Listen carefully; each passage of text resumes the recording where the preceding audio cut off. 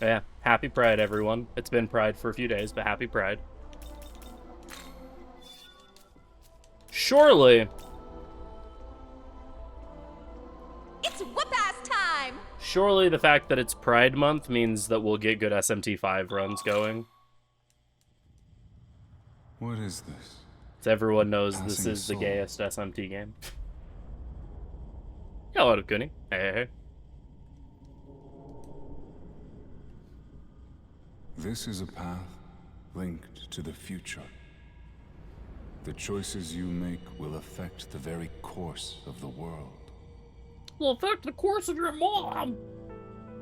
Got him.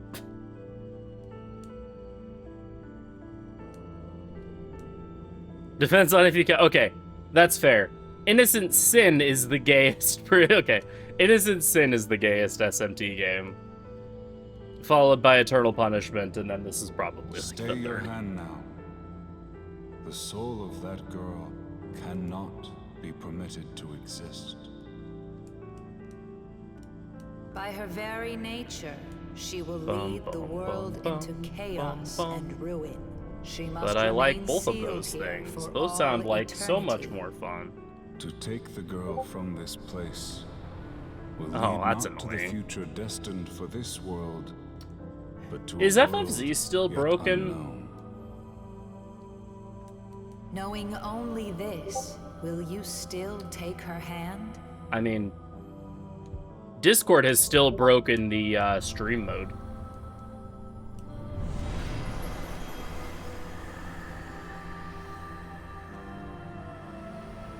Evidently. Thank you. Excuse me.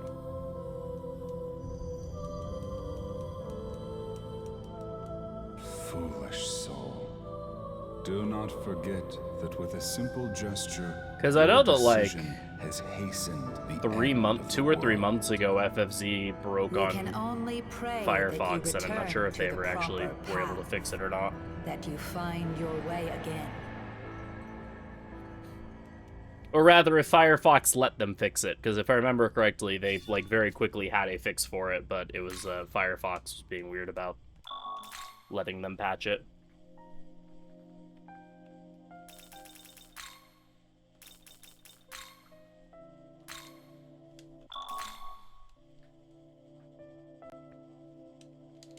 Also, the now and now Persona 4. Yeah, I mean, like I said, I'm not surprised. Hey, yeah. And yet I'm somehow still disappointed in its existence. I guess not disappointed, but it definitely warranted an eye roll from me when I saw the announcement. I was just like, of course. Yeah, thank you for the good luck, Kitsy. Appreciate it. You heard that talk about it being safer to go home in groups, right? Like I was You should walk saying with us. a few days ago. Not surprising at all, but yeah. Was kind of hoping it wasn't going to be the next, like, the literal next thing that Atlas announced.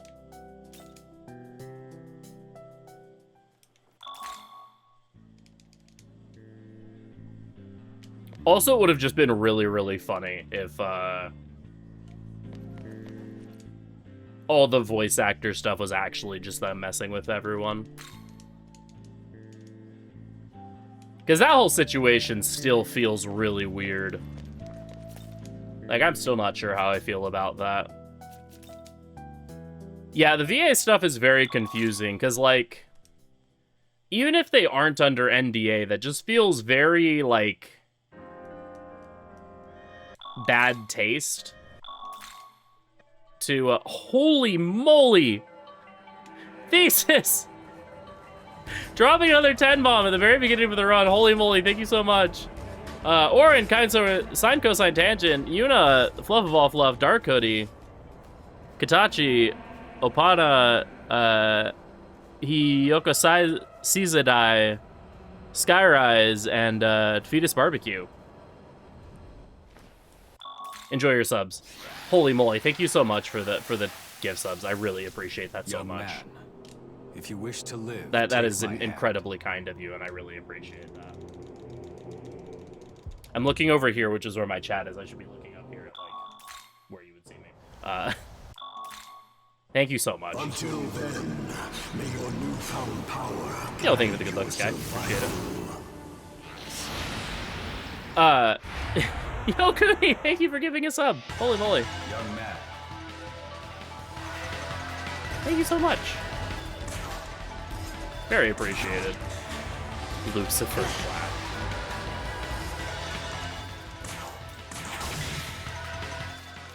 Is that an Edelgard did nothing wrong shirt? No, it's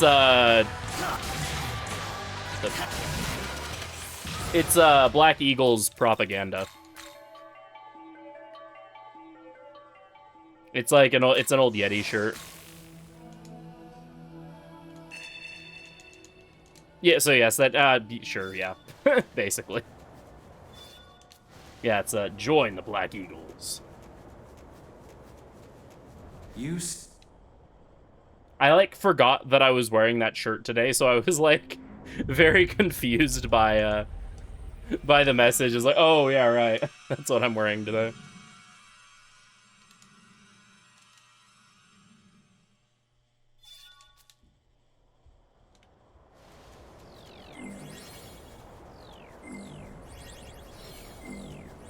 What was I saying? Oh yeah, voice actor thing. Yeah, it still feels like very weird and in like kind of bad taste. Slash like somewhat unprofessional, even if it wasn't like an NDA thing, even if they weren't under NDA. It feels very unprofessional to like leak a project that hasn't been announced yet. Also, the other concern I have is that like it kind of poisons the well a little bit for whoever does get cast in those roles.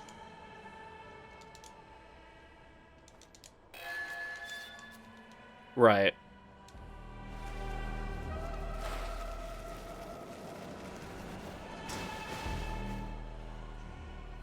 Well, I mean, like, from the sounds of it, the game is, like, still super early in development, so I would be somewhat surprised if they did, like, cast everyone already, but I don't know. Either way, though, like... Well, yeah, and, like, there's a lot of striking and stuff going on now as well. But yeah, it does kind of feel like it's just poisoning the well a little bit for whoever does get cast. Because, like, for example, with the Reload, there was quite a bit of, like, backlash when they announced that they were recasting everyone. And I feel like, you know, a lot of that backlash subsided once people actually heard the voice performances and heard that the new cast was actually really good. But also, I feel like a lot of that was subsided because it kind of, there was this feeling, at least, that the old guard was giving, like, their blessing to the new cast.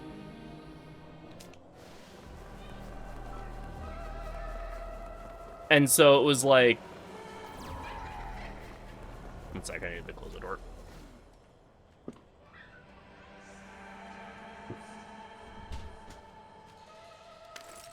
Like, with Reload, it felt like, you know, the old cast, even though all of them weren't being casted, even though a lot of them did, like, play cameo roles.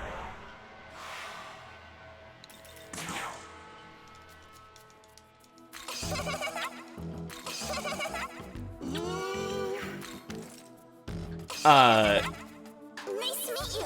It did feel like, you know, the old guard was kind of like saying, like, you know, we may not be the leads in this progress, but we're, you know, in support of the new people.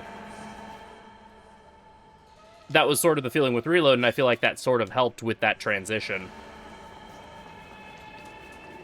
And, you know, I could be wrong with that, but, like, all the old VAs, like, posting, like, oh, I haven't been asked about it and stuff, like, sort of feels like now whoever they do cast into those roles is gonna just get, like, infinitely more crap for it.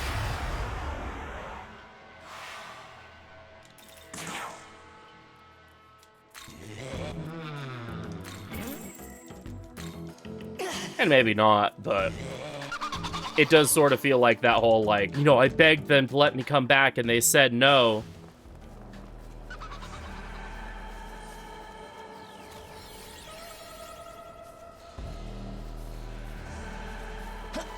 Like, just sort of again, like, at least in my mind, it feels like it's, you know, sort of potentially poisoning the well a little bit for whoever does get cast in that role now. Oh yeah, it's been like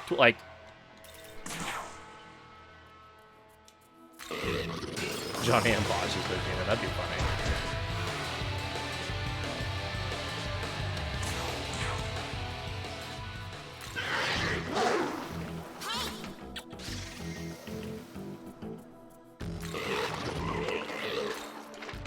There we go.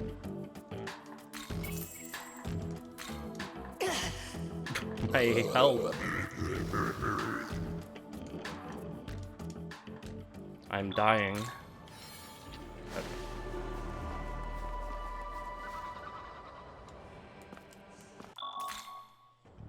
Like, I believe in the finish run. Here's hoping. Like, maybe it's because I'm like so much more involved in like theater and such, and you know, maybe that's a little bit different from like the realm of like games and anime. But at least in like the theater world, with, you know, some notable exceptions, people don't own the roles that they play.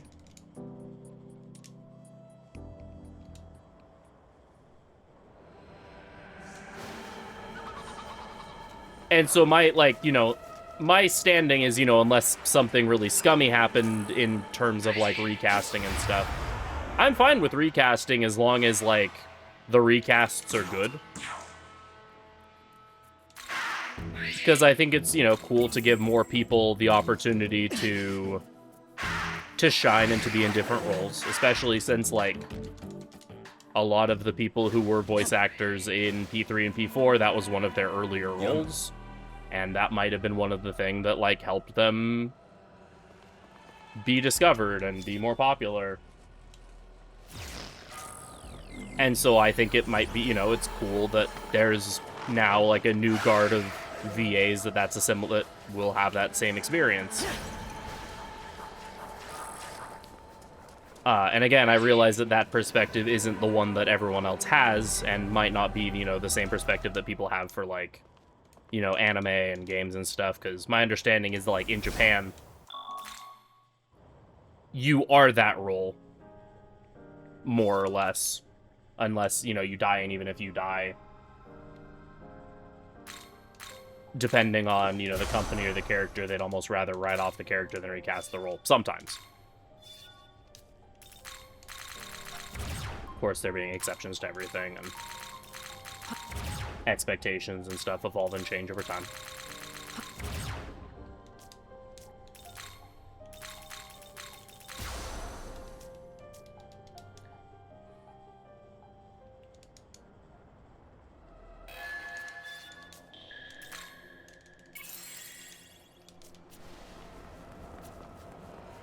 Right, yeah, and that's one of those things that's, like, definitely within their rights to do, like, or whatever, but it, you know, it's still, like, courteous, I guess, to be like, hey, by the way, this is happening, but we've made the decision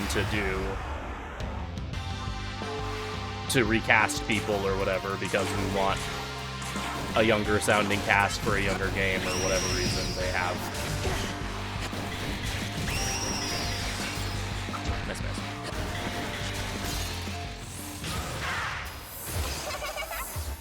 Hey, what up, Saturna? Hey. Well done.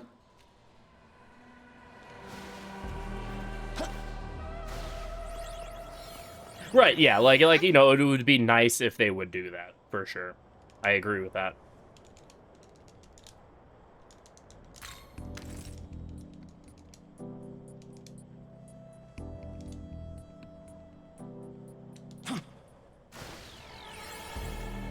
May I have it?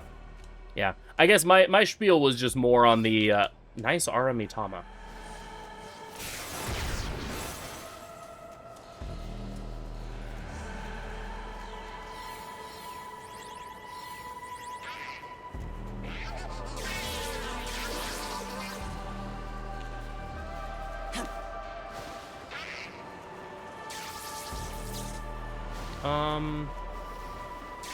Alright, well that was a little sketchy. I went the wrong way.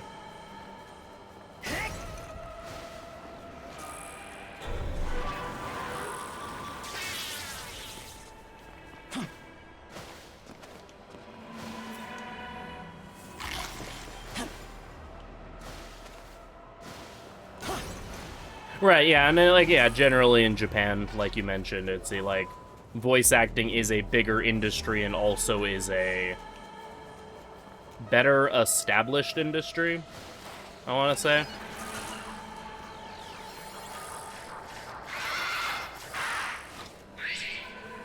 Established meaning, like, respected. What could have possibly happened to Because Tokyo at while we least were in that the tunnel? US, voice actors are unfortunately kind of a bit of a joke. It, like, What? in terms of how they're treated by A host of peers and by companies. Like, animation and voice acting in general is just not treated as seriously as, quote, like, real acting, quote.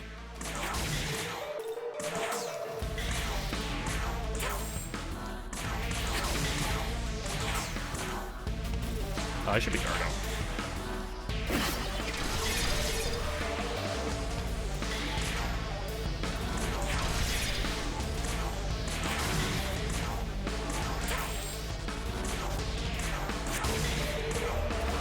Finish that Rotunda, and then here.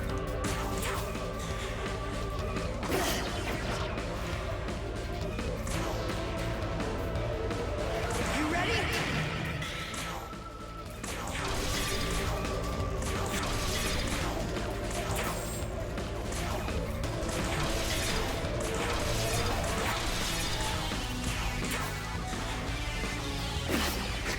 Bro. Chill.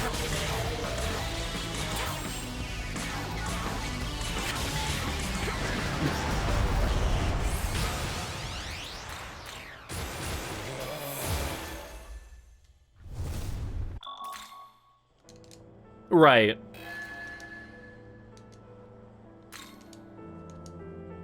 Yeah, and I mean, and that's part of, like, the issue currently, is that, like, when there was that huge acting strike with SAG-AFTRA, the like, regular actors got their, or the union, you know, secured whatever deal for all of the, like, quote, real actors, but the, Young man. all the voice actors got screwed over. Because all of the concessions that were made by the union were stuff that harmed voice actors.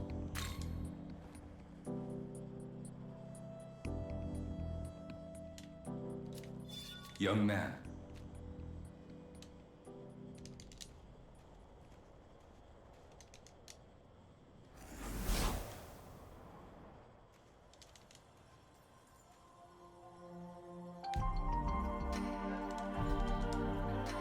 Just unfortunately, like, the West doesn't really, I say the West, again, specifically America. I don't know how things are in Europe or other countries. That's just the case, at least in the United States, just doesn't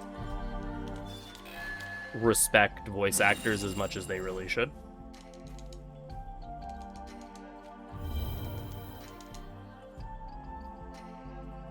Or appreciate, you know, that and, you know, your standard acting are very different mediums. In the same way that, like, stage acting and film are very different mediums.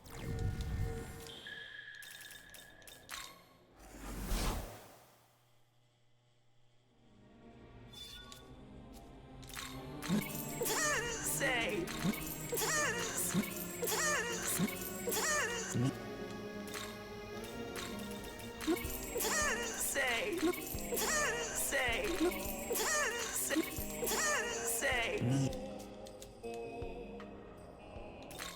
He's Kitty.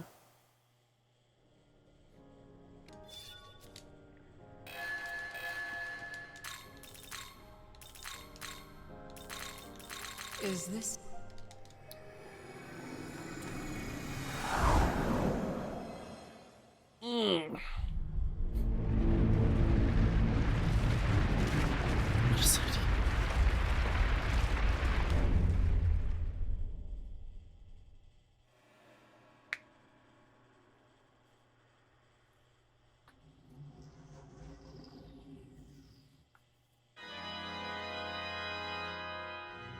Right, yeah.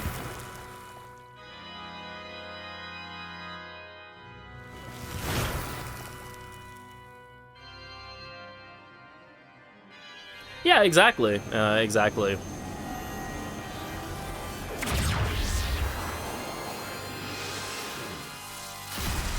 Because you have to emote and express very differently when you're voice acting versus when you're, never mind, in EA.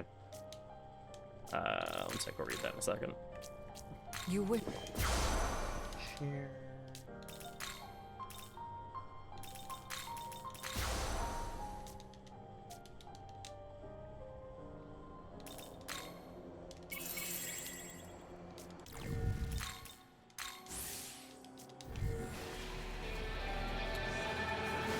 You didn't know what project you're going to be working on right away, so it is 100% plausible the actors themselves didn't know that it was...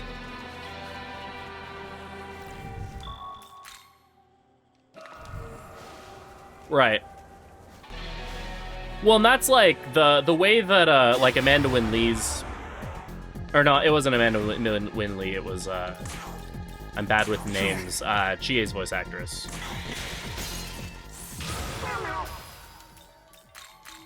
Exactly. The way that hers was read, it like was written could be read in a way that's just like, oh yeah, you know, they haven't talked to me about it because it's not happening, or because, like, you know, they just haven't made that knowledge public or whatever. As opposed to, like, Yuri Lowenthal's, where it very much more read. Like, oh, I begged and I pleaded them to... Aaron Fitzgerald, thank you. Yeah, I'm bad with names.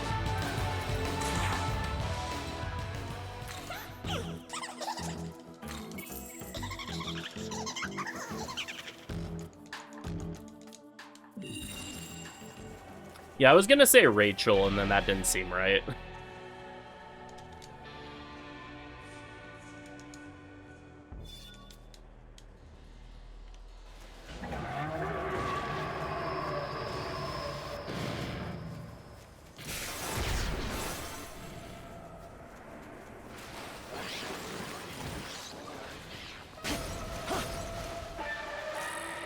Tracy Rooney was originally VA. What else is, like, Tracy Rooney done? Because I don't know if I've, like, really recognized her voice at all outside of that. This'll do. Well, yeah, and that's, like, what, like, kind of we were talking about with this, or got into the discussion about voice actors in general, is that even if he's not under NDA, that just seems like a very, like, poor taste tweet to have sent. According to behind the voice actors, nothing. Oh, alright.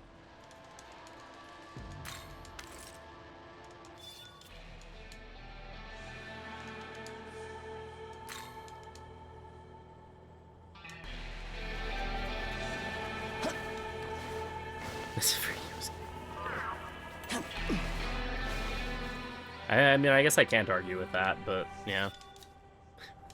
You're not technically wrong.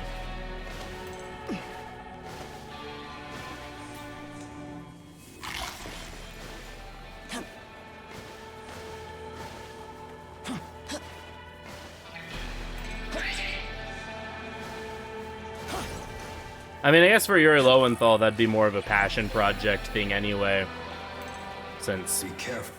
You know, he has all that Spider-Man money or whatever. I say that as if, you know, voice actors ever make stupidly big amounts of money.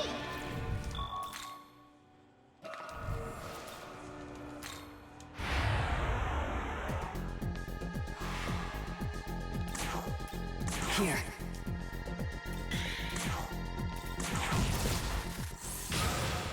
Like, I'm sure he loves the role and it means, you know, a ton to him.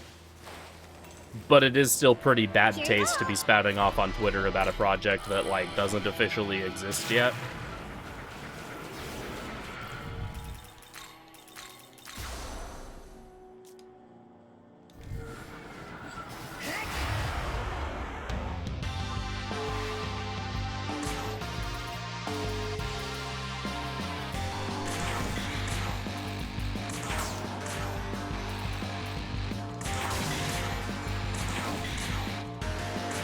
Well, yeah, the fact that he's, like, one of those people that's just been in everything, and so he's, you know, has that established name and voice, and just has been in so many projects.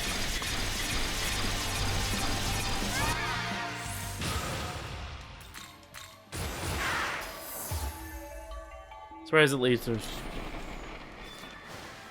Wait, pretending to be surprised about things that were leaked months in advance is very irrational either.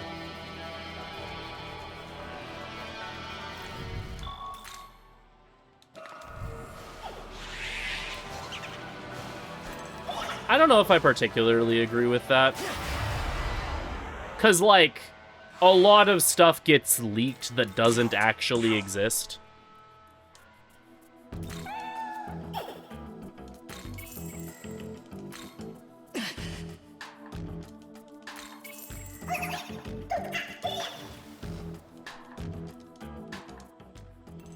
At least Gordon's VA won't spill Half-Life 3, Oh, you right? want some? Well, do ya?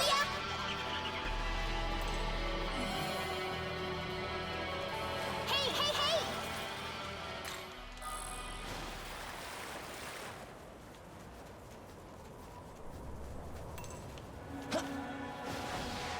Young. But I mean, like, you know, really, like, theoretically, the better thing to have done would have been to just not say anything, and then once it was announced, you could be like, yeah, and, you know, you could say that. I mean, again, the correct thing to say is to not say anything at all, in my opinion, in that situation, but...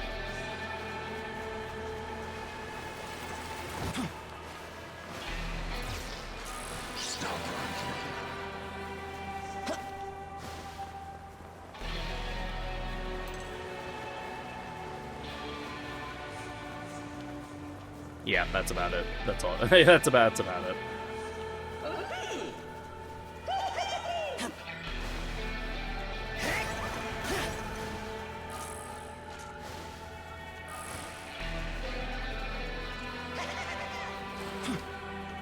Alright, let's not completely bungle up this fight this time.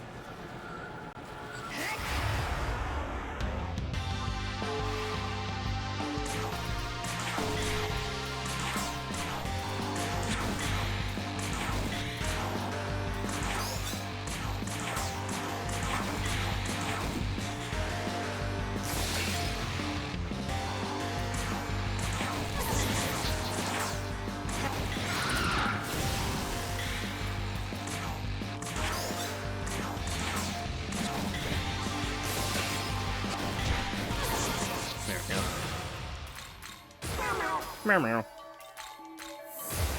Meow meow.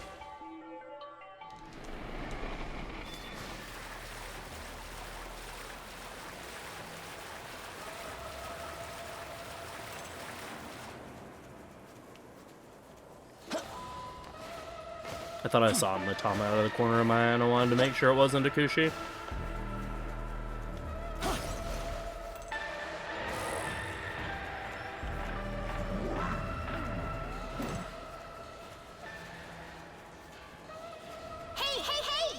Oh yeah, absolutely. Same here, Minato. Like, just like let them announce the games when they're gonna announce them.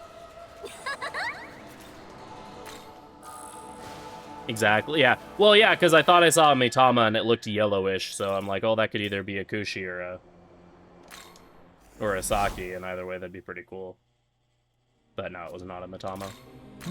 Say thanks. Say. Yo, what about Gamer? How you doing?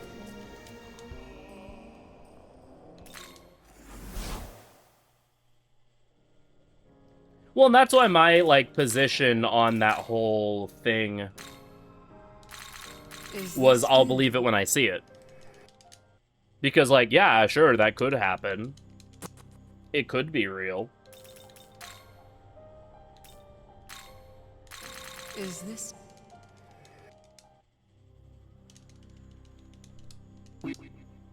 Uh-huh.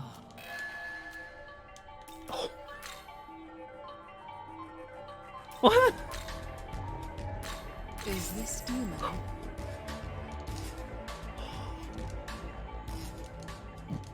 Oh my god.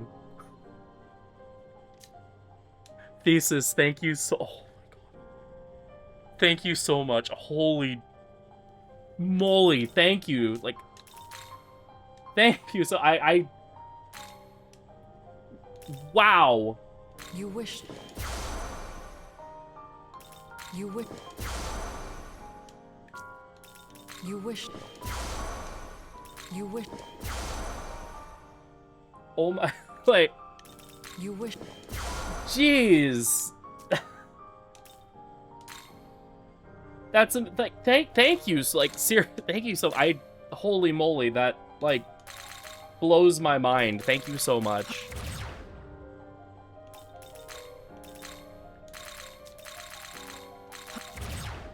Thank you so much for the 50 gift subs. I really do appreciate that so very much. That's absolutely wild. Thank you. That's not. Blade is not Jatinsha. Holy moly! If you happen to be hit by the giant sub nuke in chat, be sure to thank Thesis for that. Holy moly! Happy about the P4 remake? Nice. I'm glad you're happy about it. Got an IRL Mitama kill, yeah.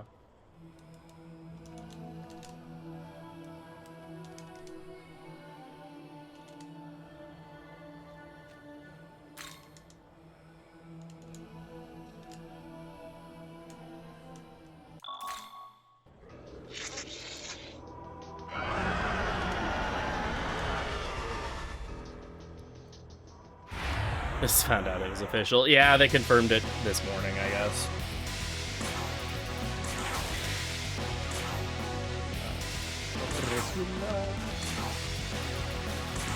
Yeah, what a Potter, thanks for the clip. Appreciate it.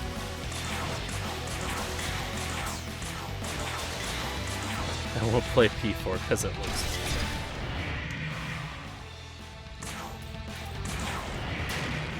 Yeah, it'll be some other lame reason instead.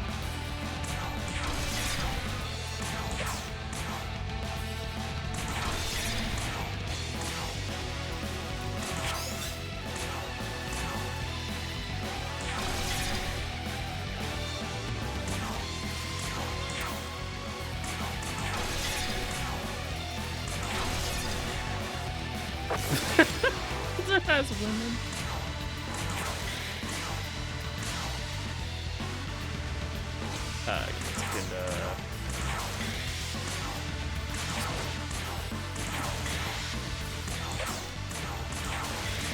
I'm a little scared at how low Angel's HP is.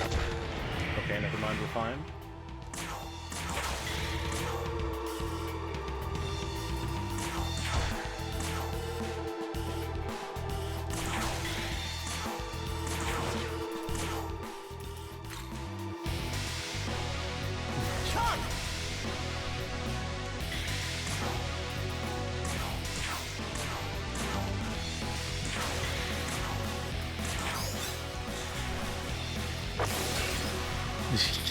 Right.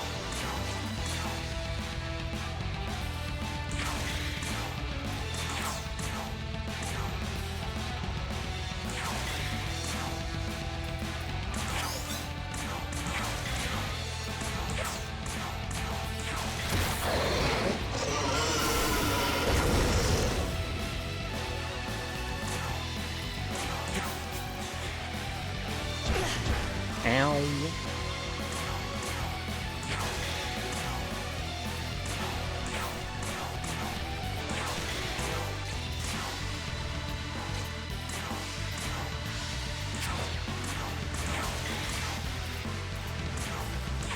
Fresh up this turn. Almost grab Fire Dampen. Which one? Yes. Nice missing through multiple secundas. Love to see it.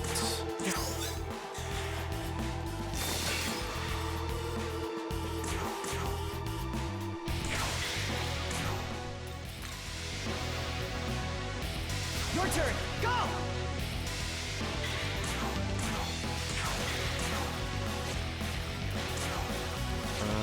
Well, here's hoping I don't die.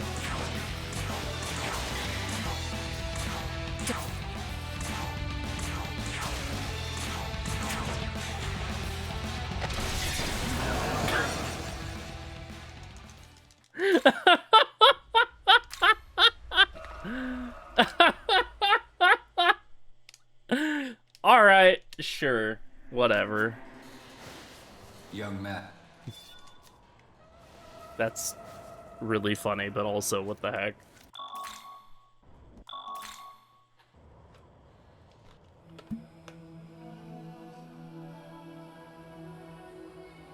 I guess I could have guarded that turn.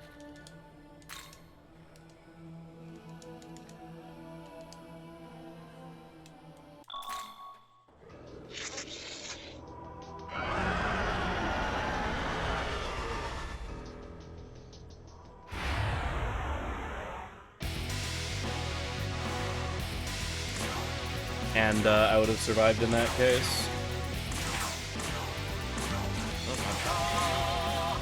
Oh! Thanks, Angel. I appreciate your input.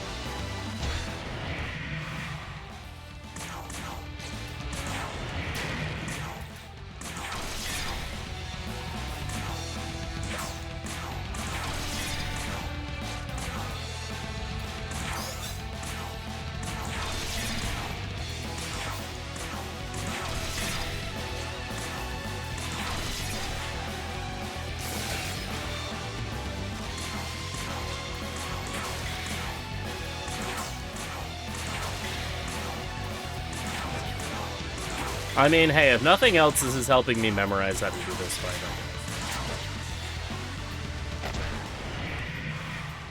Coupling my pig. Ooh.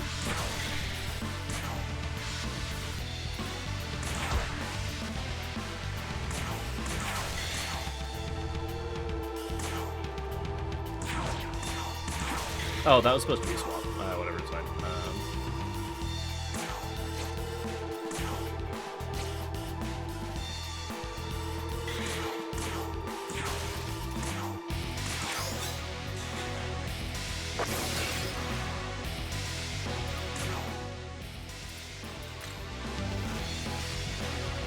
Let's go. I'm actually really excited about the fact that Stellar Blade looks like it's, or apparently is going to run well on PC.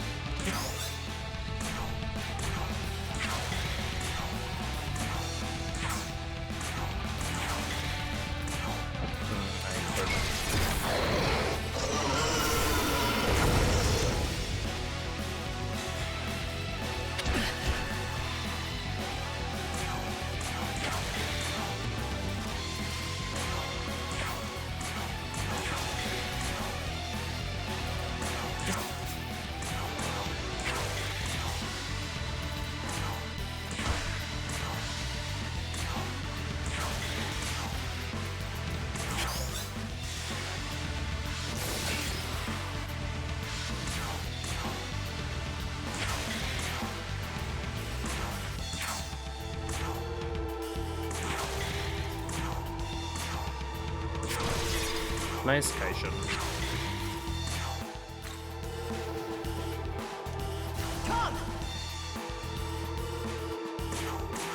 At least that's what I've heard, is that the demo actually does run. Like, based on the demo, it does seem to actually perform well, which is a very pleasant surprise given some, you know, recent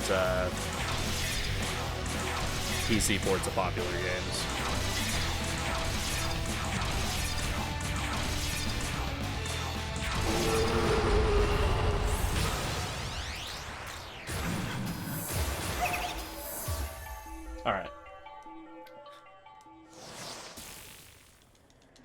Not bad for dying, like, right at the end of the fight.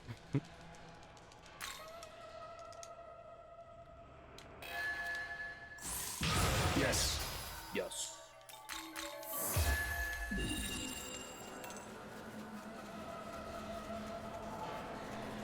I've heard Stellar Blade's really, like...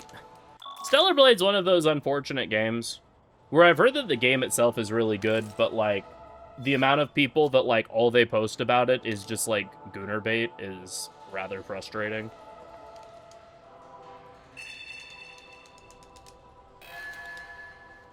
Because, like, the very few things I've heard about the actual game are incredibly positive. It's just, unfortunately, most of the stuff you see from the game is, you know, people playing the game slow motion one-handed.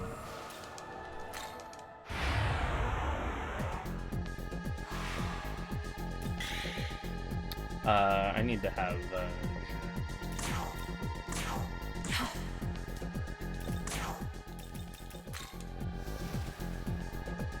Let's go. Excellent. What were we to? Oh, fire. Okay, that's fine.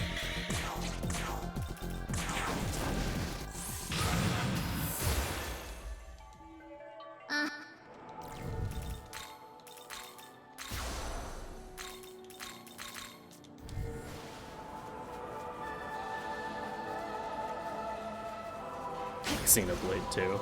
Yeah.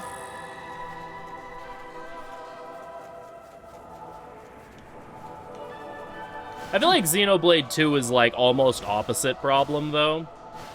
Where Xenoblade 2 it felt like everyone that was posting about it was like had suddenly embraced Puritanism.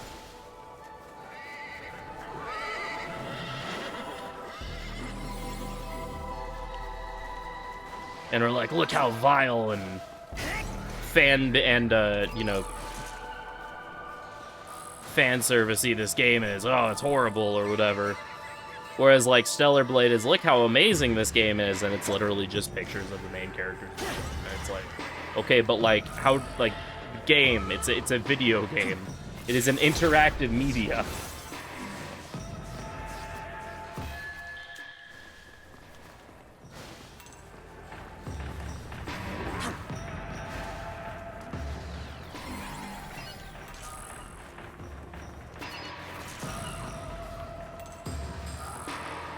Yeah. Oh, you want some?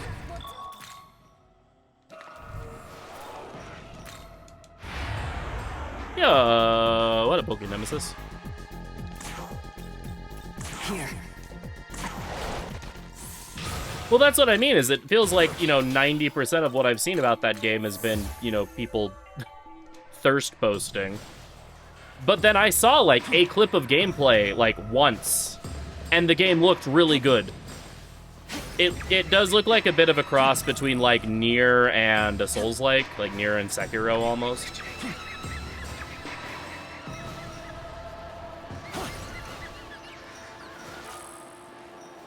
And I mean that in a complimentary way. Like, it looks like a lot of the good parts of both of those games.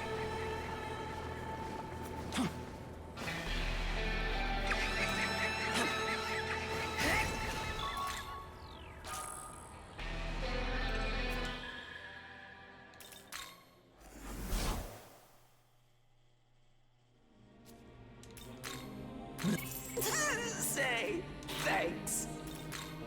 Say thanks. Say thanks.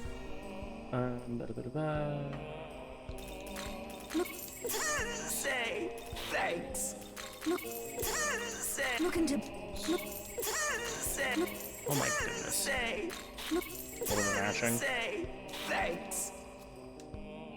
Yeah, the relay went really well. It was a solid relay. The video should be up on the... One sec.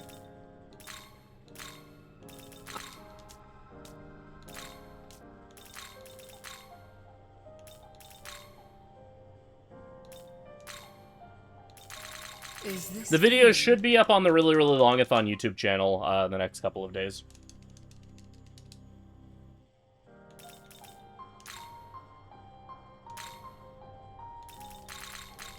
Is this...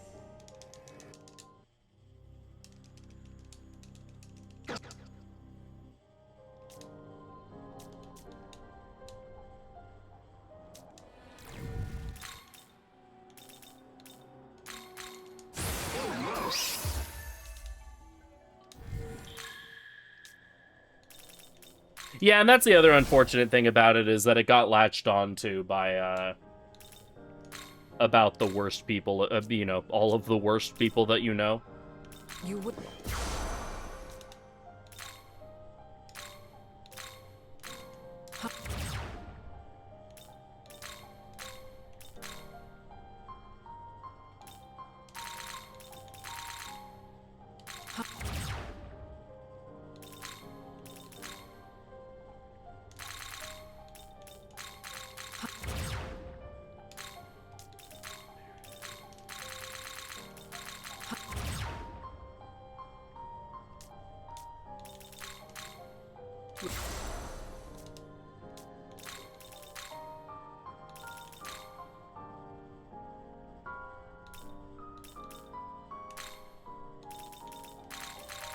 Is this demon?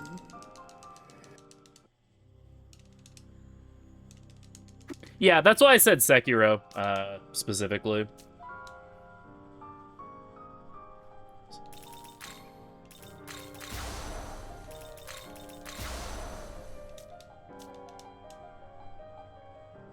Because Sekiro definitely has a very different feel from a lot of the other, quote, Souls games, while still having some of the identifying marks of that, like, subgenre.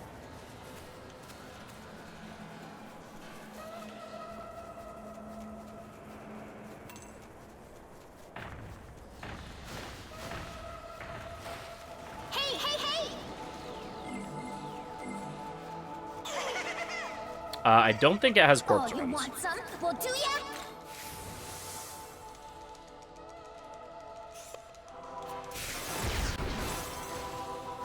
Is the best FromSoft, and I say that as someone who's only played Sekiro. I mean, like, Sekiro's, like, it's... memes aside, Sekiro is amazing. I will not dispute that.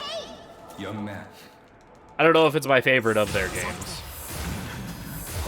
But I do enjoy Sekiro. Wee. Sorry about that. I've heard Metal Wolf Chaos is great. I really want to play Armored Core 6. I own it. I just haven't gotten around to playing it yet. Because I've heard that game is also fantastic.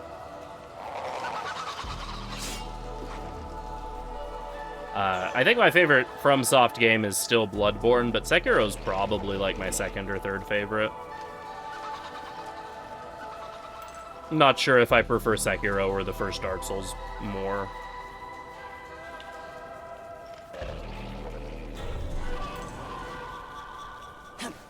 Yeah, like I said, when I described Stellar Blade as, from what I saw, of a combination of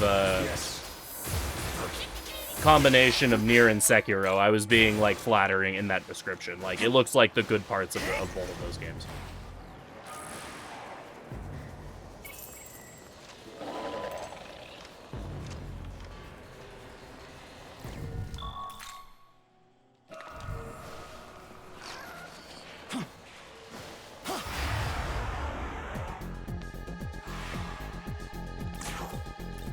This'll do.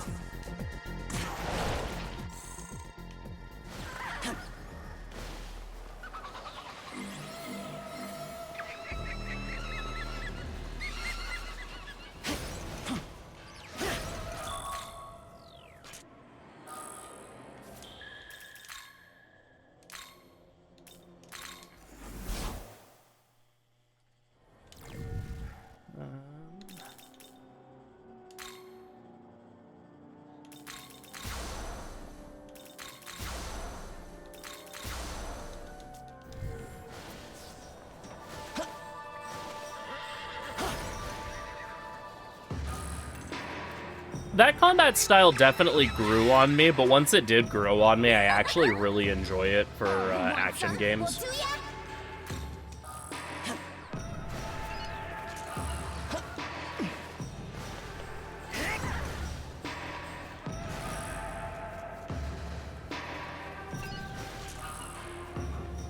stay alone.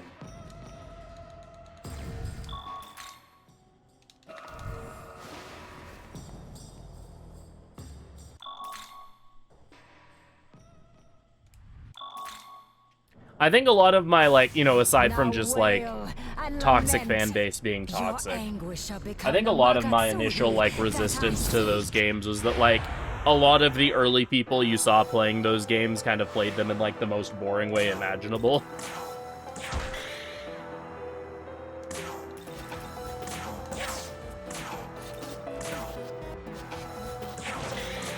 Lunge! Oh no, my lunge.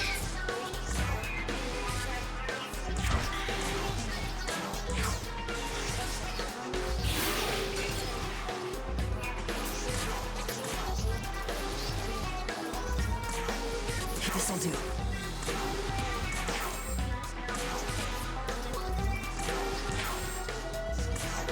Lunge! There we go.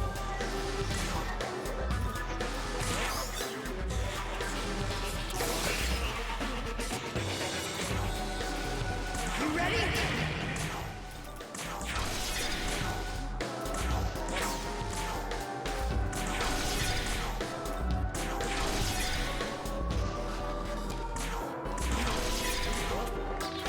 Also, cat jam. Not my lunge.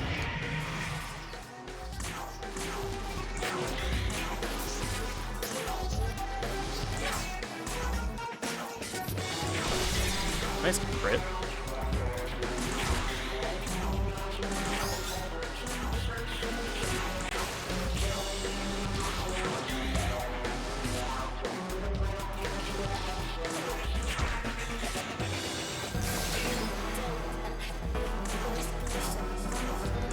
And now we just kill her. Lunge!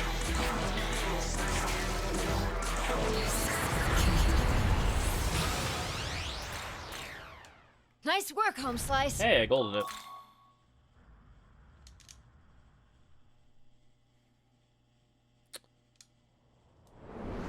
Oh, yeah, like the version you hear when you're being chased by, Aggret. It's good. Personally, the Kadishtu battle theme is my favorite song, I think, at least that, Kazuka has ever composed.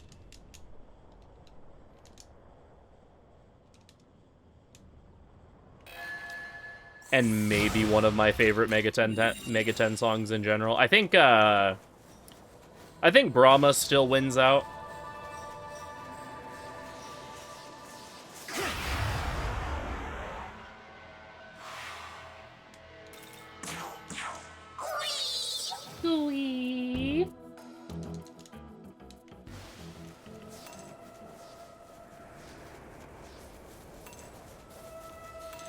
Oh, you want some? As my favorite Mega 10 song of all time, but Kadishtu is definitely top 3.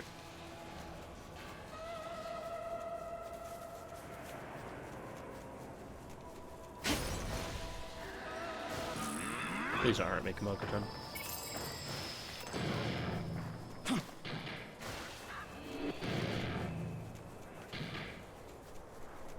Yo, Dark Zoma.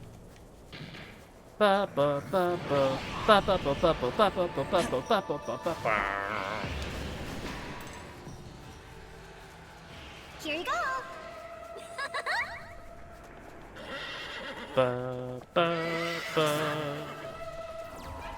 Running away from the evil haunts. They want to send me to France.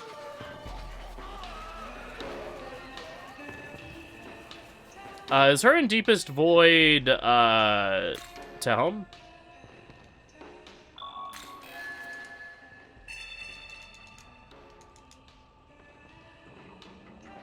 Yeah. I have,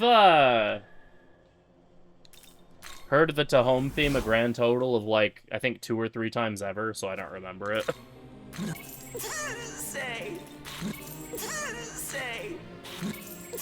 Say thanks.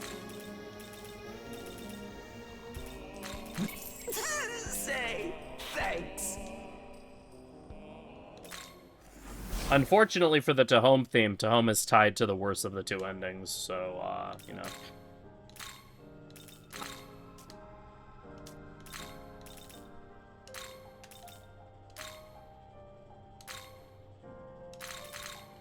Is this demon?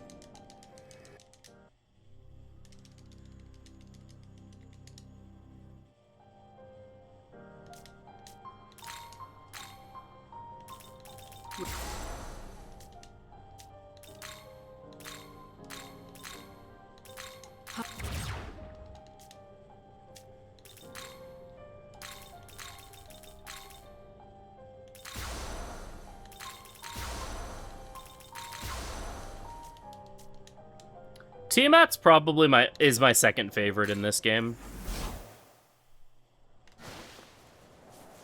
I mean, by law ending standards, it's great. It's just like between the two COV endings, I definitely prefer Chaos.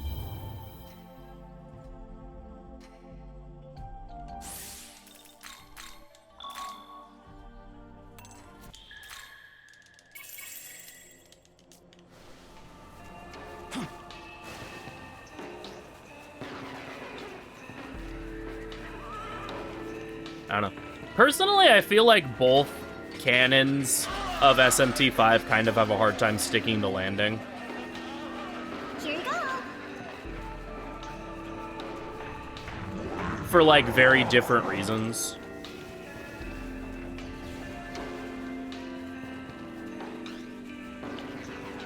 Like, Canon of Creation is very much like you can just tell they ran out of time and had to, like, wrap it up somehow, and so they just did so very quickly. Be careful.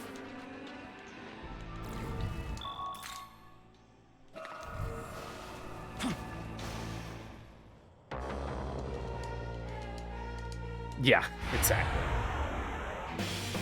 Whereas, like, I don't know, Canon of Vengeance,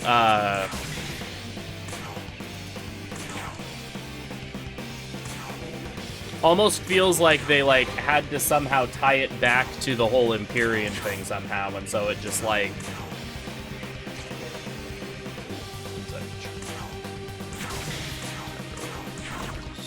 Nice.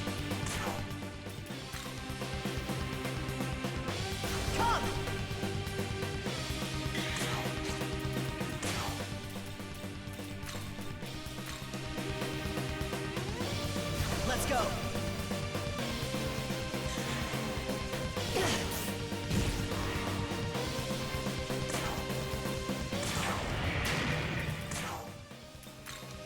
Yeah, like, it felt like they had to tie it back to, like, the whole Empyrean thing, even though that wasn't necessarily the, direction the plot felt like it was going otherwise. If that makes sense.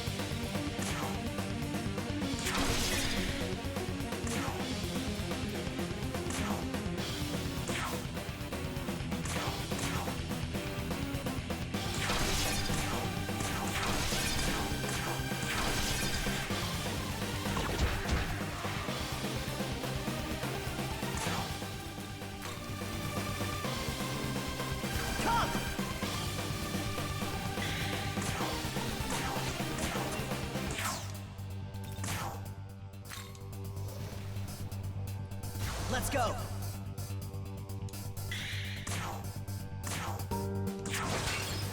Really?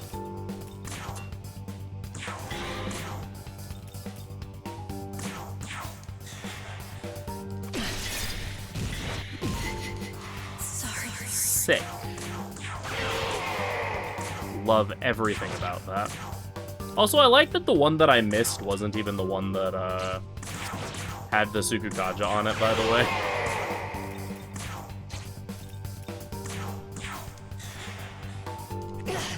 Yeah, it does feel a little bit like, oh yeah, hey, remember me? I'm here.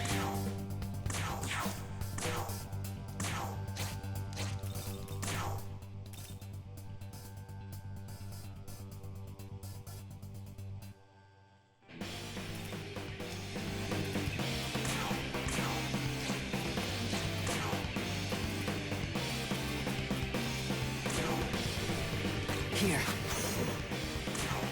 Well, like, the other weird thing with, like, at least to me, with, like, And I guess this is, like, generally my issue with the law ending. Your turn. Go. Is that doing the law ending makes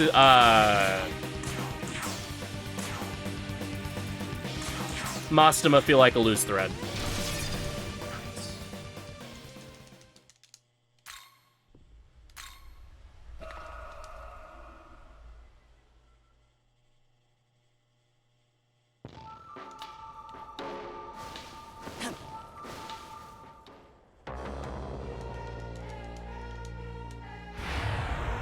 Because if you just do law ending, Mastema never shows up again, and he's very clearly an antagonistic figure, like...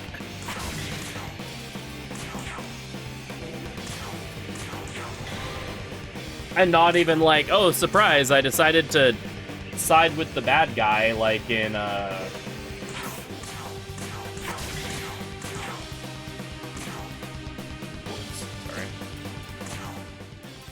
Like in, say, like Nocturne, for example, if you go Shijima. Where it's like, oh yeah, you know, I just decided to side with the bad guy instead, which, like, you know, it's like, okay, yeah, whatever, like, sure.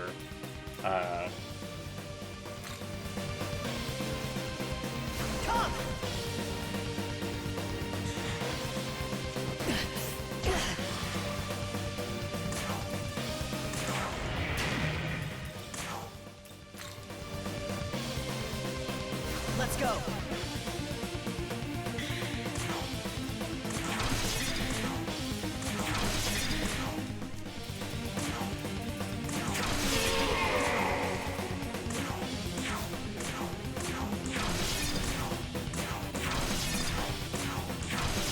Wow, I haven't hit that, like, one Andres at all.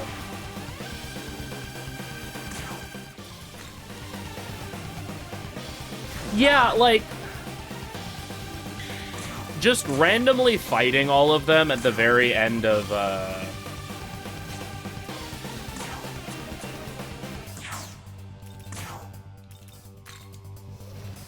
Area 3 was kind of weird. Like, the fact that it was like, oh yeah, you were fighting one per area, and then suddenly you get to Area 3, and then it's like, oh yeah, by the way, you're also fighting Lilith now. It's like, wait, but what?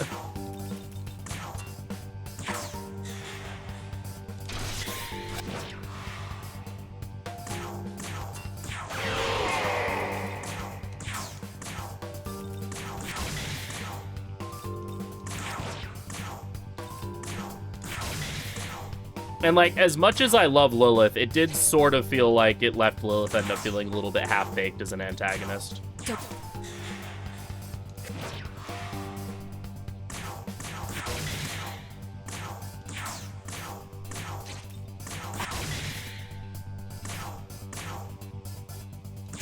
Yeah, exactly. Like, it's like, oh, you're fighting Agrit the whole time, and everything in Area 3 is related to Agrit.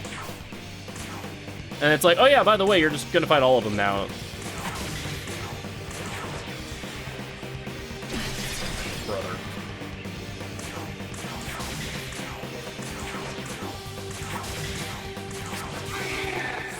Alright, there we go.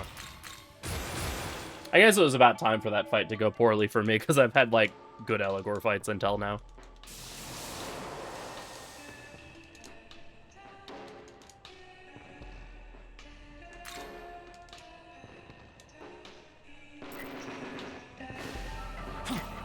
Well, yeah, and that's what it was set up to be, was a Kaddish 2 per area, and then randomly you're just fighting Lilith at the end of one of them that was all about Agrit.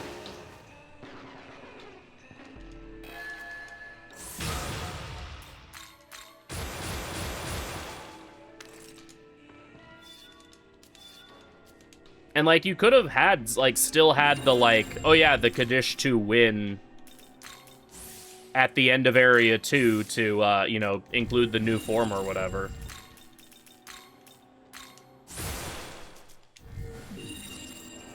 Oh, you want some? Well, do ya?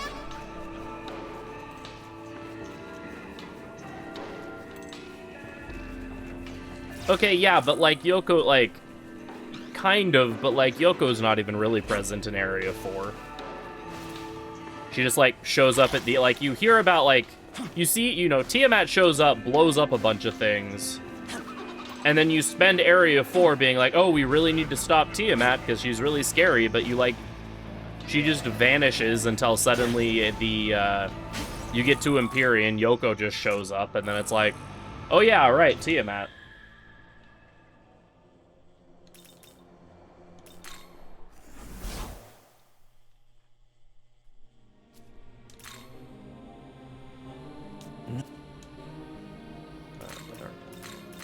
Say thanks.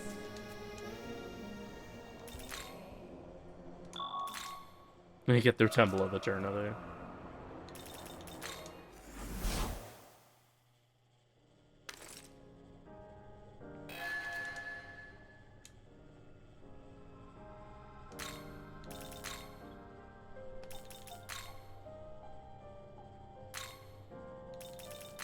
Is this demon?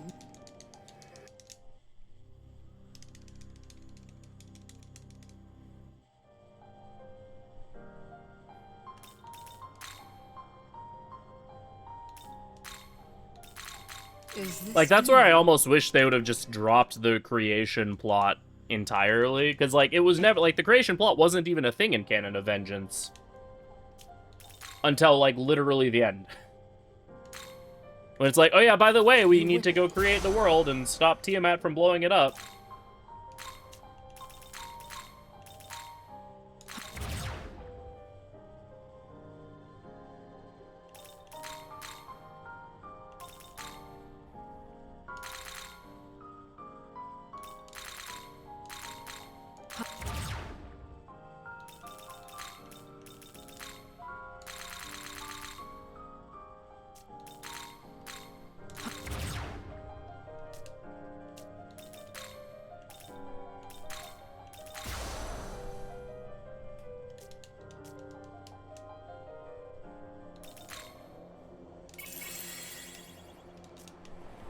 I've just picked...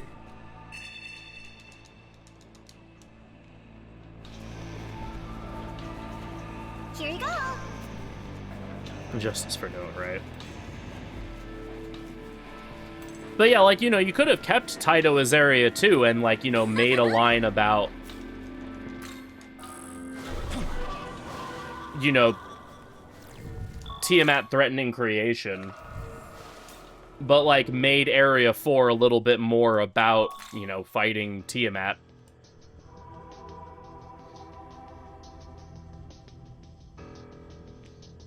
My name is Nua. Instead of just like, oh yeah, we're kind of doing the same thing we were doing anyway, randomly.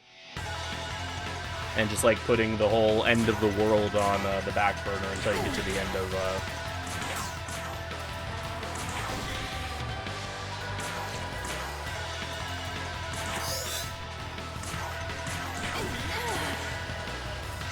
Yeah, I mean, like, there's a lot of, like, COC that happens off-screen in Canon of Vengeance. Of like, oh yeah, you know, all this is happening, but you just don't know about it. Which, like, sure.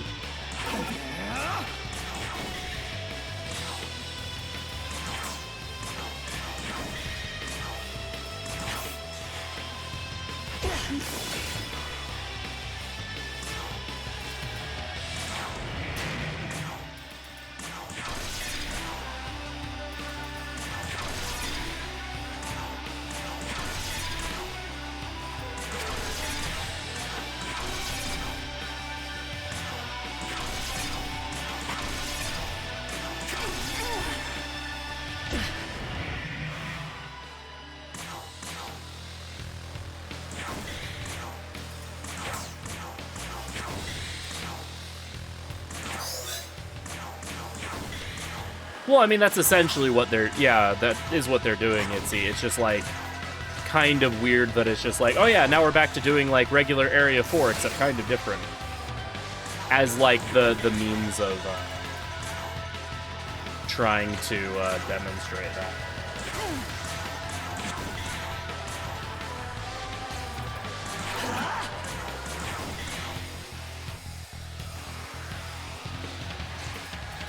It's like DLMC before he gets slapped to death.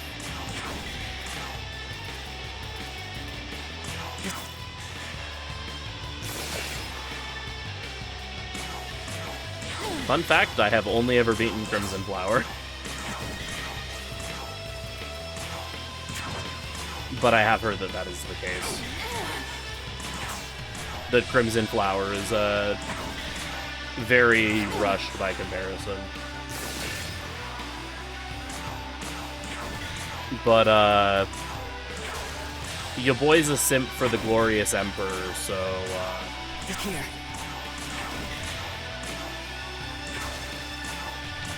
a man's gotta do what a man's gotta do.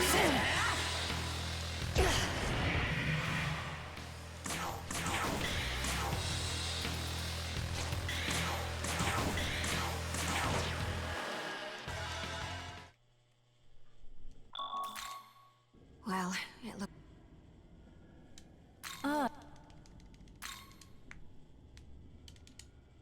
Yo! Hello, Net. Howdy, howdy.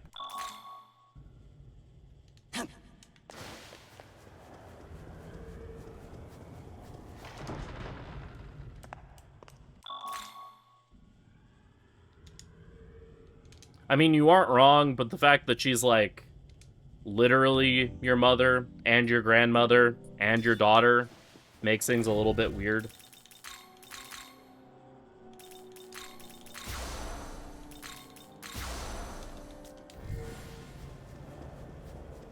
The funniest thing ever, Wind Crystal Monk. Oh. Water Crystal Berserk. Oh no. If evil, why hot? Rab makes a good point. A lot of it. Now.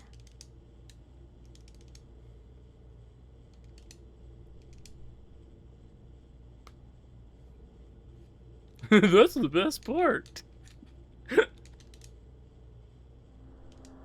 So, have fun punching things. Both in a calm manner and in an angry manner. Your own dog. Yeah. Right.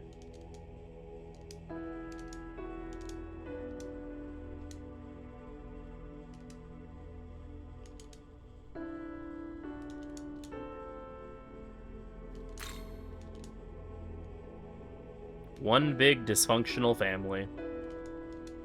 Into Dragoon Mystic Ninja. Oh, that's nice.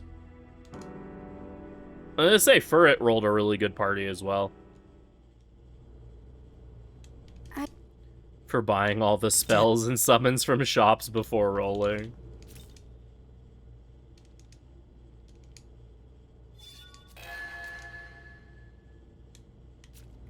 I might actually do a Fiesta this year.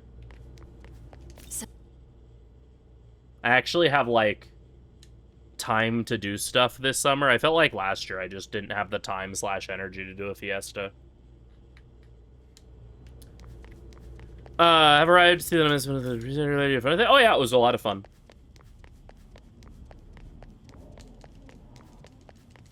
It was a ton of fun. I think my only thing that I, like, want to make sure when we do an event again is that Scion and I need to split up our restreaming responsibilities a little bit more. Because 8-hour shifts are rough. You just hit the Nat Berserker rods.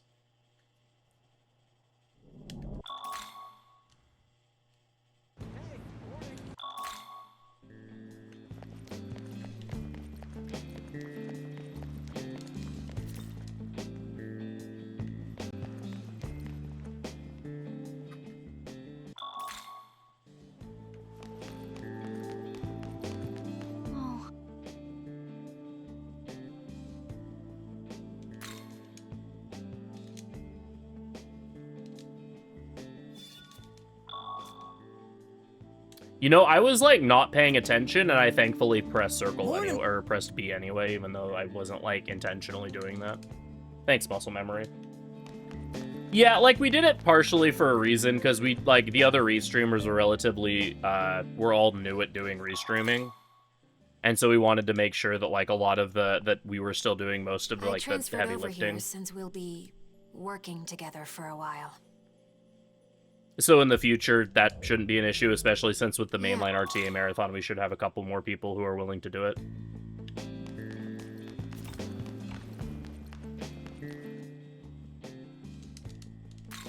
But the fact that we weren't sure / didn't want to overload people did mean that, like, I think he had, like, a 10-hour shift at one point, and then I had 2 8s or something. Hi there.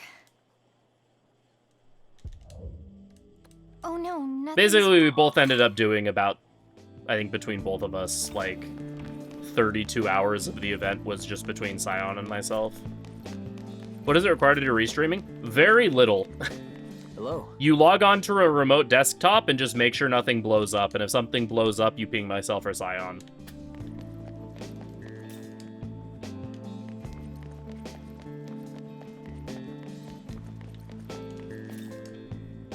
Is what 90% of it is. And then you also, like, may help with setting up games. Which setup is really easy. You basically just crop the layout, make sure everything looks good. Hey there. And then listen to Thanks for audio and make coming. sure everything's, like, an okay volume.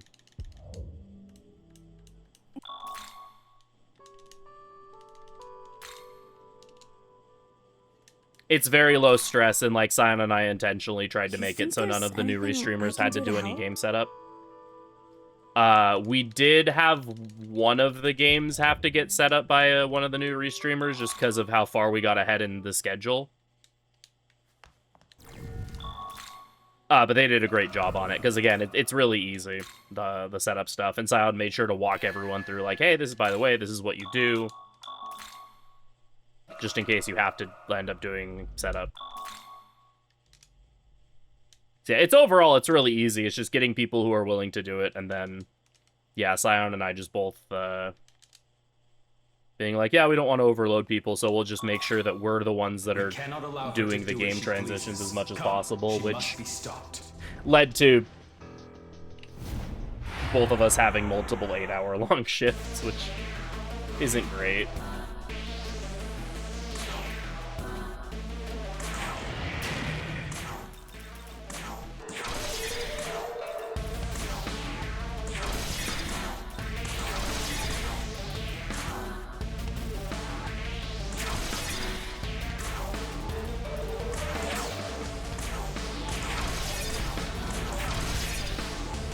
I love how I have Pandemonic Feast and I'm getting like minimum possible rolls on all this. Your turn. You get 2 15-minute breaks and like if I stepped out of the room then I did. Like I didn't have to be babysitting it like.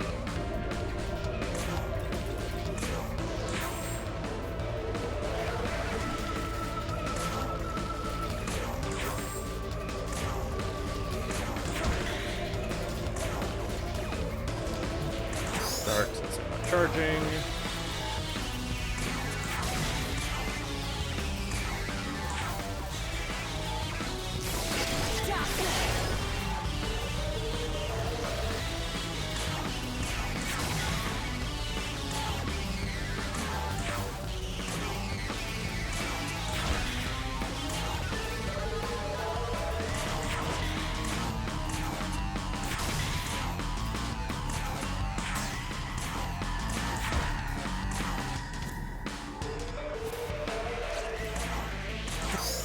Did I win? The event won, yes.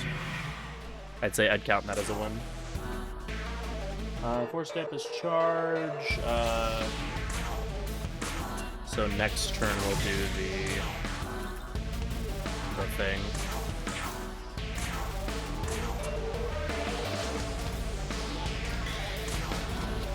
Force dampener.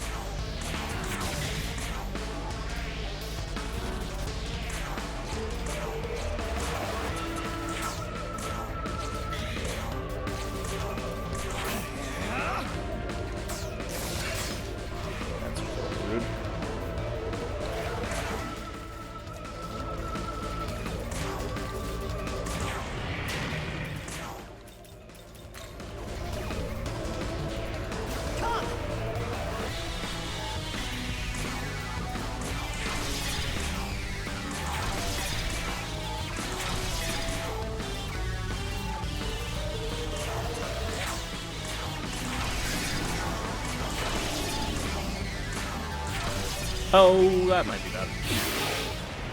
That was less bad than it could have been.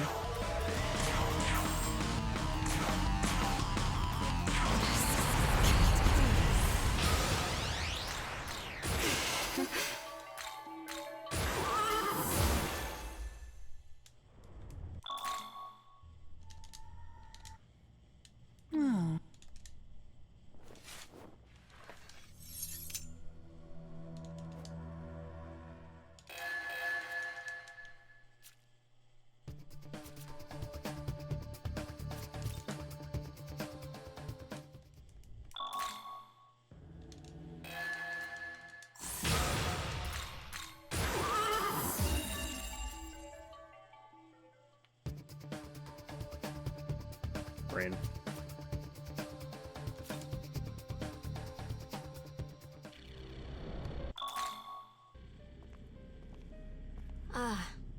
Ah. I'm glad you're here.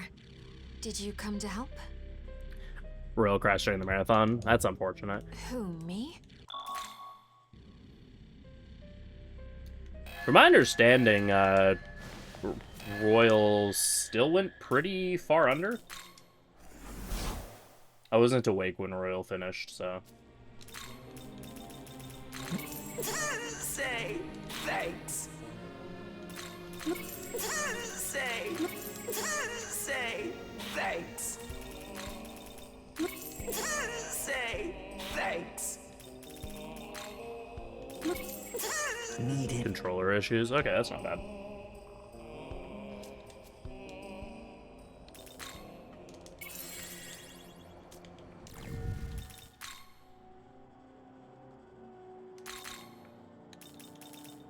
Wait, I need to not change my part. Yeah, I can put up stars then.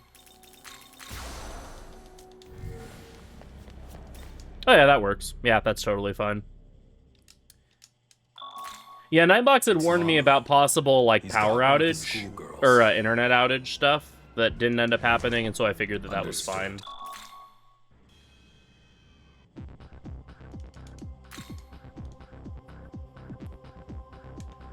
Since it had been, like, over 5 hours by that point, and so I figured the internet outage wasn't a concern anymore. Or that the rain wasn't a concern anymore, rather. Say thanks to me when I'm teaching a child manners.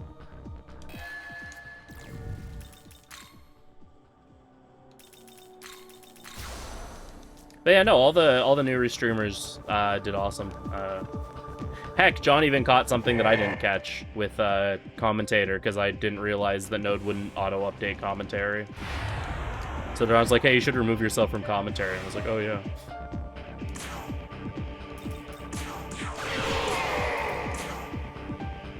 True. Honor student John, hell yeah.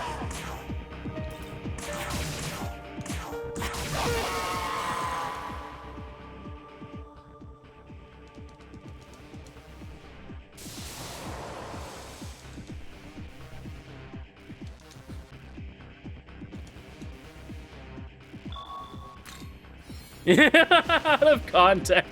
Hey, you should remove yourself from commentary is unhinged. That's funny.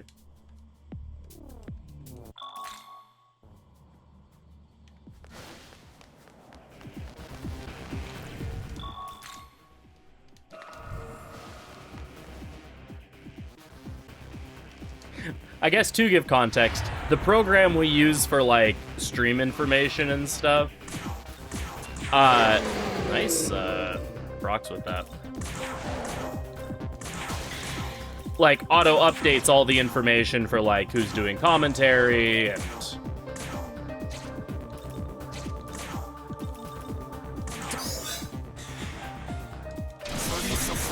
brother.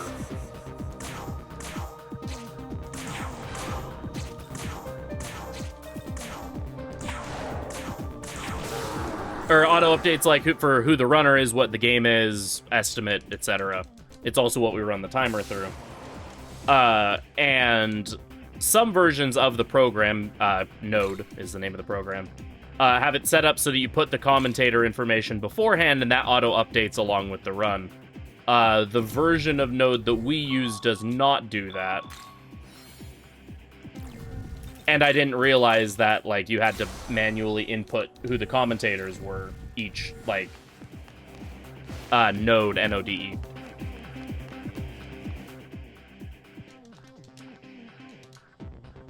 Fourth job's Red Mage. Oh, that's kind of cool. I mean, that means you can rod things, right?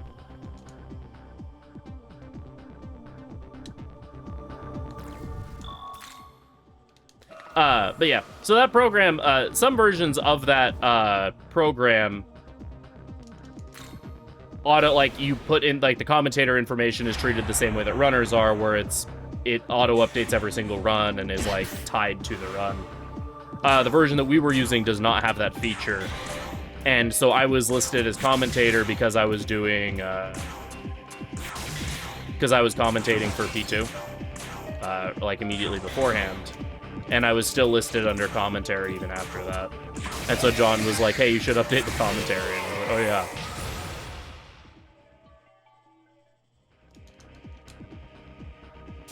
No, that's the same, it's the same laptop we used for the RTA marathon back in October.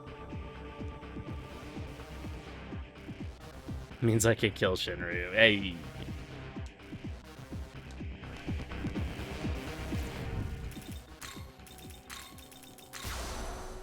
You're going to see towns. Wait. Reading.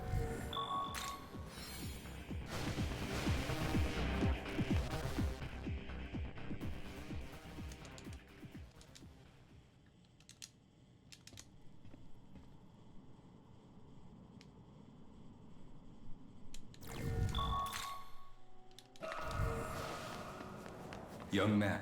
But yeah, it has proven its mettle because it was what we used for the RTA marathon last year.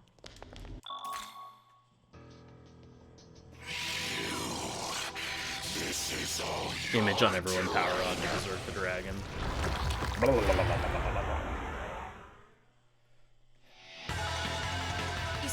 Isunokami.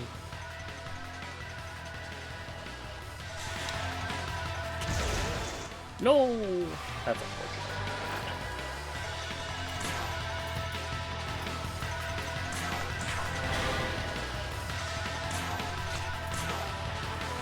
Standpoint.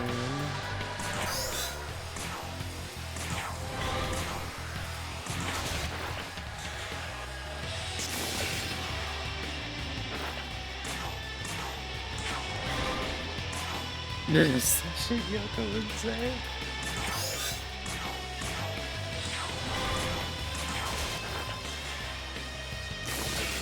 Please recover from the element. God damn it.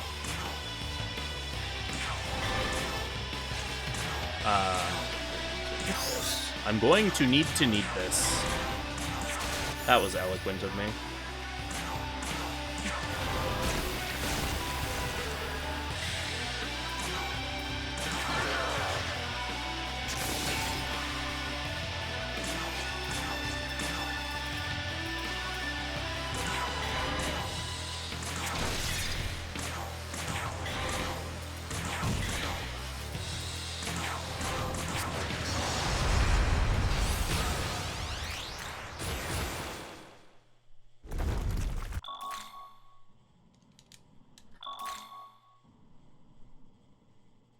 He hits with 9,000 damage, single target hits. That's fun.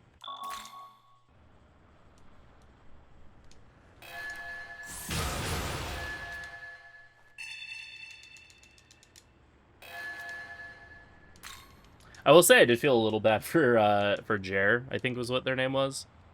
The other restreamer, because I don't know who they are, and because they like signed up on the forum, but like obviously we didn't really vet them or anything.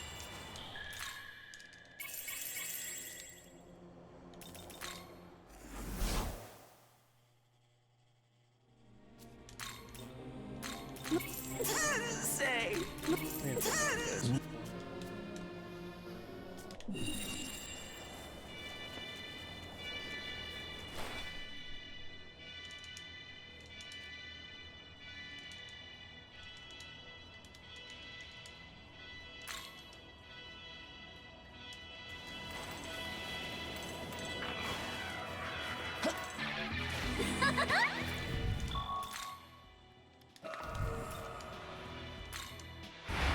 Runs a bunch of different games, nothing made interrelated. Okay.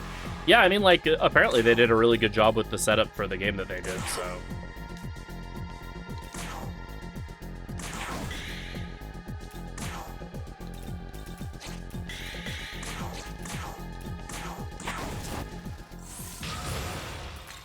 but because I didn't know who they were, I didn't give them mod privileges. But I was like, yeah, it'll be fine, because, like... Ideally, that shouldn't come up, and then it happened to be they were the one person that had to set up a game, and I was like, oh, whoops. Wait.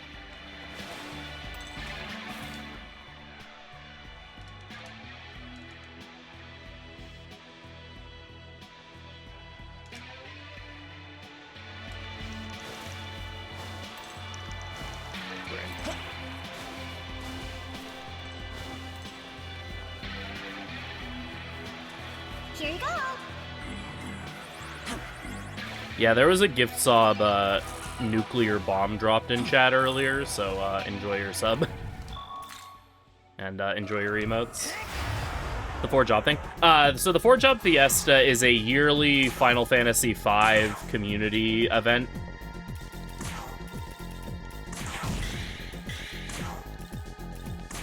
That raises money for... it raises money for charity. And basically what it is you play through Final Fantasy V. And basically the jobs that you're only allowed to use 4 jobs over the course of your playthrough. Everyone has to have one of the 4 jobs equipped at all times.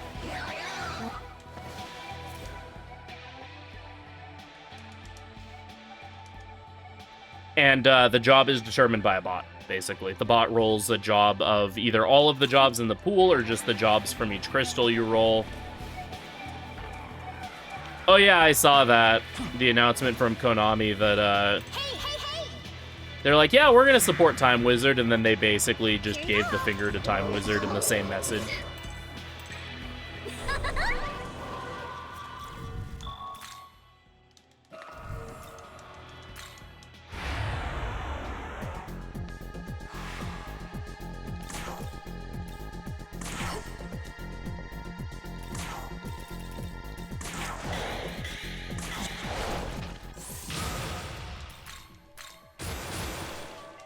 They'll have to remind me every day they actively hate their player base.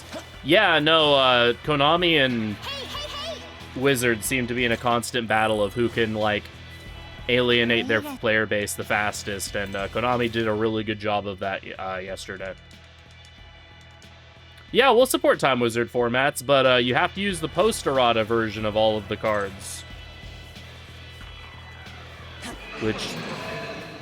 Oh, and you have to use the modern rules while playing the retro formats now. It's like, so you're not actually letting us play retro formats. Wait.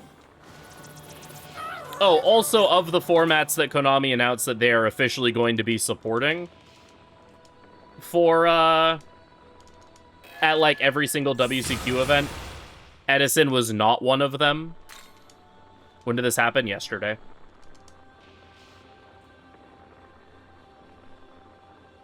Detecting what? Yeah, basically they listed the 3 formats that they will, like, be regularly supporting at WCQ events. None of them were Edison.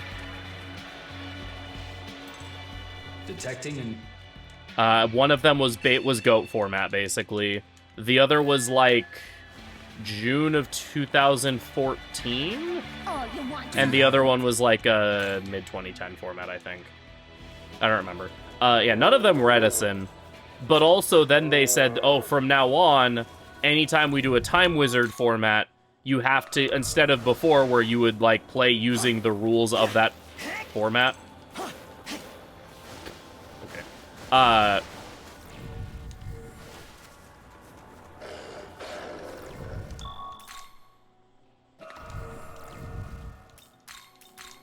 Now you play with the modern rules and modern card text. So any card that was, you know, really good in format defining in Edison that, you know, may have gotten an errata since then is now unusable. Especially like Goyo Guardian is now absolutely unplayable. Is one of the big ones.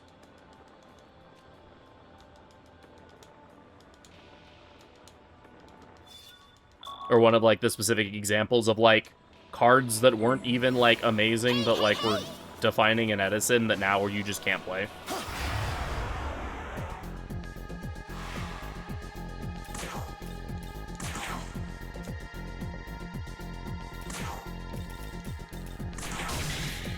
It's not a ban list merge. It's Konami changing how they're treating playing retro formats.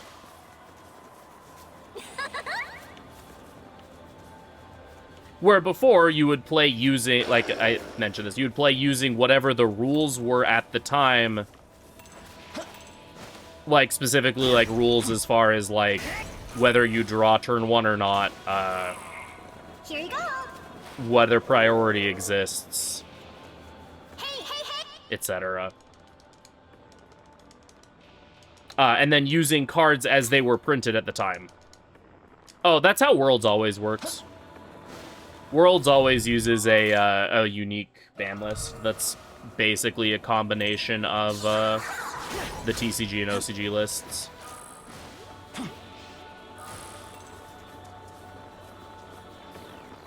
Worlds has always operated that way.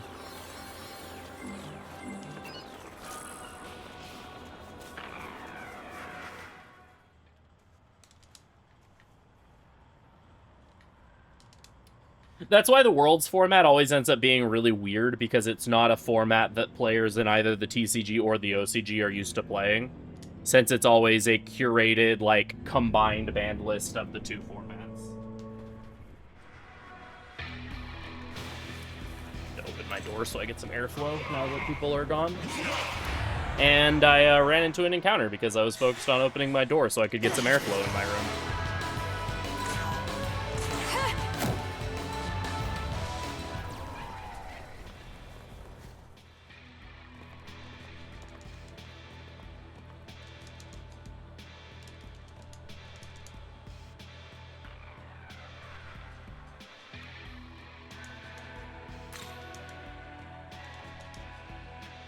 Ouch.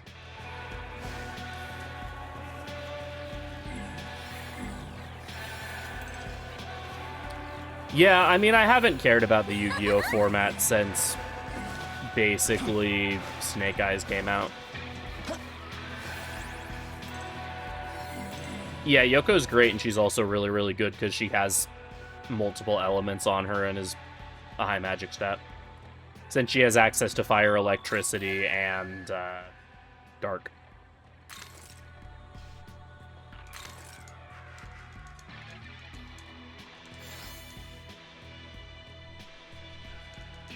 Something about them adding ritual monsters to the extra deck? I haven't heard anything about that. I feel like that, like, you know, that definitely feels like something that the deck that, you know, I feel like that wouldn't work at this point. Like, I feel like at this point it's way too late for them to do that because of how much, like... yeah, that doesn't seem like that's something that's happening. Well, it's just like literally all of Ritual support is with, you know, the way that they currently work in mind. Sure, you could argue that Rituals probably should have been in the extra deck to begin with, but I feel like it's a little bit late to change that at this point.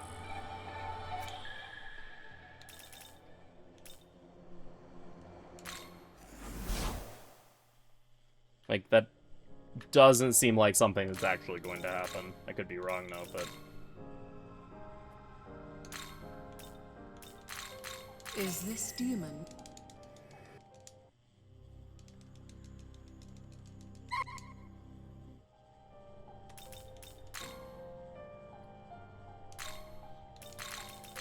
Is this demon? I keep wanting to do this meme and then not having it pulled up.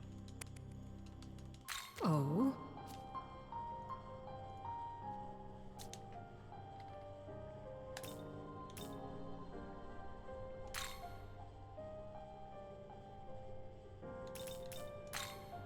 Is this demon?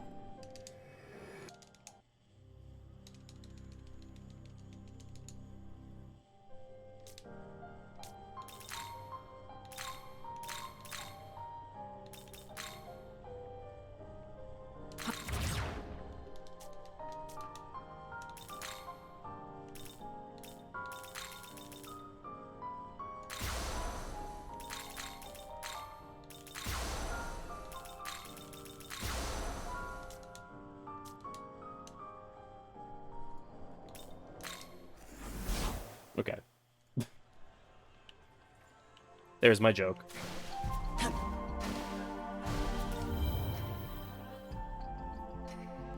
People watching the VOD are going to be very confused. Hey, hello, Polly.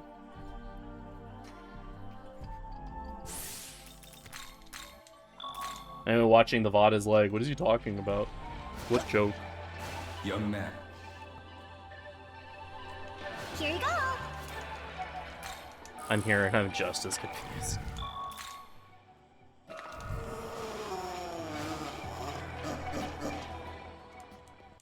I fused Fortuna, so I played O Fortuna from the Carmina Burana. What part of yourselves do you hate most?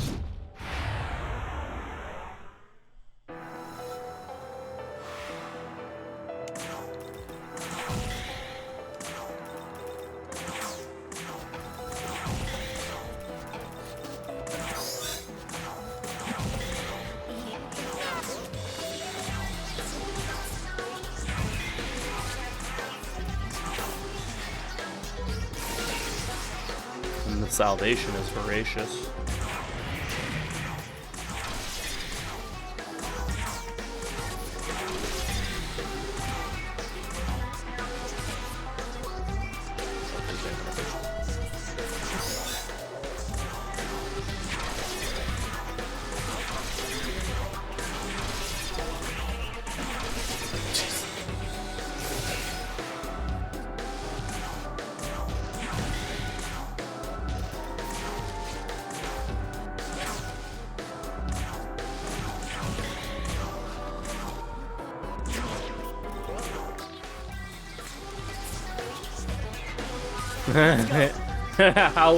How long you got?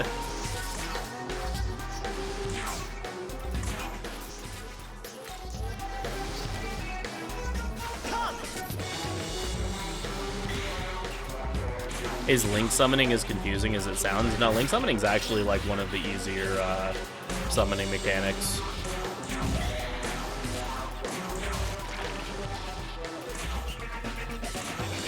Link summoning is actually really, really easy. Nice work, Home Slice. In fact, the common complaint among about links is that they're too easy.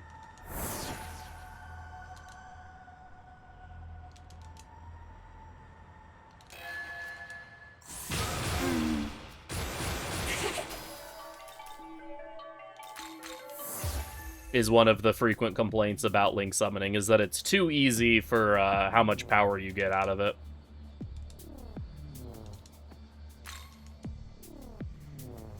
The Fang and Vanille, for me, they're lesbian. Ragnarok and win the game, love that.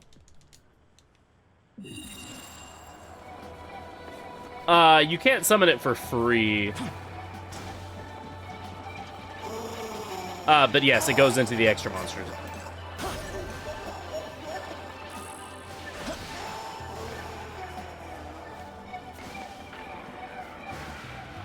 But yeah, you trade like one monster for one monster.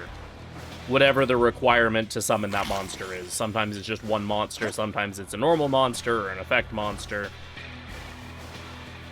But Link 1's is usually one monster for one monster.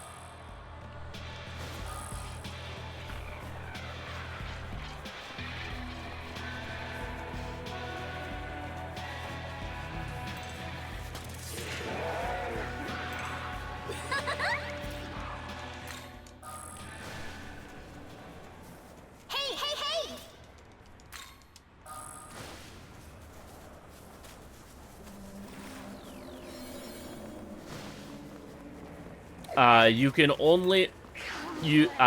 only summon Link monsters to the extra monster zone or to a zone a Link monster points to. Other extra deck monsters can be... Is there even a deck that regularly extra links? Not a good one. Like Code Talker extra links, but Code Talker hasn't been good in like 5 years. Here you go. Yeah, Goki extra links, but Goki hasn't been good in, like, 7 years.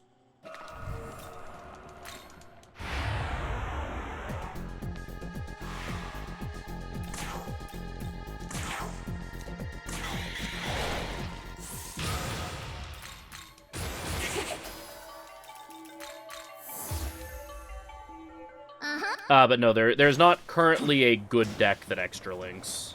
Yeah, it is extra. It is very much overkill.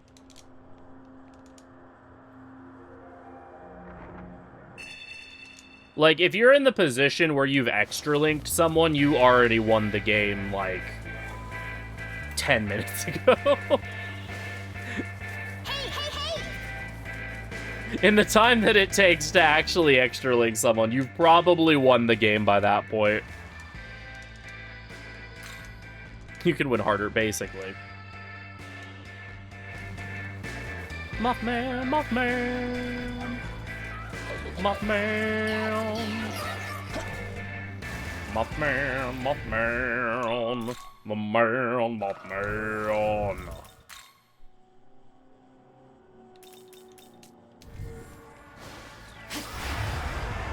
Is that Mothman standing on the van? Yes.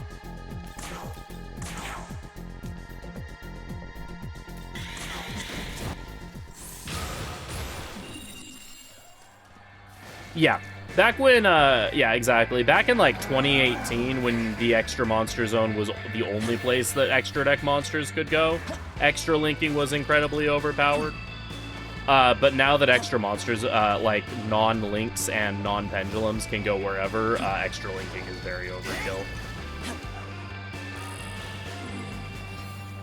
Now get ready for Mothman on the van.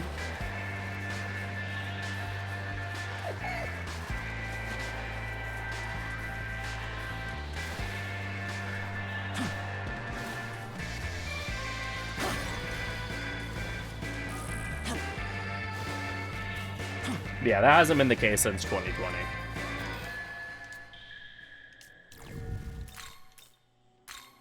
We're at the point the Link monsters have existed without those rules longer, like way longer than they have.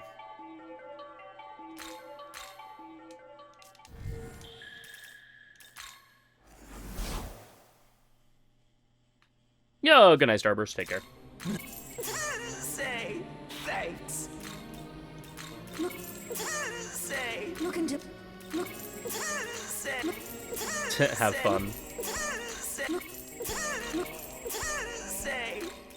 Say thanks.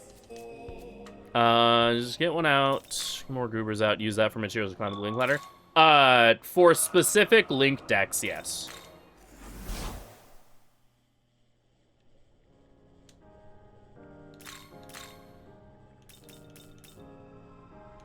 Extra Mermaid. For certain link decks, that's the strategy, is to link climb.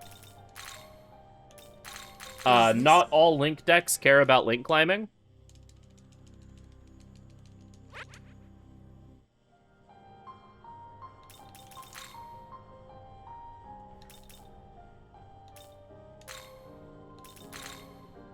Is this demon? And not all link monsters start at link 1. Sometimes you get like 3 or 4 bodies out naturally and then just make a big link monster that way. Is this without like doing any other link climbing? Because usually link monsters just say like, you know, 2+ monsters or whatever for like a link 3. Jack Frost. Is this demon? Hee-ho.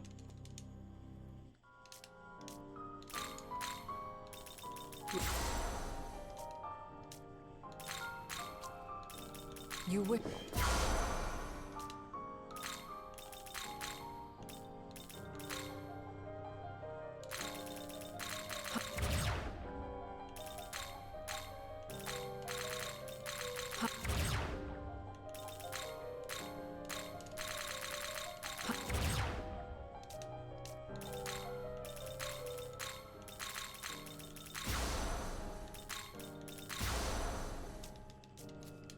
Yeah.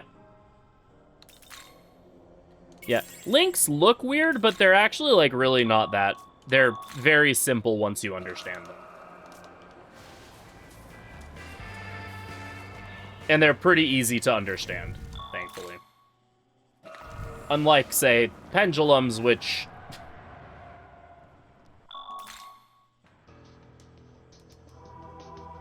are, which seem complicated because they are complicated.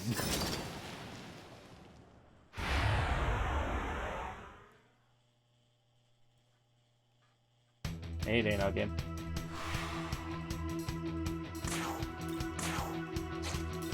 It's time.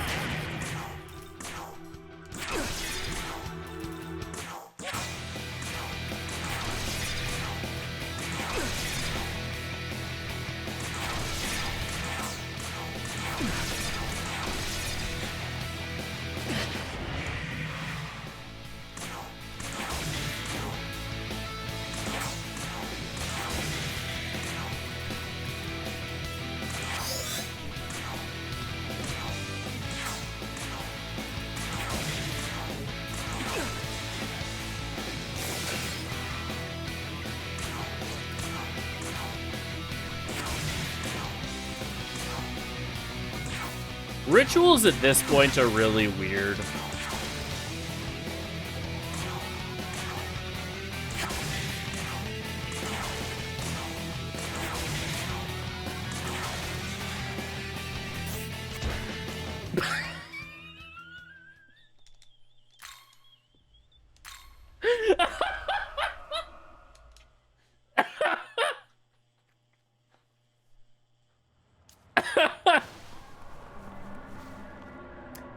Tarukaja Pierce Armor one-shot MC.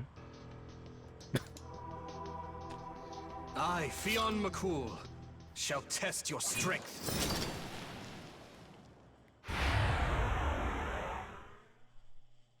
I guess so, yeah.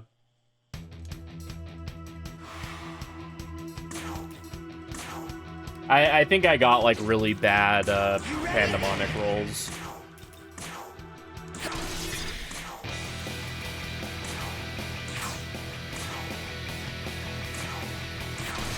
Yeah, I think my pandemonic luck was really bad.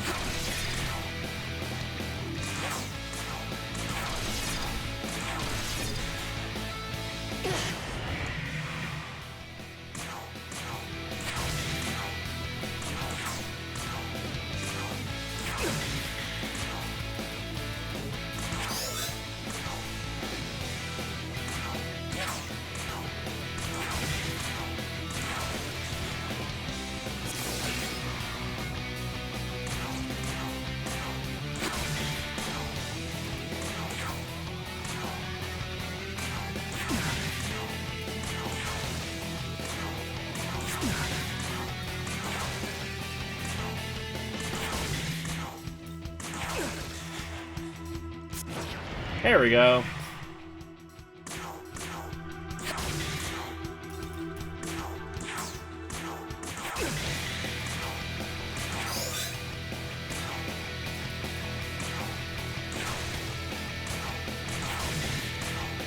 Yeah, I'm pretty sure I just got really, really shitty pandemonic rolls there the first time. Watch this.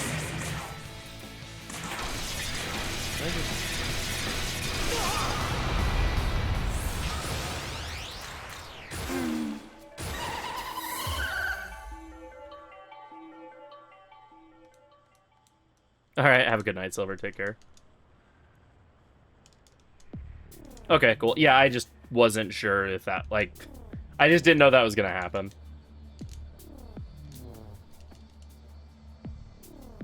Right, yeah. I know where it is, because normal picks it up.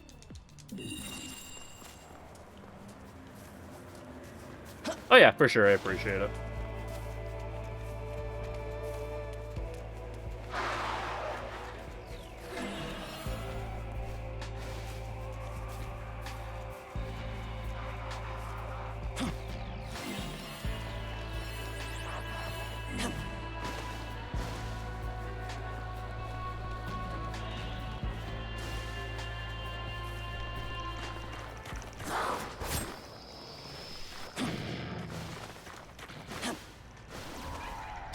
Is it bad that when you said that, my first thought was birth control?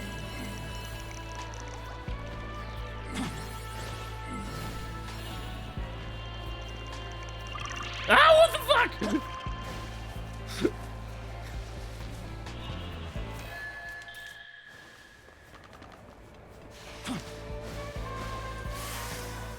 Bad no, telling yes.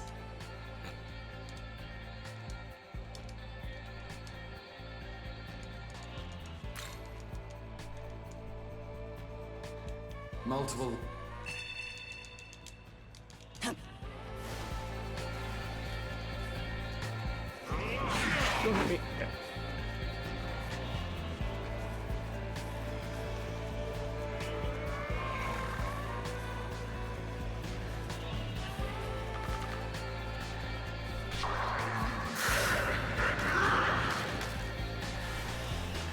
I don't know if it's just like because the game just flows a lot better or if they did something, but that dodge is a lot easier in Vengeance than it is in Vanilla. Like, significantly easier. Because that stupid dodge, like, used to kill me, like, every 2 or 3 runs in Vanilla. Yeah, that's...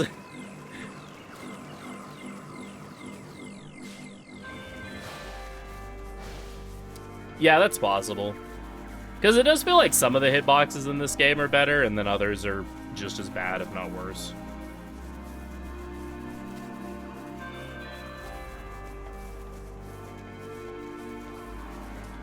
But it's possible the Loa ones are a little bit more accurate to the model.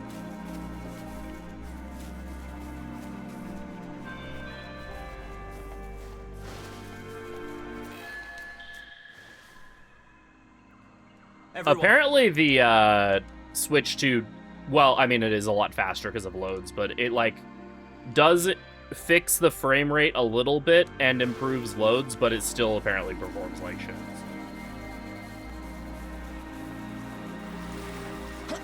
Yeah, Spoxa got, like, first try hard TNE world record just by running on Switch 2.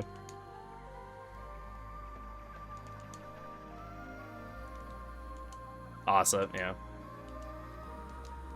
I'm never sure like how to refer to them, if it's Asa or a Spoxa or whatever. Yeah.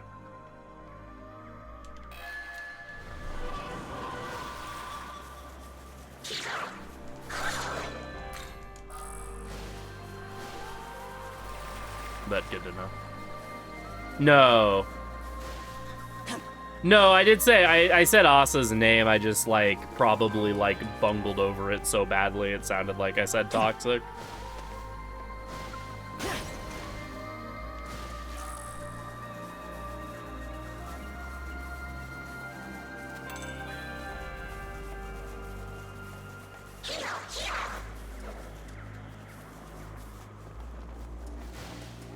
No, you weren't being an asshole at all. Like I genuinely just thought you were like, oh yeah, you can just call him awesome. Like, I genuinely just thought that was what you meant.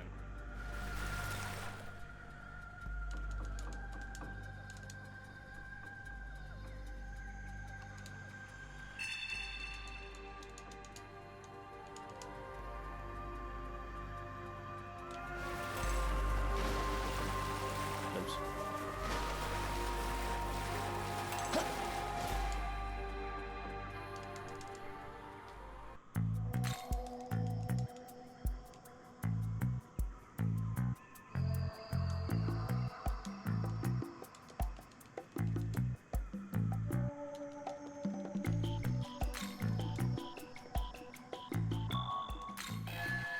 I'm at the point where I'm doing so much of this from memory that I'm paranoid that at some point I'm gonna just, like, blank on something because I'm doing so much of this from memory. It'll probably be something in Area 3 if it is, to be fair.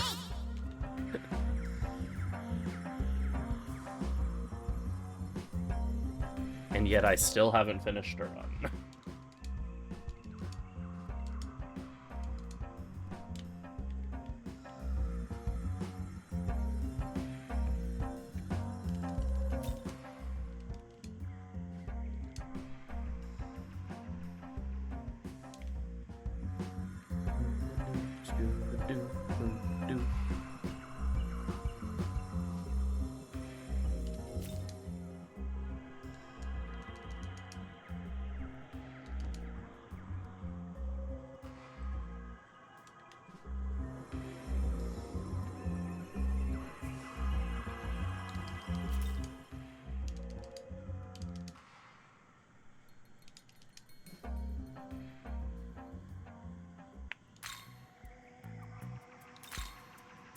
It would be really funny if it was just like first option, first option.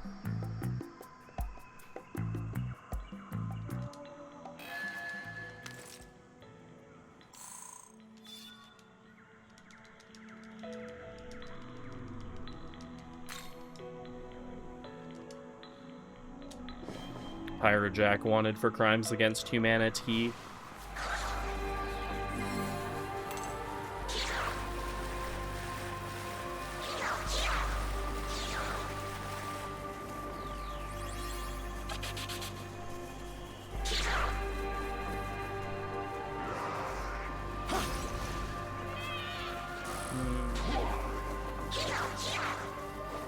Was worried I was getting pincered there. Banana. Hee-ho. Hee-ho. Hee-ho. Hee-ho.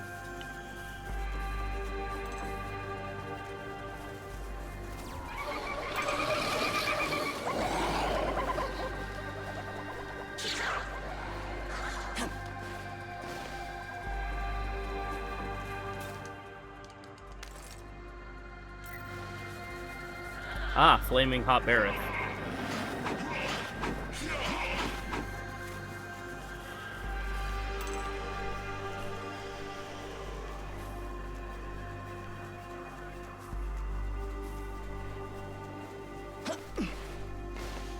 Yeah. Hot Barreth's in your area just waiting to meet you.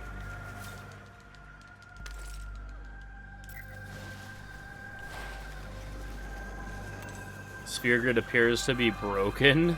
Oh no. Oh, randomized nodes. Like, full life is in the position of Lancet.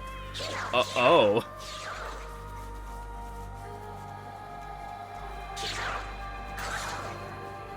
Yeah, just a little bit.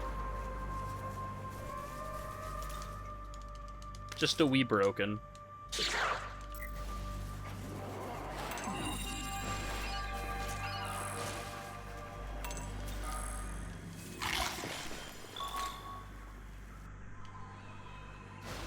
My Discord, I'm due for a replay. I love FF10. It is definitely my favorite Final Fantasy. My only thing with FF10 is I don't know if I could bring myself to replay it with cutscenes because of just, like, how physically painful it is to watch a lot of the, like, stuff involving Seymour.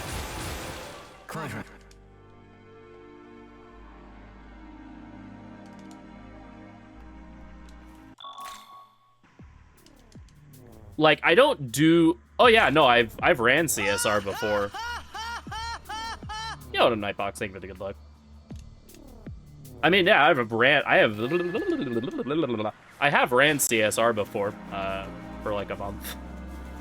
It was really fun.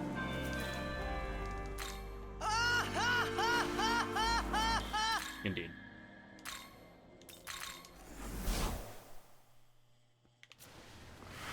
For contextualizing the scene. Yeah, I mean, it's one of those things that, like, because at Limit Break, last year, Keanu, Vermilion, and myself were, like, we were making, like, laughing at the scene because it's funny. And then the host, like, got, like, very, like, personal about it. About, like, you know, the context of the scene. I'm like, yeah, like, I get, like, you know, I understand the context of the scene. Like, the actual context of the scene, you know, is rather touching or whatever. But it's still funny. Like, out of context, it is still quite amusing.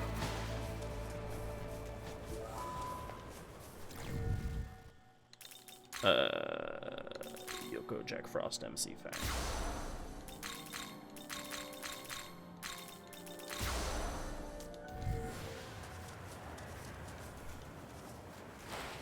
Young man.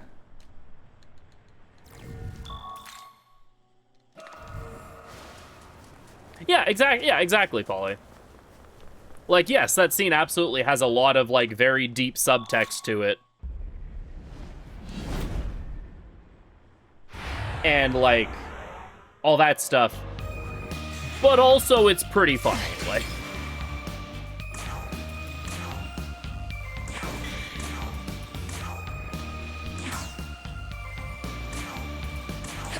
with zero disrespect or like dissing the scene at all. It's just, it's amusing. Like,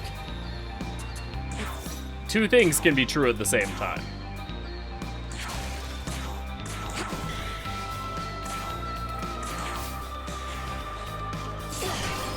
Oh yeah, I feel like people aren't like...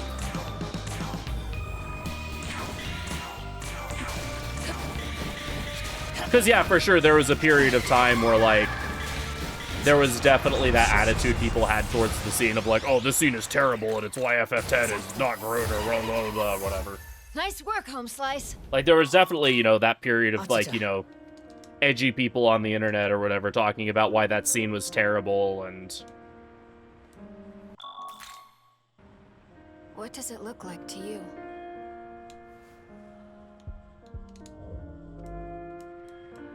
Well, and, like, the host was trying to make, like, a good point about it, about, like, you know, it's not okay to, or it's okay to not be okay and stuff, and I'm like, yeah, that's awesome. But getting upset at us for, like, memeing about a scene in a, you know, about a frequently memed on scene feels a little unnecessary. Yeah, like, it's like an intentionally goofy scene. Like, yeah, there might be, like, layers to it that are serious. But it is it is intentionally a goofy scene. The laugh scene from Final Fantasy X.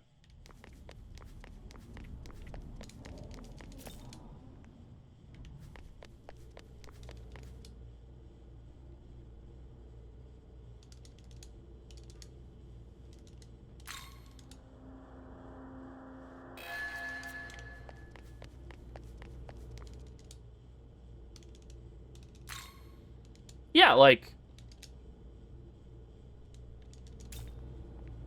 Well, yeah, and that's, like, part of the point of the scene. It's like they do the stupid fake laughter until they realize they're being ridiculous, and then they just start laughing at themselves naturally. Like, that's the point of the scene. And it helps cheer them up because they were, you know, it was a pretty tense moment.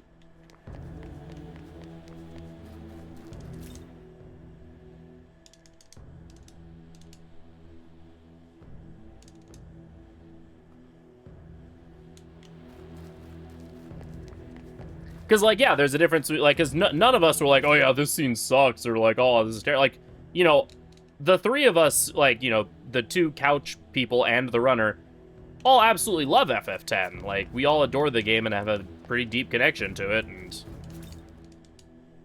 definitely understand the meaning of the scene. But also, it's funny.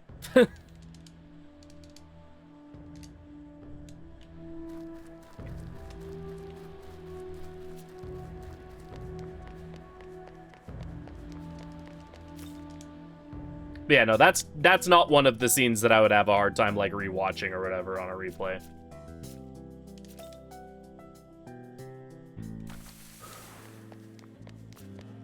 Right, yeah, like...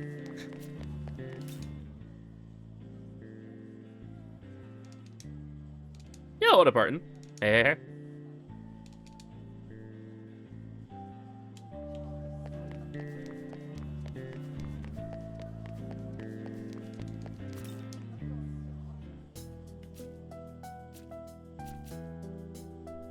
Oh yeah, and like, I frequently do that. Like, if I love something, I will absolutely, like, rip the shit out of it.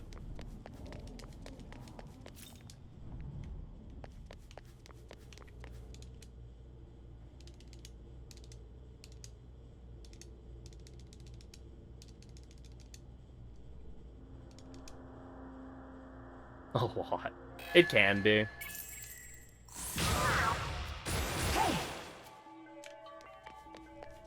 Oh yeah, for sure. Like, Tidus can be a lot the first time you play the game. Even if I don't like it.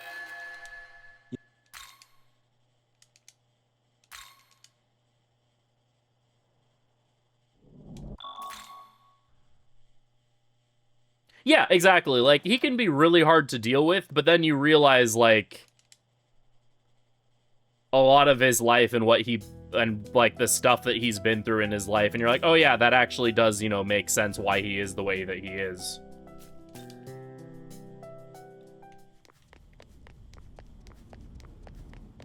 And not only, you know, does it make sense that he is the way that he is, but also, like, if you really think about it, the way that he reacts to, especially early on, to a lot of the stuff isn't, like, unreasonable or unrealistic.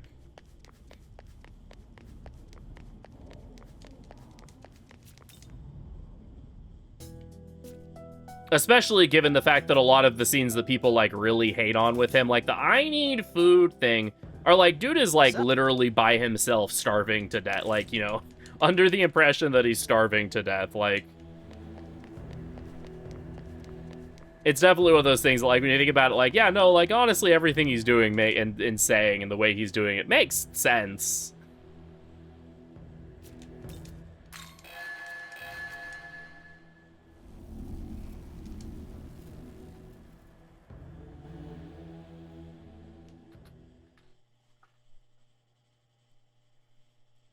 The entire world hates now.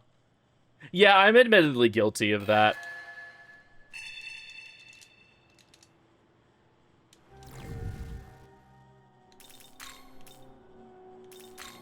Of being a hope hater.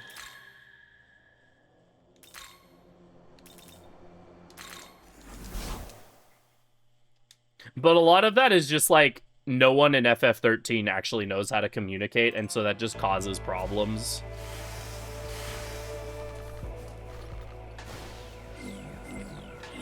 Which is just, in general, frustrating from a viewer perspective. Not that it's bad, but it's frustrating.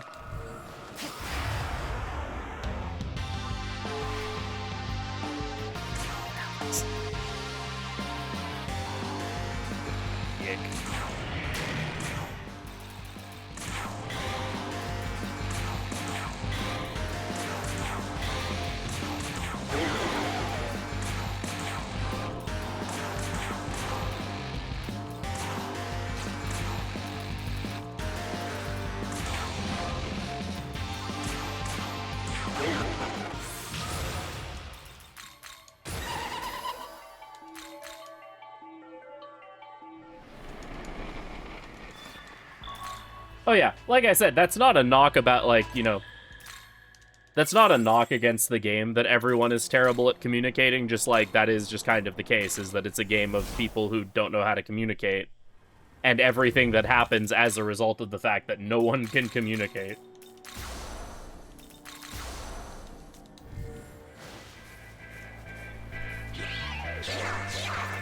Which makes for, you know, it's good writing. But it's also, you know, from a viewer perspective, like, frustrating. Like, oh my god, please just fucking have a conversation with each other.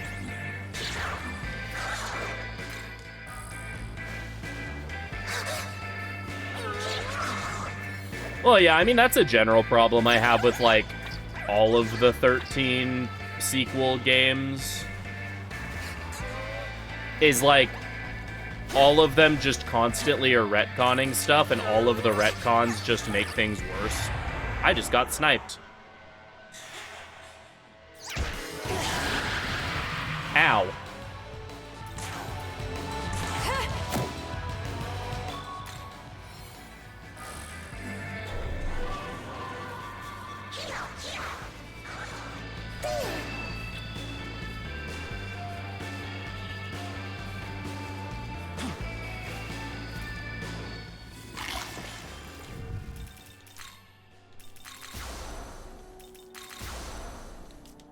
I mean, the entire point of Light is that he's a character that's not actually as smart as he thinks he is, and so he just does stupid shit while thinking he's the man.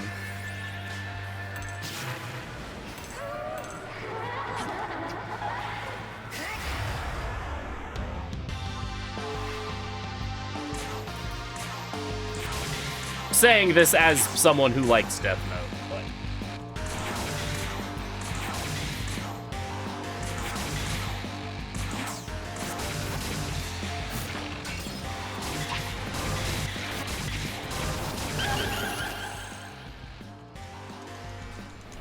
Like, as someone that genuinely really likes Death Note, and it was, like, my gateway anime in junior high and like, into me being an anime fan in junior high and high school. That is kind of part of a lot of the point of Death Note, is that Light Yagami is actually kind of a fucking idiot.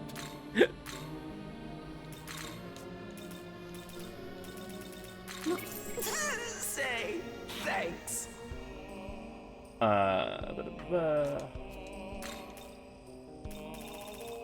of each. Say. Look into butt. Say. Say. Say thanks. Say thanks.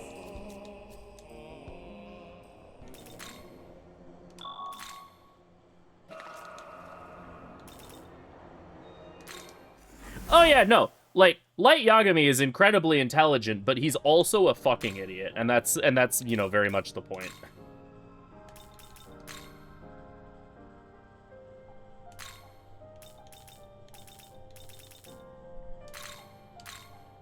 Is this? No, Joel, true.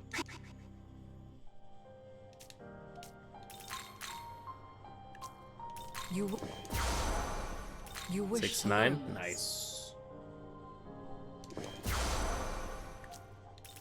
You wish. You would. You would. One sec.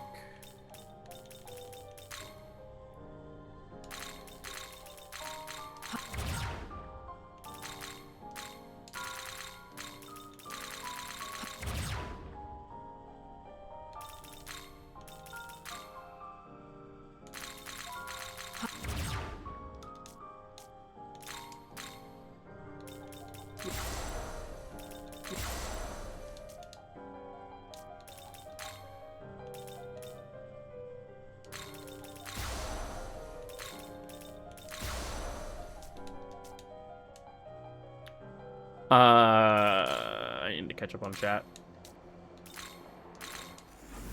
A lot of people watching you know the perspective of, well, I would have done it this way, and they ran it for themselves. Yeah, no, for sure.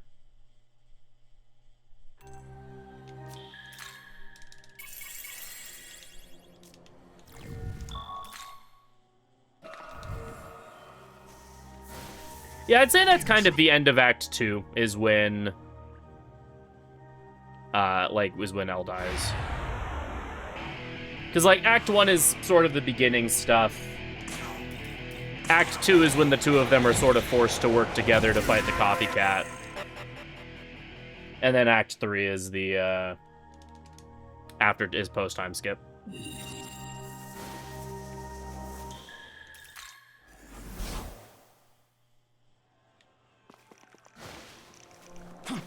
Yeah, I mean, I definitely feel like they could have done the Act 3 if it felt like Nier was as smart as they said he was.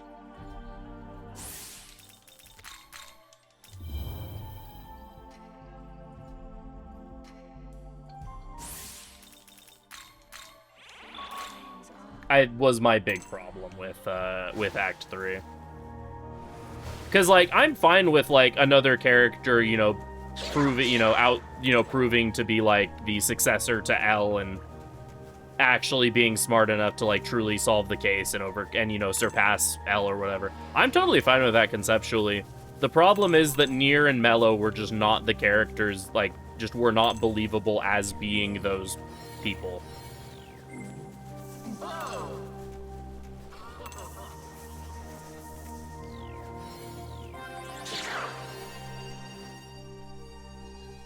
Did make me want chocolate every time, though. True. Corporal mandated sequel. Yeah.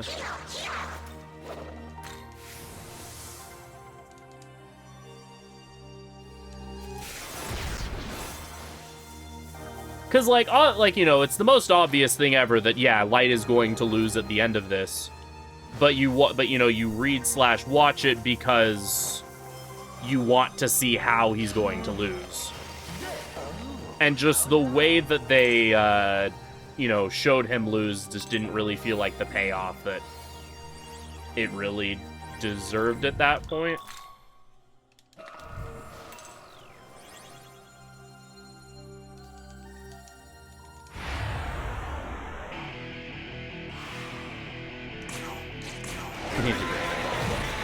Yeah, like, there were definitely parts of Act 3 that I thought were quite good. Like, I thought that, you know, the post-time skip thing where Light had very much infiltrated the, Yeah, what up, Zirin? Thank you. Here I go. Psych! I feel like, you know, that conceptually, you know, the Act 3 setting of, like, a world where Light has, you know, basically taken over the organization that was meant to defeat him and has, like, so infiltrated every other other facets of society, I think is a really interesting premise. And some of the stuff that they do with that is really, really cool. Just the payout for, like, none of the payout is quite as good as it really should have been with the amount of, like, setup that it gave itself. Even just, like, disregarding the ending of Act 2.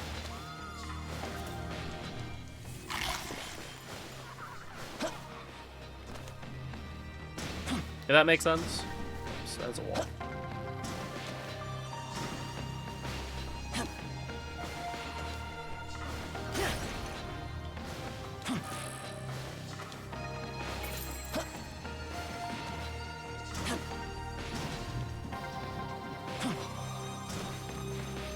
Mushu woo. That is actually though, back on that, like, characters, you know, people hating on media because characters don't act perfectly all the time or don't act how they think that they should act. Without spoiling anything, I am actually really impressed or, like, surprised that the ending of Expedition 33 hasn't gotten any of that. Because that has a lot of characters acting in very frustrating ways. And it's why it's so good, because it is, like, it does fit very well with the theme of the whole game. But, like, holy moly, was I, like, not a human being for 24 hours after beating that game because of just how completely mind-breaking the ending was.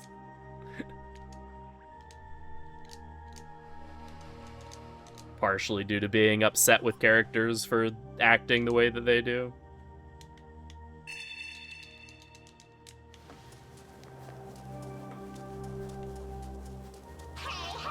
Hey, hey! The crowd you're referring to probably fucked off during the opening. Yeah, probably.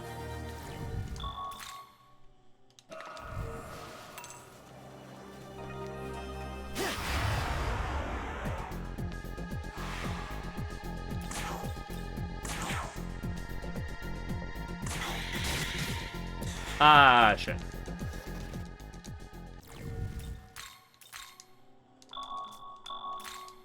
Forgot MC didn't have Shockbound anymore.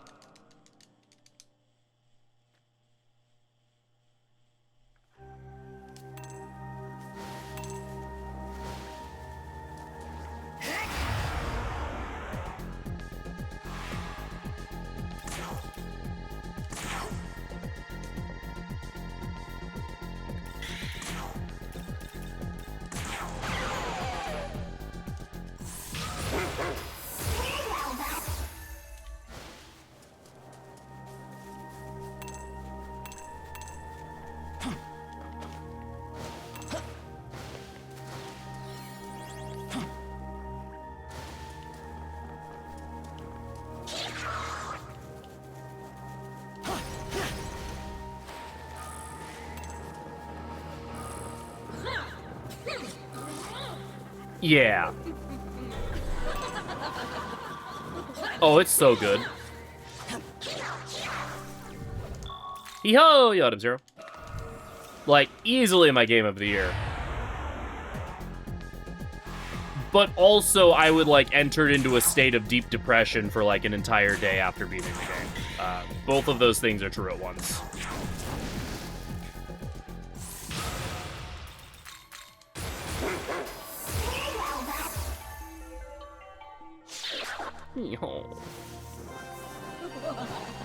These Valkyries still scare me. Yep, sounds French. Yep.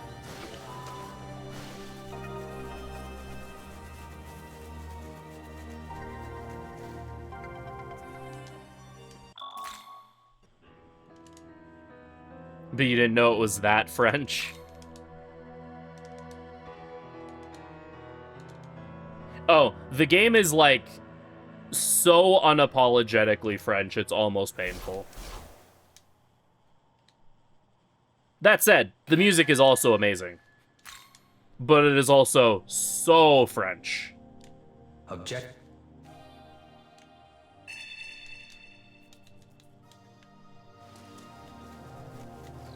That game is also really great for learning French swear words if you don't know them already.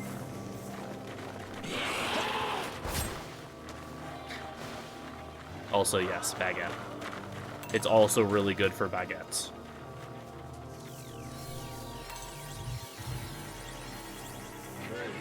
Hey, goodbye.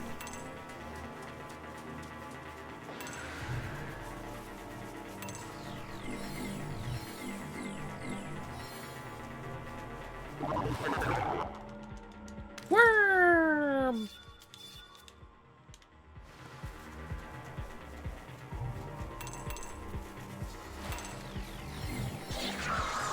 Hee-ho.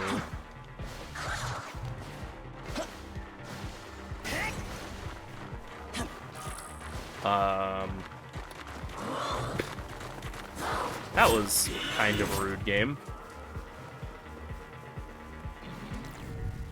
Yoko Nagama and Seat. How?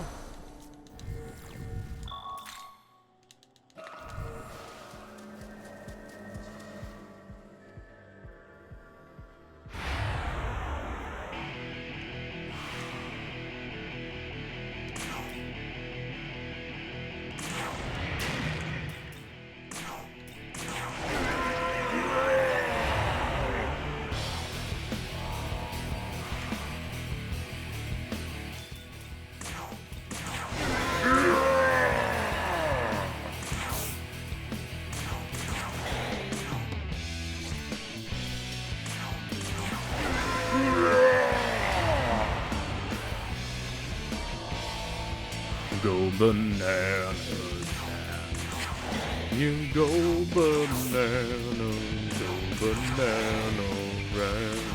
Yokio! Thank you for the raid! Yo, thank you so much.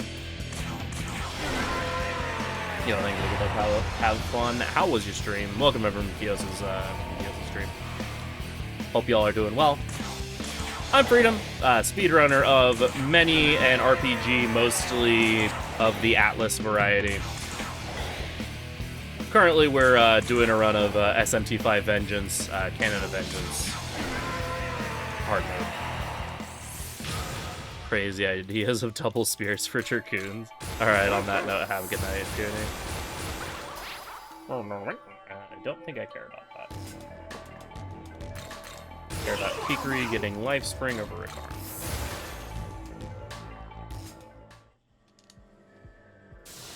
Yeah, we're Nice work, Home Slice. Did you hear that? late split, but whatever. Working on a bit of a category survey for this game.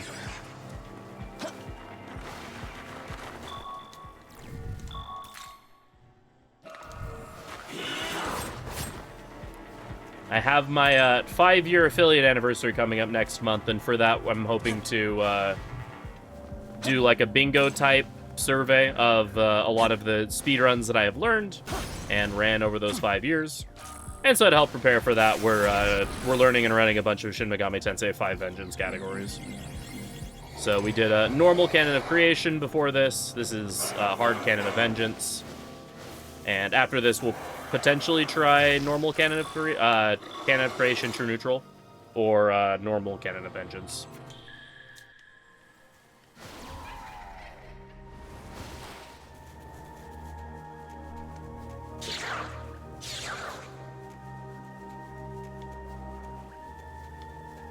What am I doing? There's a ley line found there, Freedom. Or not a ley line mount, a rail. I see.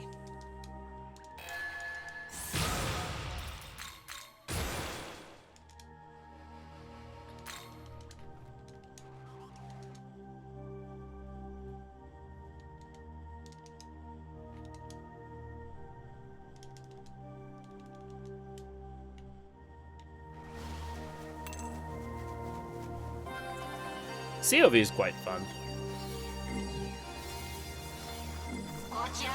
Watch out, too. Centering noises. One thing with the Vengeance that I haven't done that I did all the time for vanilla that I kind of want to remedy at some point soon is I did a lot of challenge runs for vanilla, or like challenge / meme / different build runs, and I haven't really done that for Vengeance. Yeah, I kind of burned myself out on Vengeance when it came out, since I went for the plat, which requires beating the game 6 1/4 times. And then immediately after that, tried to start speedrunning it,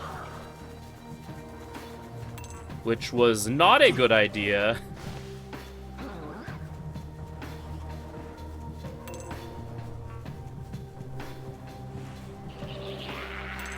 And very much burned me out on the game, as evidenced by the fact that it took me like a year to go back to it, so... But I do want to do a lot more with this game again, because I do really, really enjoy this game casually. Watch out, Tim. The speedrun of this isn't my favorite in the world, but it is, you know, it is still mostly fun. Tag that. Just the end game's not my favorite to do in a speedrun setting, and if you're doing like a casual or a for fun challenge run, I can just ban the things that I don't find to be that I don't find to be fun.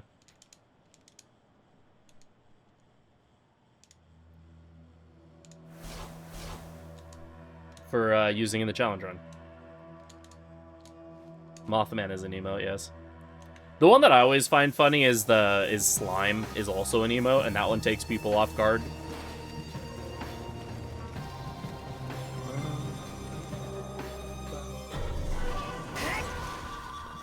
Banana. I never need to pick up those magic mirrors, and I still do anyway. Oops. Hey, there it is. I was telling myself the other day, hey, don't say bad things about Slime. I have one right back there. He might hear you. You'll make him sad. Oh. Watch out, town. Watch out, town.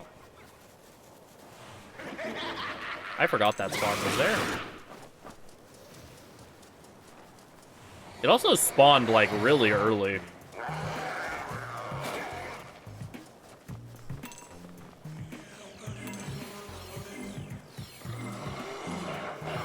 Is reload any good? It's like... it's more like, Persona 5 plus Persona 3, honestly. It's basically Persona 5 with a Persona 3 skin on it in a lot of ways. So it kind of depends on how you feel about Persona 5. If you like Persona 5, you'll really like Reload. I also have not played Reload yet. Admittedly. I own Reload because it went on sale for like 40 bucks at one point. I thought that was worth my money. Because the 70 was definitely not worth my money. Oh good, Flaming Red Orthrus. As if I needed him to be any scarier.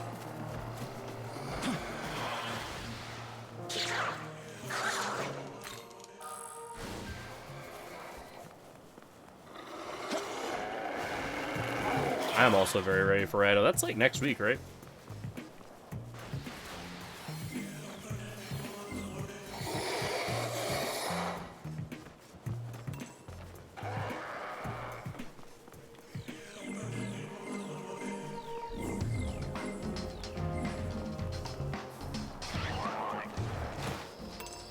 big fan of just running directly under Gurulu.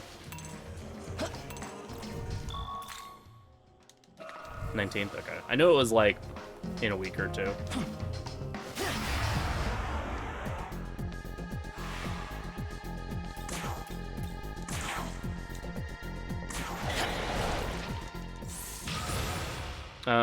That reload being $70 is kind of absurd, especially since Metaphor was also 70.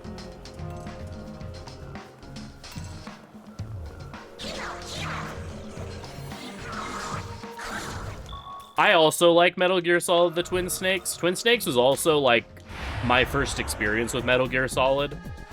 So I didn't understand like the hate it got at all when I played it, because that was my only like frame of reference for it.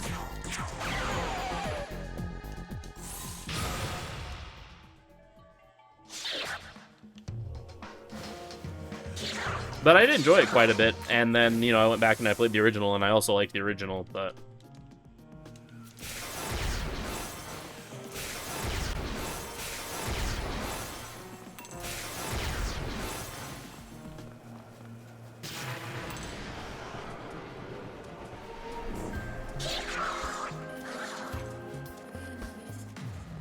Yeah, I like it when it's like...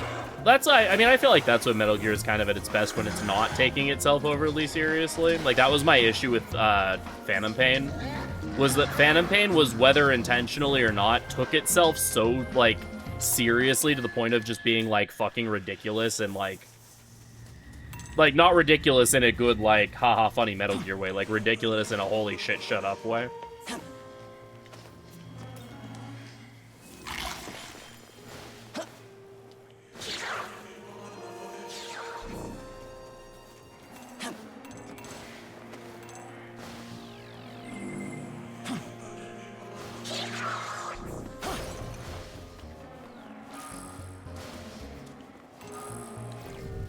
Like, that's part of why I just, like, could not stand Phantom Pain.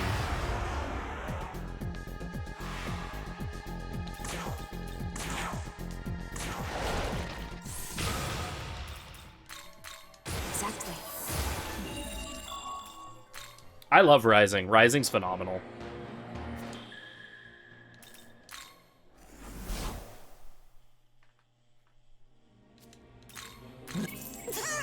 I absolutely adore Rising. Say thanks. Say thanks. Do we still not have a load remover? So Hoxie made one, and then an update broke it. You would. And it has not yet been unbroken. You would. It would be nice, though, to have a load remover, since we are at the point now where... Is this... We do have, like, someone who's running the game that has a significantly worse PC to the point of losing, like... Voiper? One sec. Is this the point of, like, losing, like, over 20 minutes over the course of a hard COV run just to loads.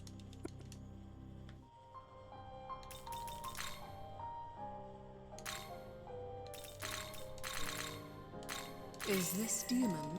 So there's definitely, like, I feel like a need for an update, or for a load remover at this point. Though then we would probably have to split the boards, which I'm not opposed to. It's just, it's different than what it is now.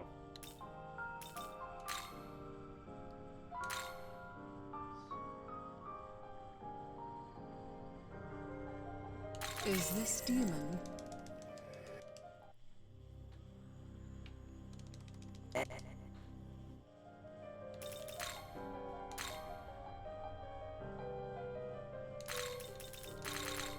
Is this...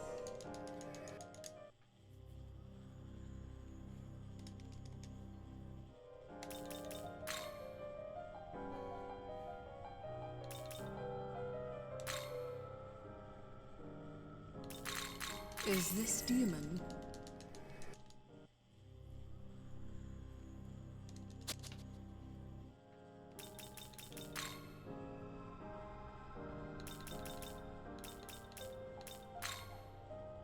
Is this demon?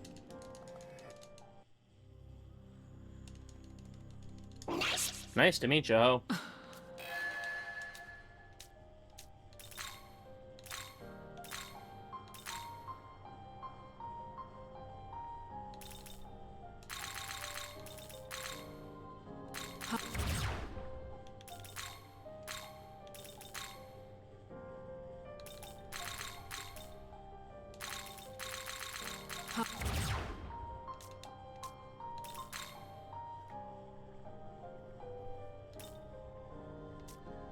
My party's gonna get fucked up in a second, so.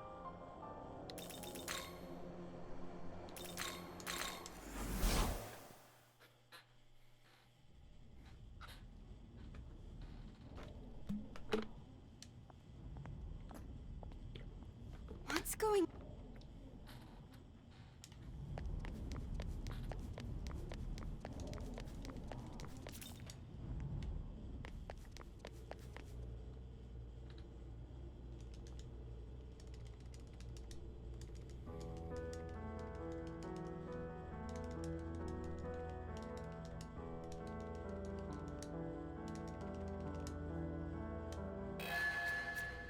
Yeah, it's a shame because I did kind of like the gameplay of Phantom Pain. I hated how much the game doesn't respect your time. With all of the base building stuff. That definitely annoyed the hell out of me.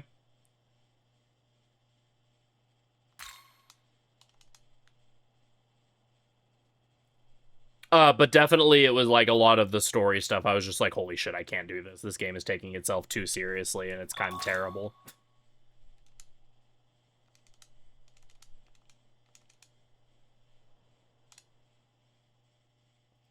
Which, like, I get it. It's a stab at patriotism. Looks like this I understand and appreciate that. But, like, holy shit, is it miserable.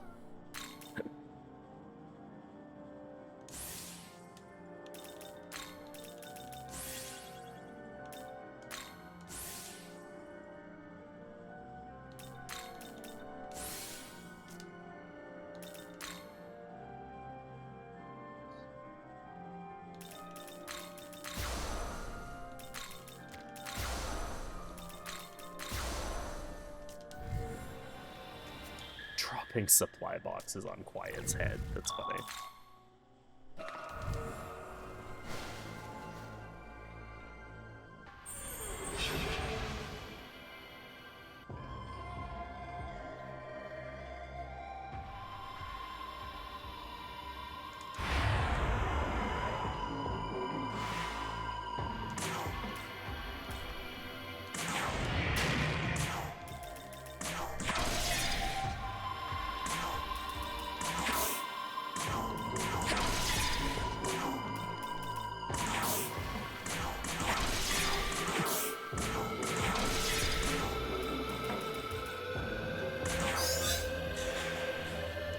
Yeah, that's good.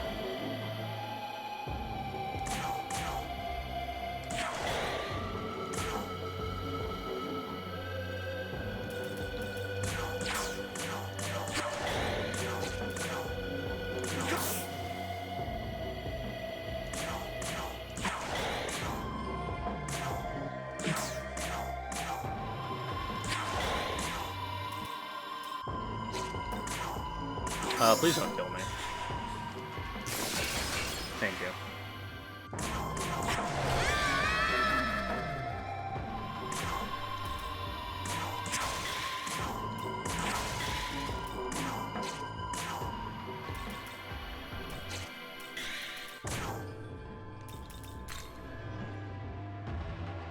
Let's go.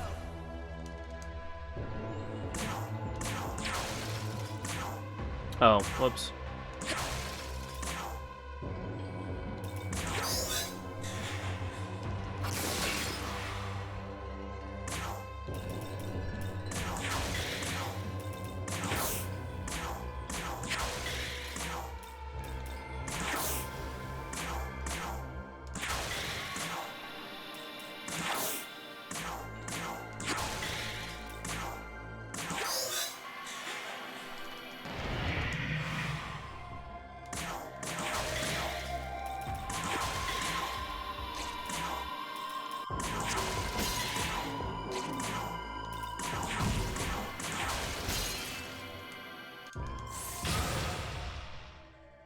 Boy for Mermaid MC suck.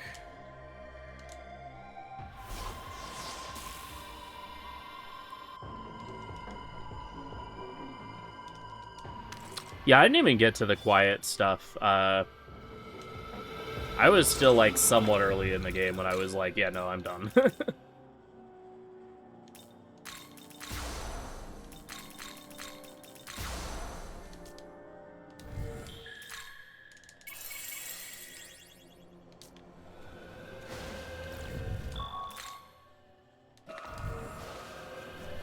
Yeah, like, I'm, like, familiar with the plot and the twists and stuff, and, like, going into it, I already had the mindset of I'm not playing this for the story because I know it sucks.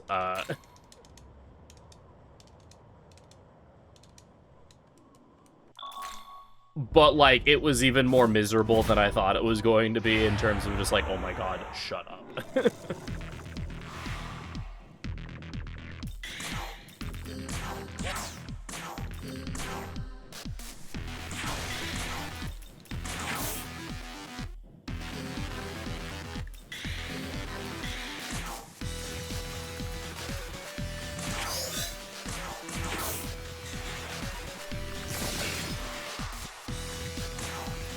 Dance, water, dance.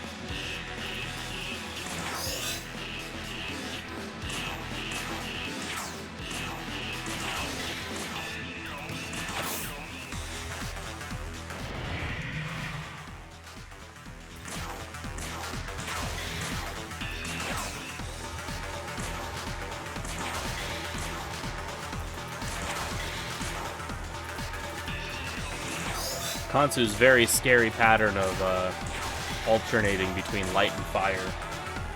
However will I overcome this trial of combat design?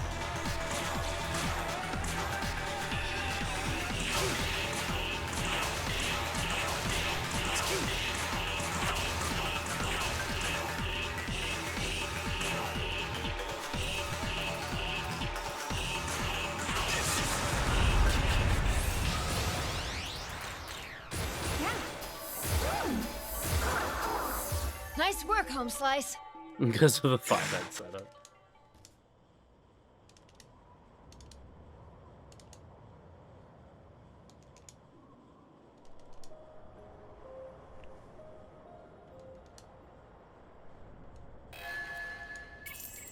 Yeah, I was gonna say, I know he has like oh hey, I got the thing.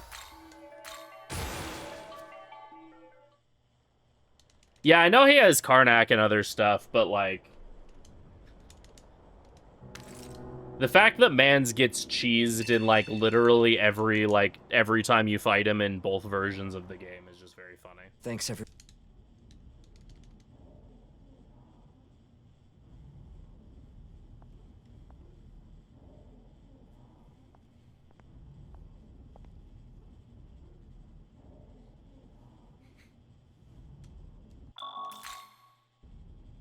It's a risk.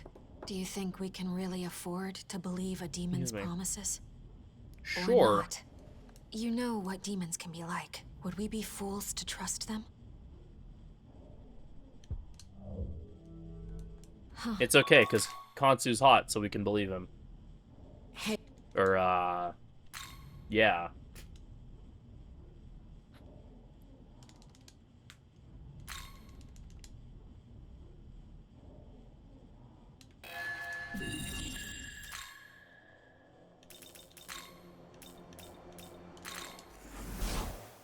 Exactly.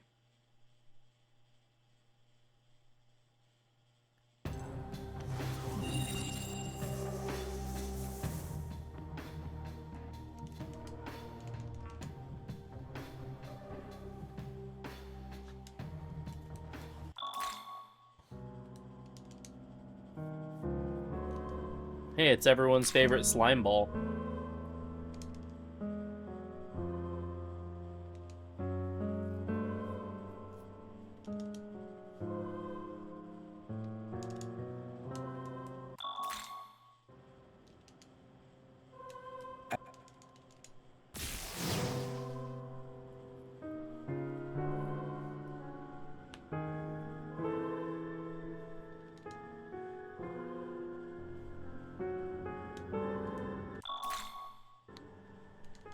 And nothing of value was lost.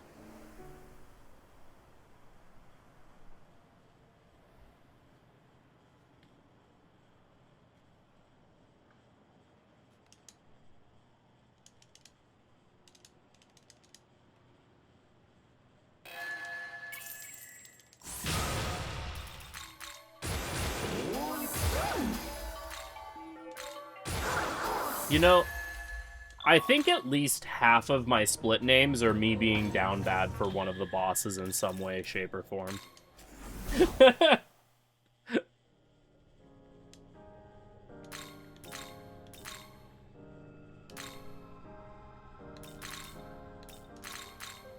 Is this demon? It's a consistent theme. It's a good consistent theme.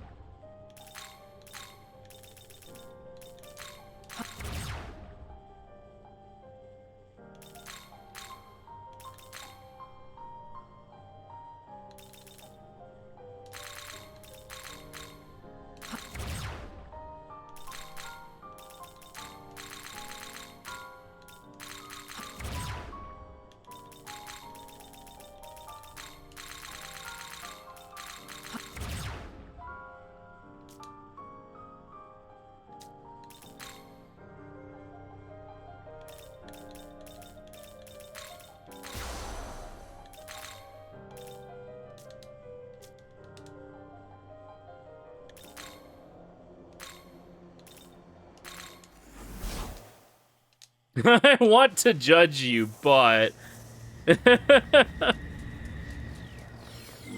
Just don't look at my channel, please, my god. Yeah, Mr. Nua feet.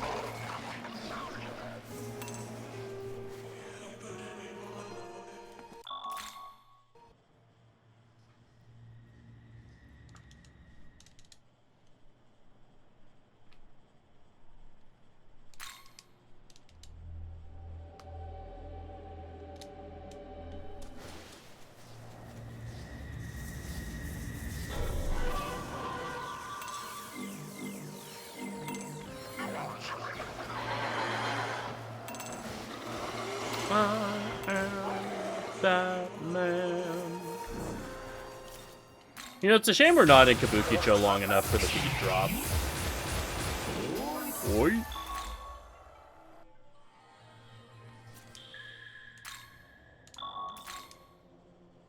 Yo, Toledo.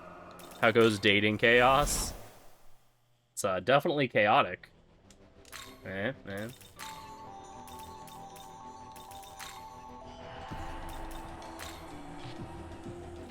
Skinder, Majisi. Harvest time.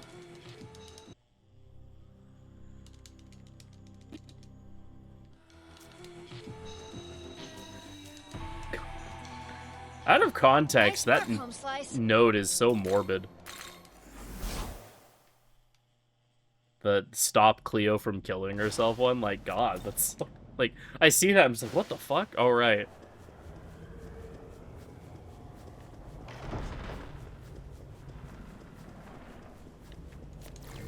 Man. Yes?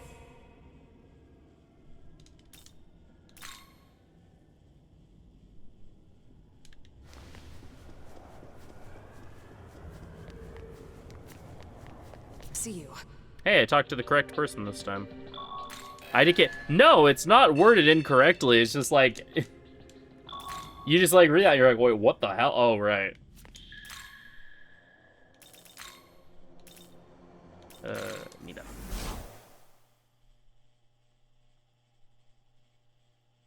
make sure to heal, because I've definitely forgotten to do that before. Oh no, everyone's healed already. I had one time where I attempted this fight and people weren't healed, and it did not go well.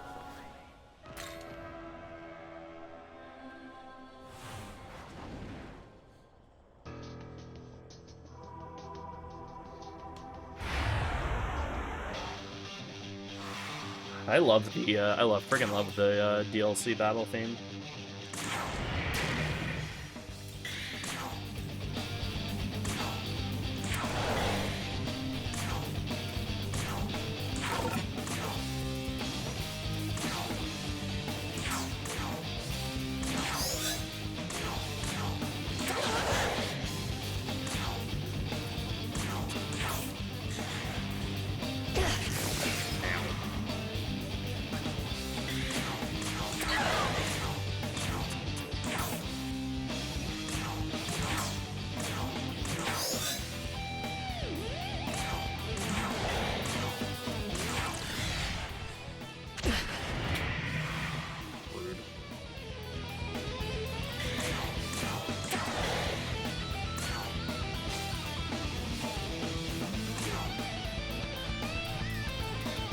Does she do anything different when she charges?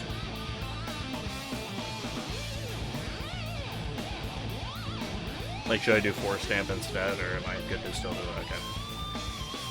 Nice. Just making sure.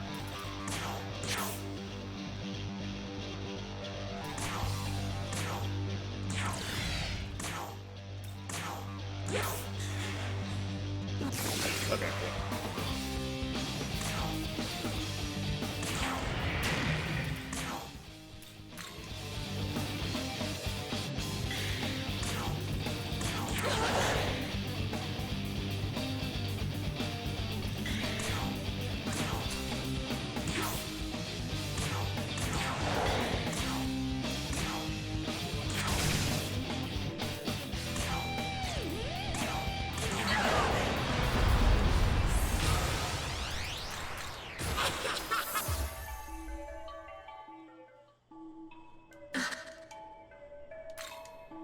Oh, shit.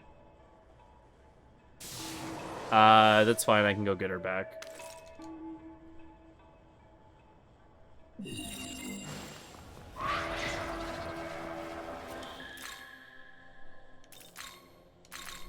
I didn't do the thing that I was making comments about the notes telling me to do.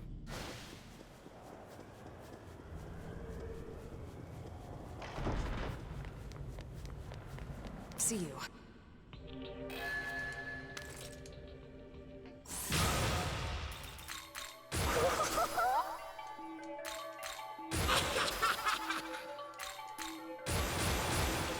That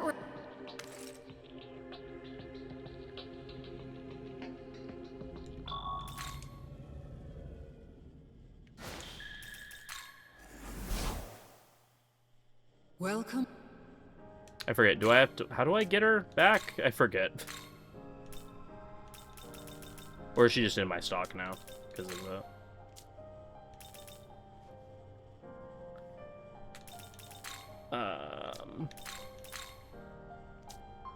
Yeah, they took the magnetite powder. Oh, right. I think there's an NPC I have to talk to.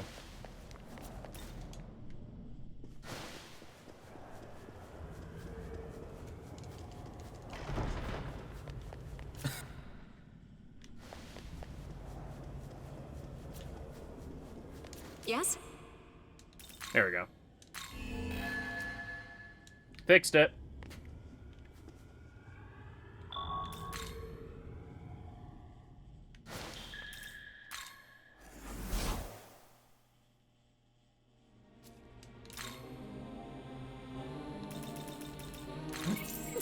Say thanks. Need. Look at... Say thanks. Say.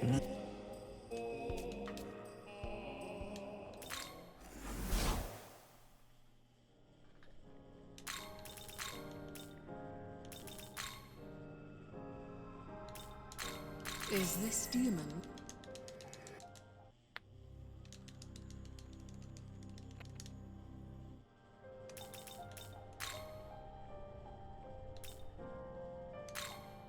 Is this...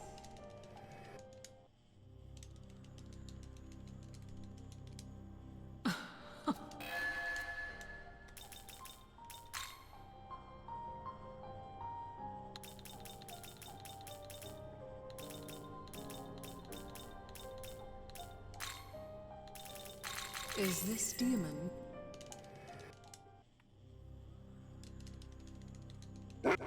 Pork.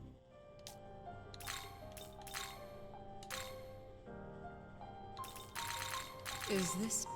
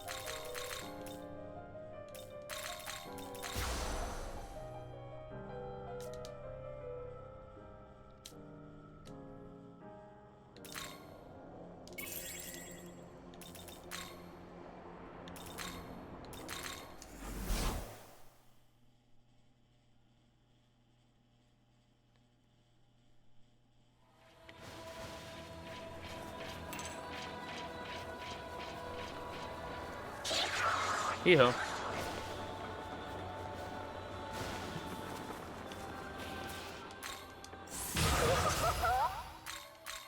Exactly. Correct.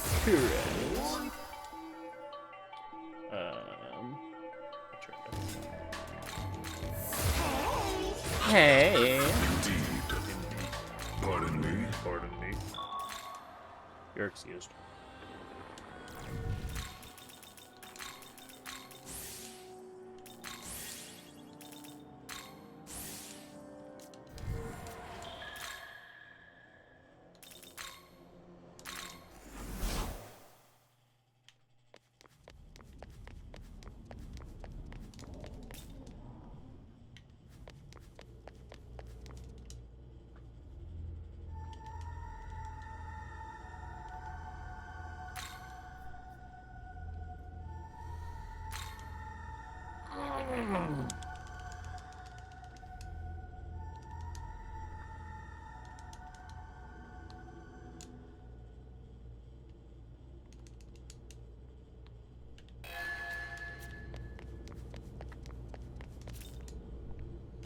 I read Explain Mastema and the Crow as Explain Mastema and the Cow, and I was like, I don't remember a cow in this story.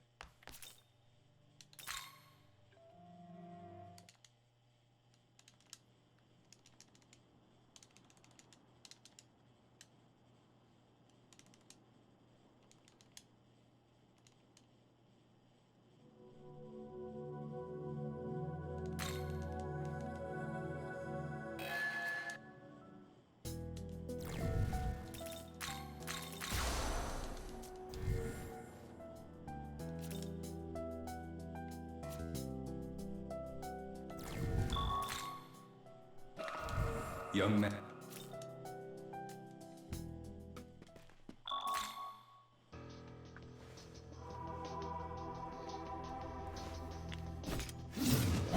Rapper pose Nua.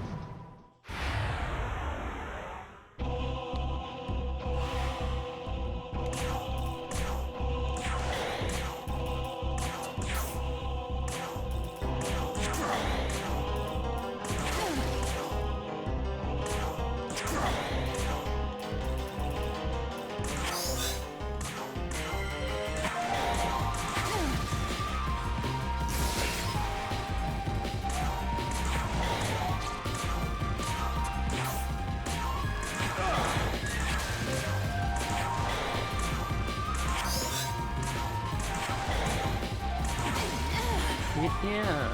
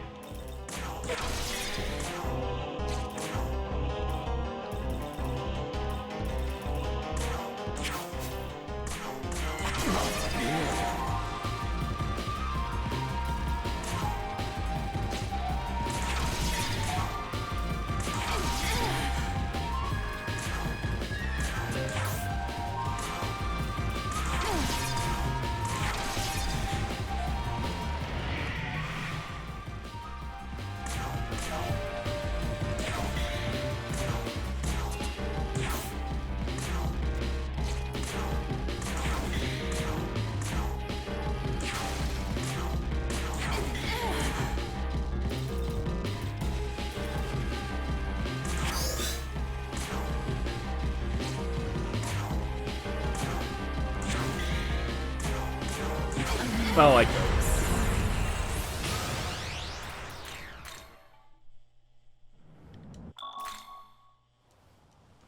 I told you, the world of humanity has no need for those who side with demons. He makes a good point. Oh. Did that again.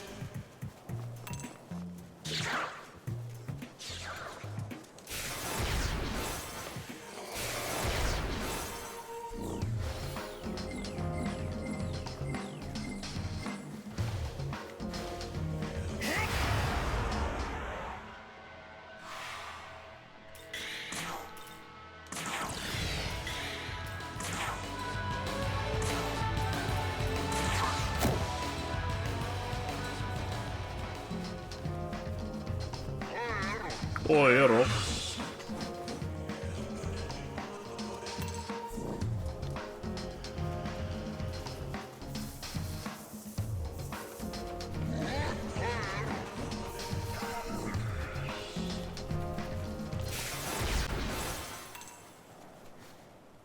Umbrella.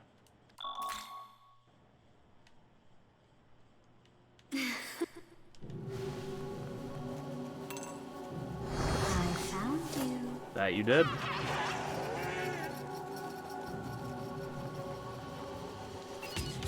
Would you like a cup? Maybe.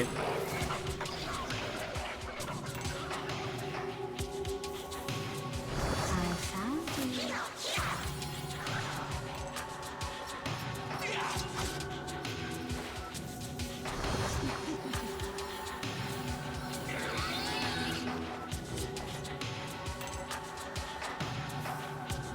A little concerned I don't quite have enough meter, but we'll see. Young man. Would you like a cup?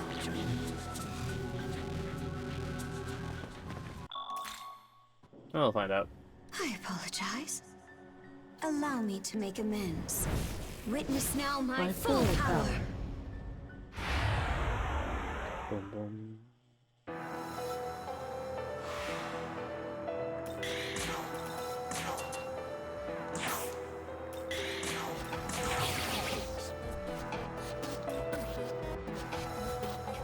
Oh no, never mind, we're good, because I did we use a guard.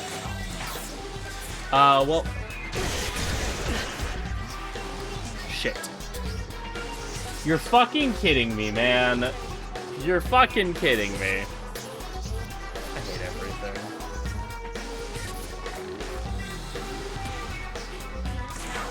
Fucking magic pixel. Stupid ass magic pixel.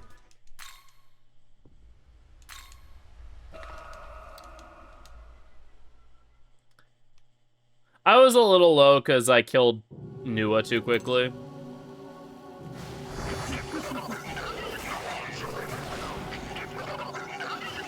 What went wrong there? Got magic pixeled. There we go. There is the tiniest bit of variation with how much mag you get on turn transitions, and you need 100 mag points to use meter, and I had 99. I apologize. Allow me to make amends. Witness now my full power. Now I just have full meter, so I'm fine. But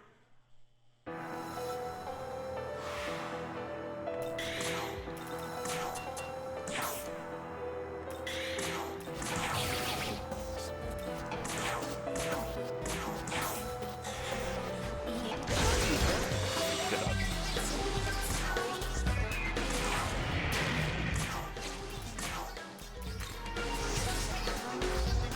Your turn. Go.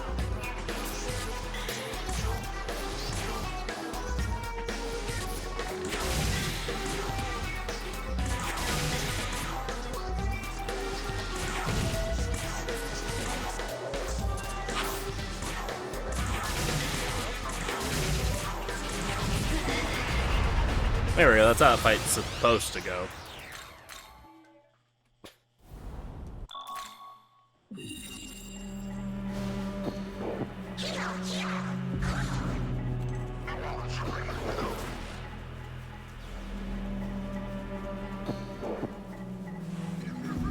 Boy, fuck. I'm nowhere near that dude. The hell you mean?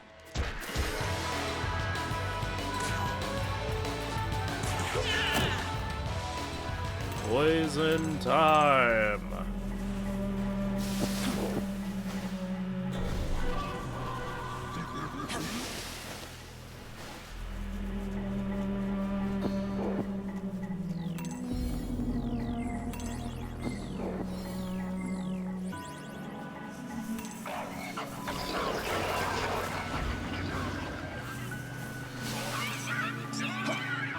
Poison time.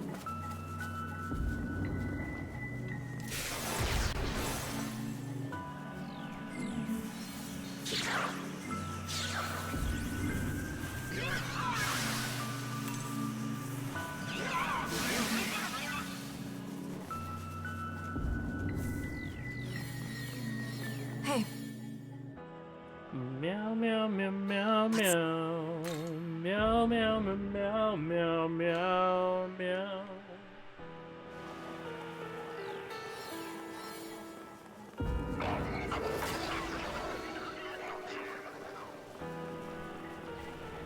Soon.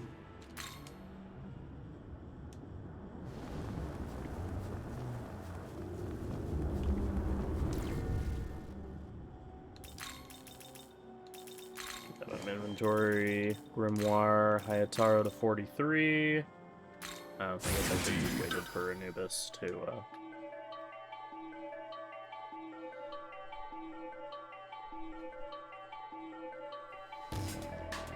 do this force rank. Right?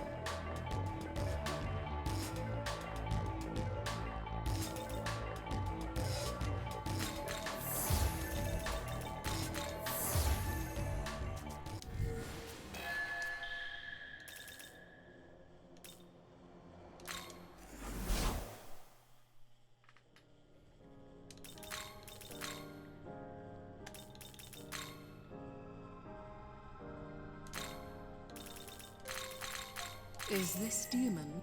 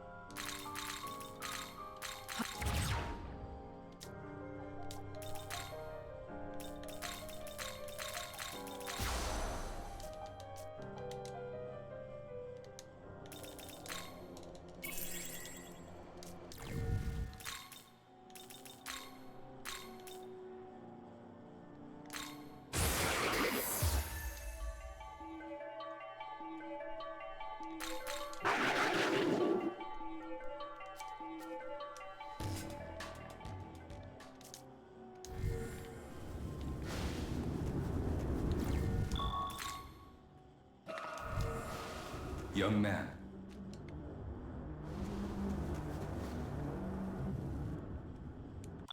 Alright.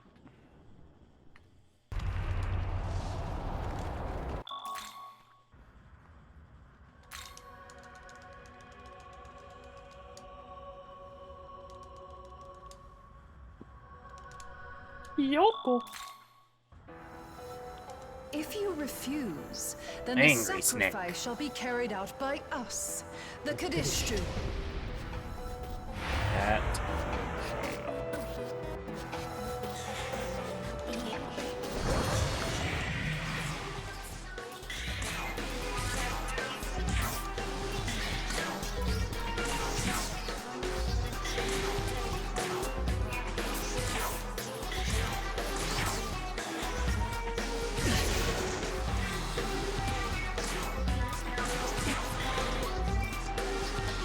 Ailmented.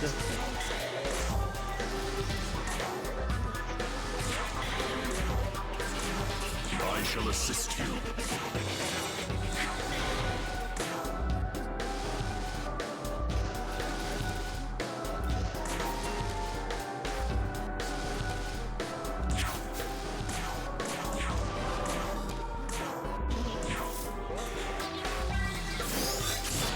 Good.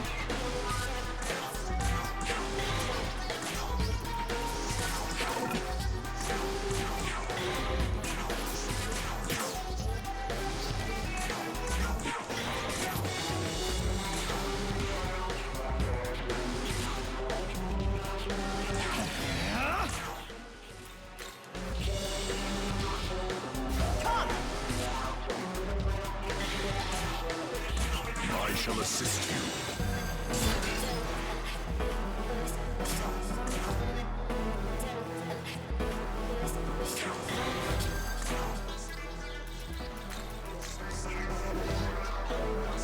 Let's go.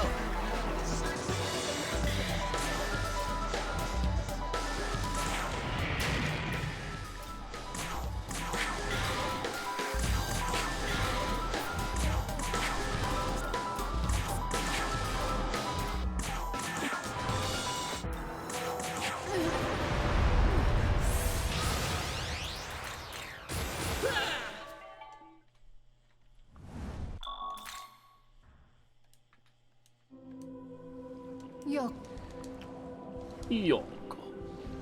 Oh no, Tau died again. Wowie hands.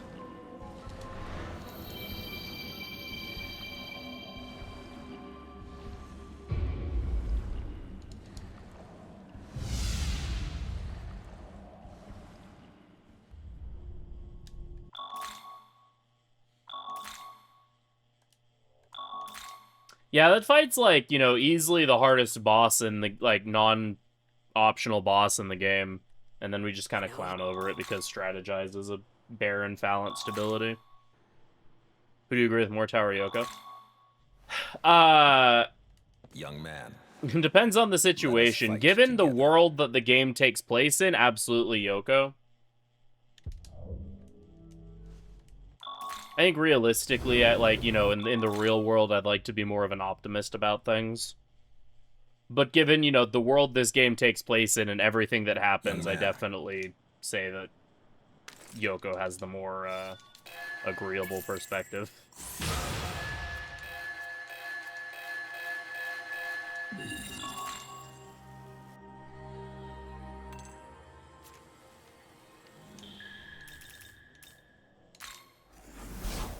Yeah. Yeah, given the universe in which this game takes place in,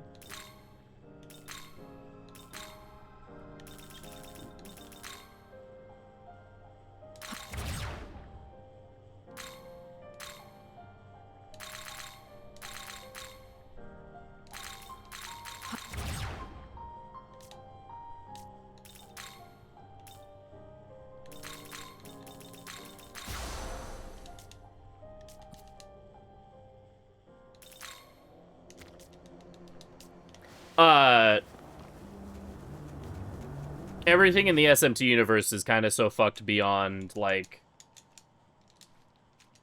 repair that literally just kind of deleting everything and starting over is sort of the best way to go. Yo, thank you for the good luck. I appreciate it, Lee. Especially card, I guess.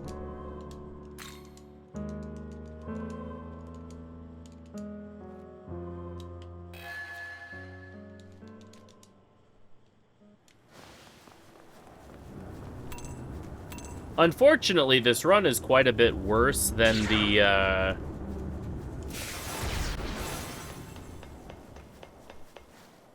Nice. I think this run is really, really fun up until the end of this dungeon.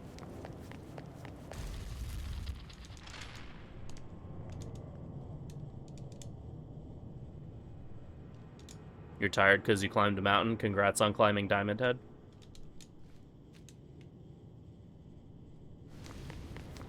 I don't know, I guess my other problem is that, like, Tao's ending just feels a little bit too hand-wavy.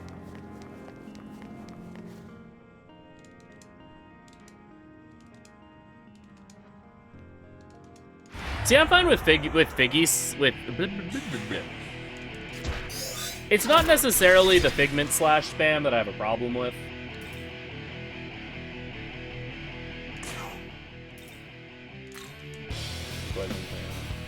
It's the, it's how long it takes to execute. Because, like, normal mode does a similar thing, but you don't have to swap out nearly as much. You only have to swap out for the last 3 fights.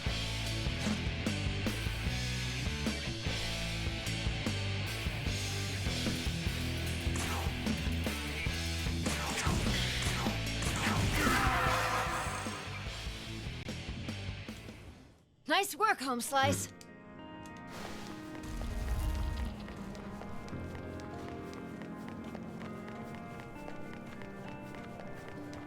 And that's where my issue with the run becomes, is it takes so long to kill bosses, and you're just, like, staring at the, summon unsummon animation for minutes. Like, I genuinely think the hard mode run is more fun, like, in Area, like, for most of the run, honestly. Especially in Area 3. But the damage penalty for hard mode really makes the Area 4 fights absolutely miserable.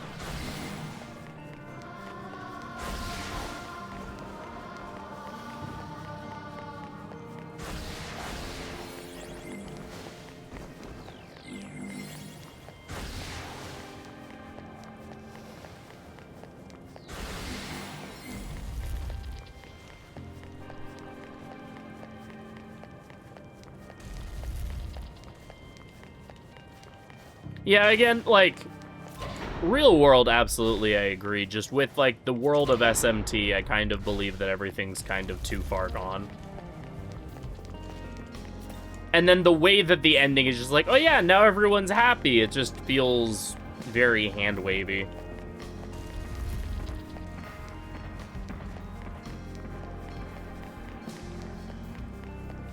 Which is more a fault with how this game does its endings than, like, the ideology itself. Oh my god.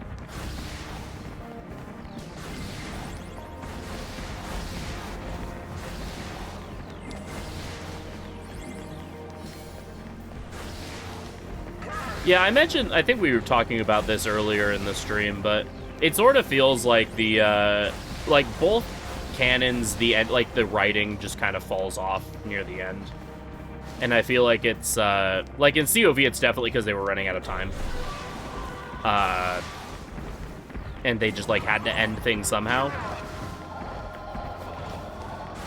COV, I feel like it's just, like, they felt like they were too constrained to the structure of COC, and so they were like, oh yeah, well, gotta go to Area 4 and do TOE, and I feel like the end game of COV is worse because of it, because it feels like the plot just goes on hold so that we can do the recreate the world stuff. And then you get to the top of TOE, and it's like, oh yeah, by the way, the whole Tiamat thing's happening.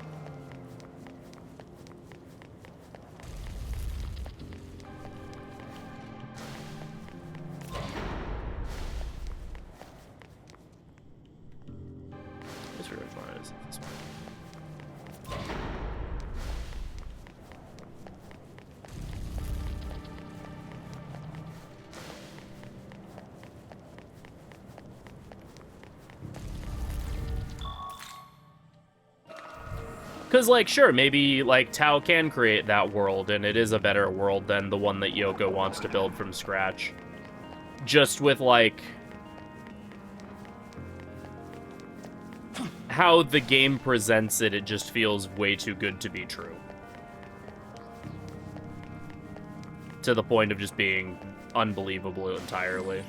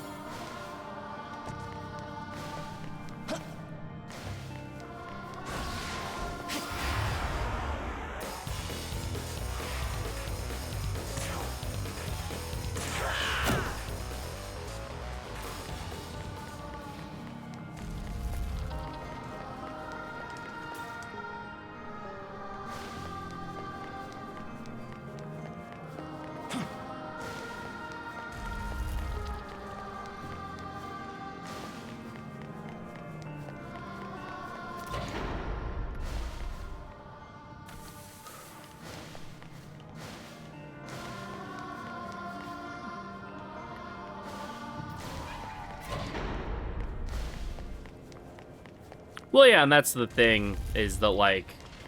One second, make sure Boiver, Alice, Cleo, MC.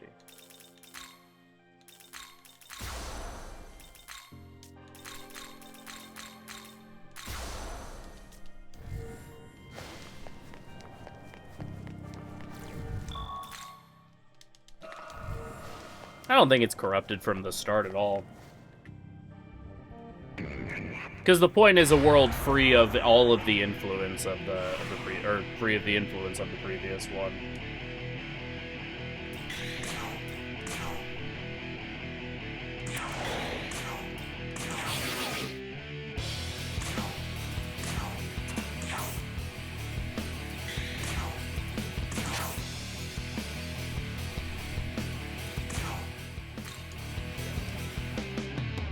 Let's go.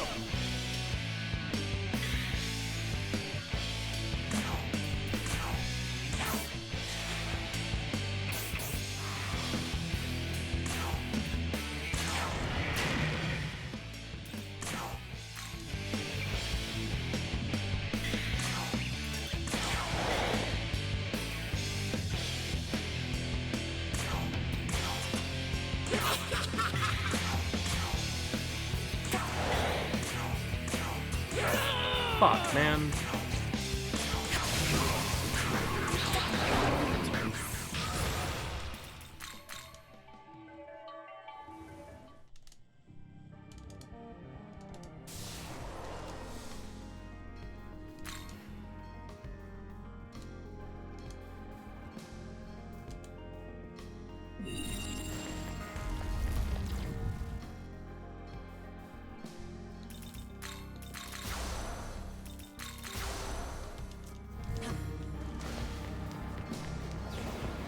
Whoops.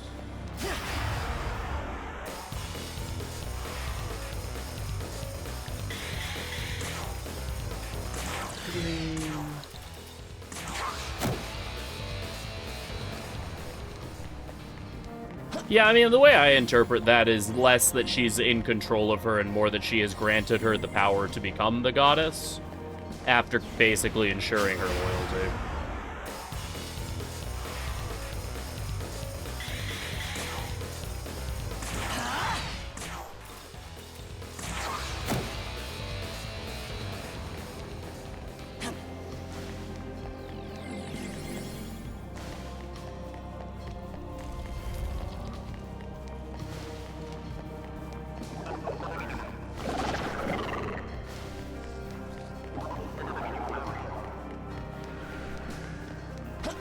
I don't know which is like more ridiculous between Evergreen and Inflaming.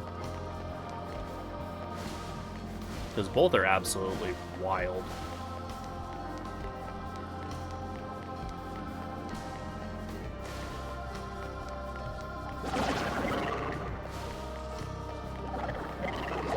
Worm, no.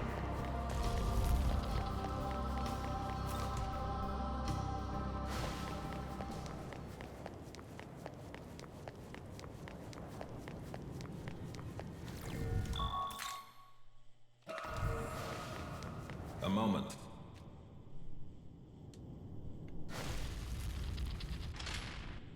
Okay, I was like, wait, do I have the right party? I do. This battle is for Atsuta. Use all we have and defeat Abdiel. Defeat Ab.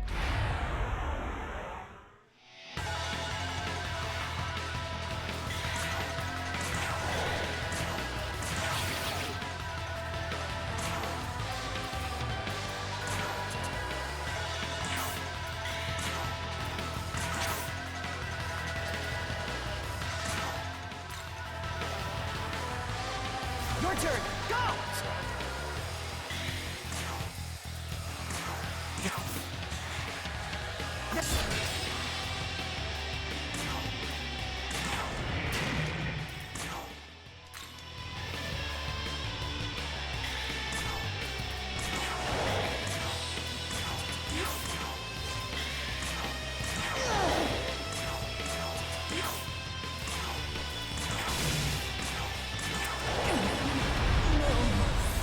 Right?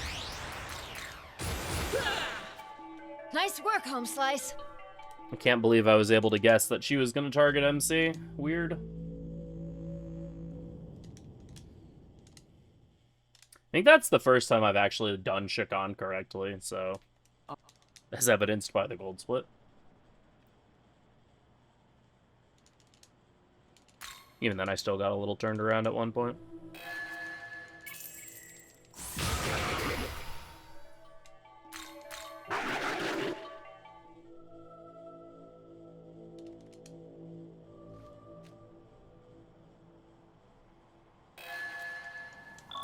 Holy shoulders of God, blessed is he who has shoulders. Praise the shoulders, praise the Lord God. Yeah, that's what I like. That's what I'd heard, Itzy. And like specs wise, it's not that bad. Like it's pretty reasonable specs wise. And then I had heard. I had heard that it runs that like the PC port's actually pretty competent. So I'm excited to give it a shot.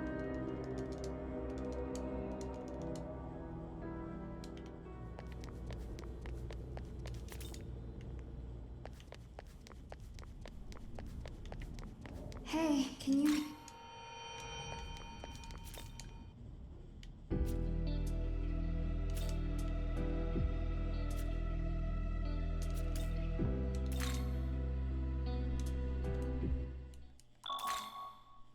Sorry, I know it's Ear. a surprise.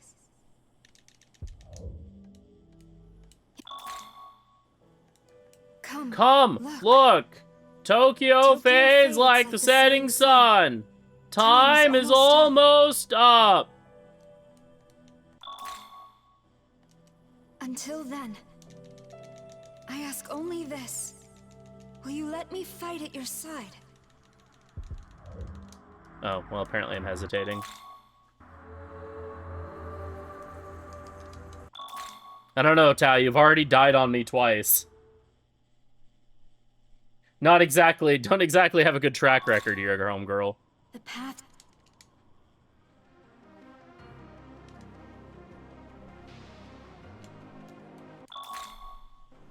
Yes, she was dead, and then she got better. Again.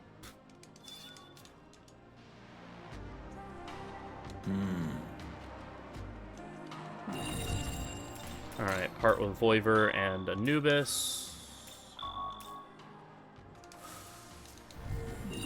MC Cleo Yakshini.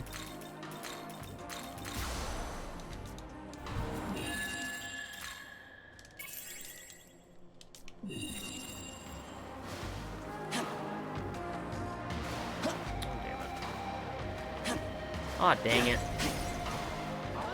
Oh, woo! Le woof. Baguette.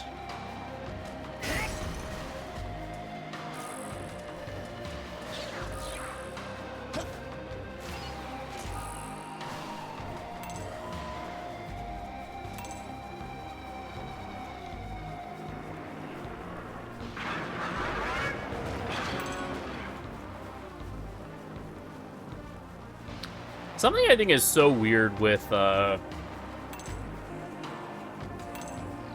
is just like how like characters are just like not statted equally. And I don't mean like, you know, every character's built equally. I mean like literally some characters just have less stats than other ones do.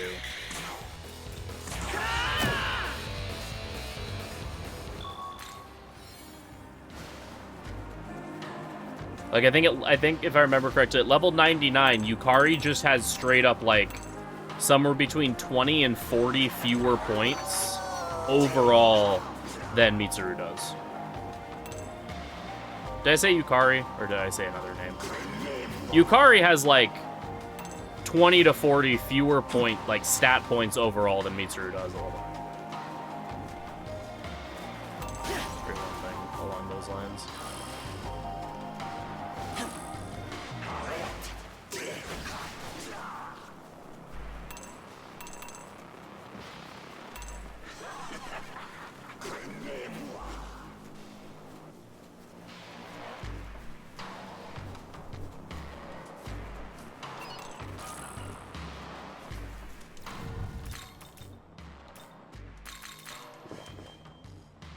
So I have 7.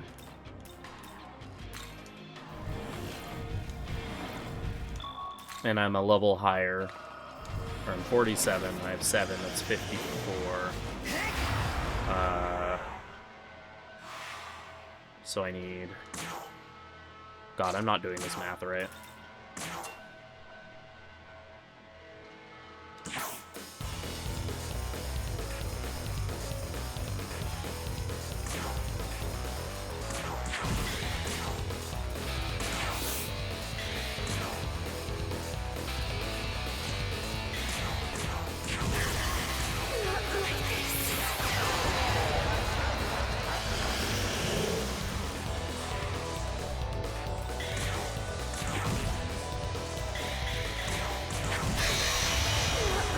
I mean, it's just the fact that, like, at level 99, you have different, like just straight up different number of stats, I think is interesting.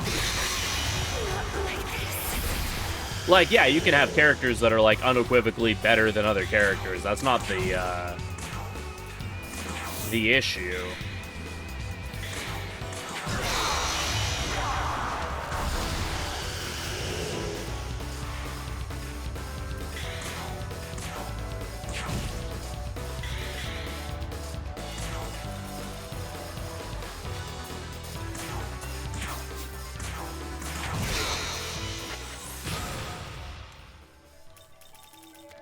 What's... Okay, we're good.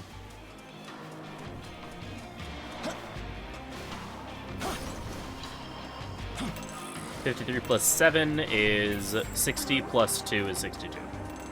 So we're good.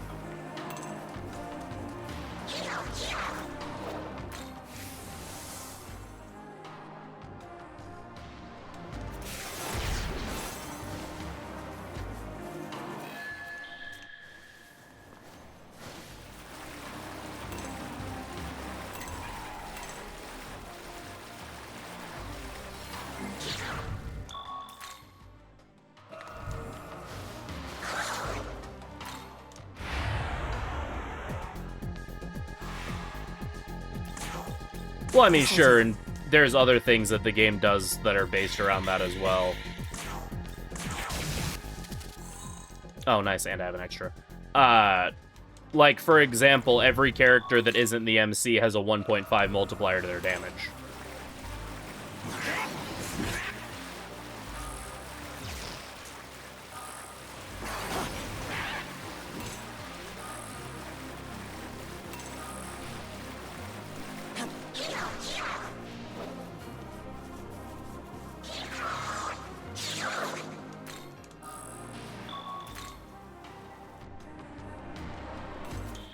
to give them value outside of being controllable, or like to give them value because you can't control them.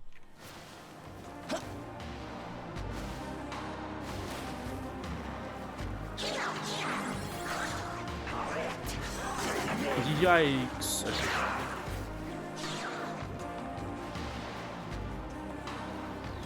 Well, yeah, I was just giving an example of what you were saying.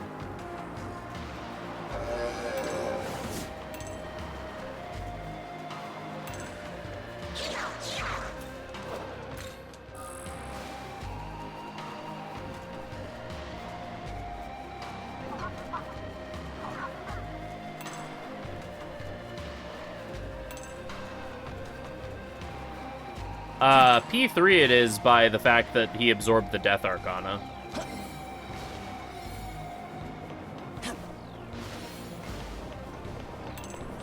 Oh, for a mods, okay.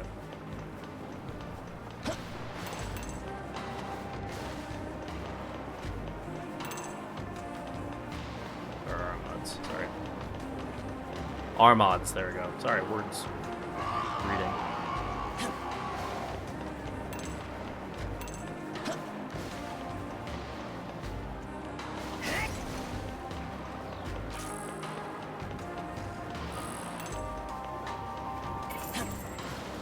I mean, P4, the fact that you're the first person to awaken to a persona and kind of, like, led everyone else through their awakenings is kind of the justification given as to why you should be the leader of the team. Same with, like, P5. Also because, like, magical velvety room powers stuff, Morgana's supposed to help you do stuff, but doesn't remember why or that they are supposed to do that.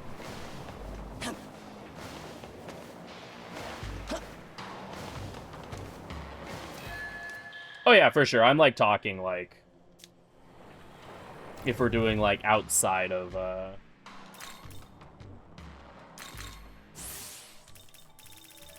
wild card.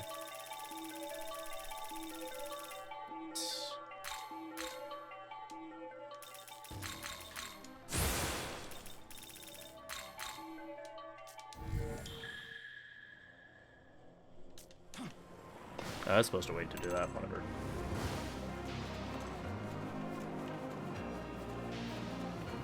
It was just MC Adachi and Namatame. Everyone else awakened their persona the normal way. Well, quote, the normal way for that game. Oh, I need to go get Mara. I need a Mara in me right now.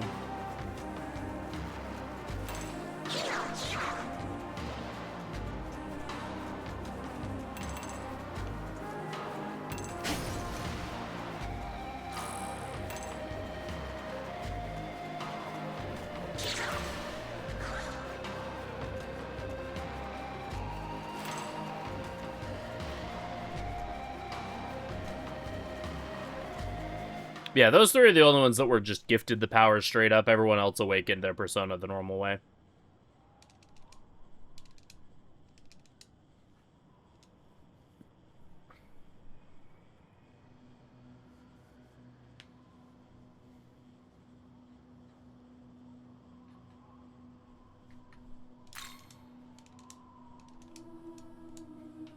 I like how in old Sona, personas are basically just stands, and like everyone has them.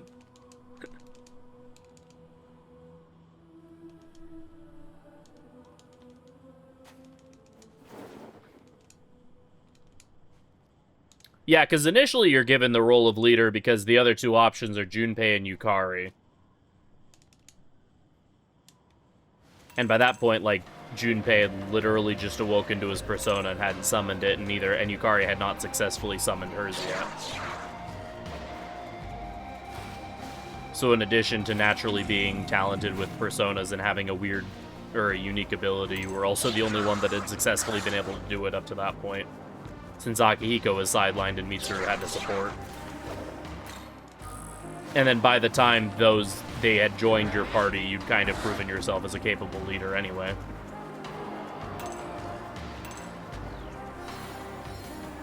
With how you handle the train situation, and then the Fuka thing.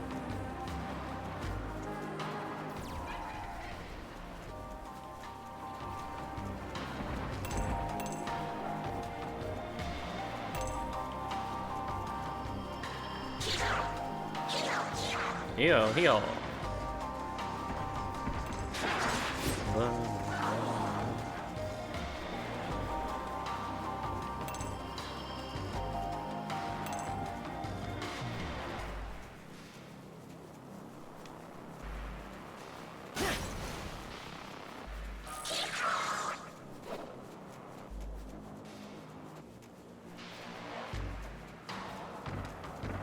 Hot Fuki action. I don't actually have enough partner meter right now.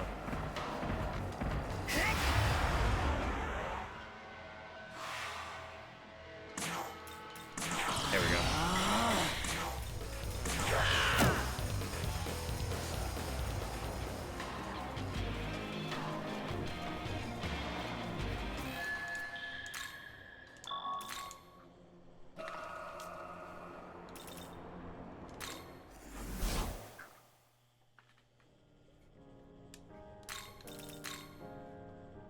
Takini. Is this demon? Strikers does, yeah. Use GOG Gaming.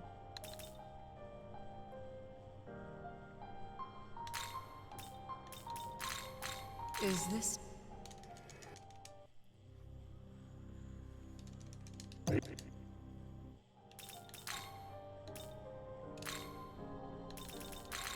Is this demon? Use that one motherfucker who ruins the game balance.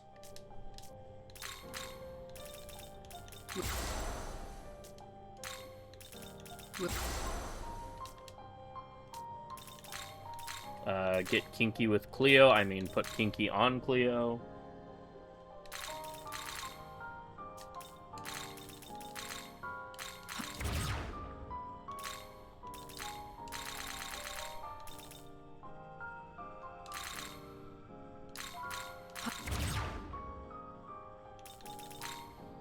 God gets the hon source.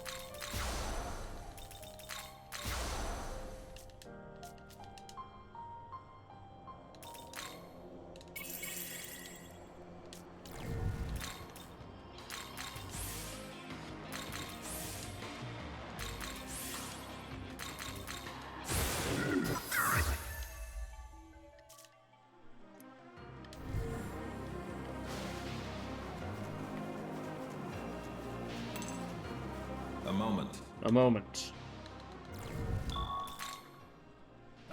All right. Comfy nappy time. A question, if you will allow. For what purpose have you come here? Think hard. If I like what I hear, I may just hand over the key here and now.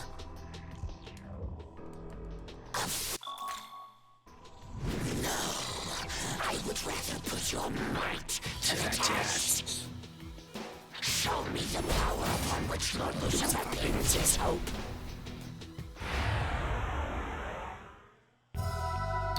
Cat Jam.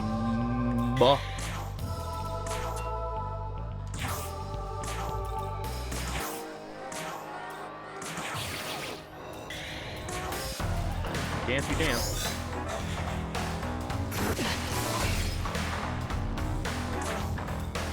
Strategery!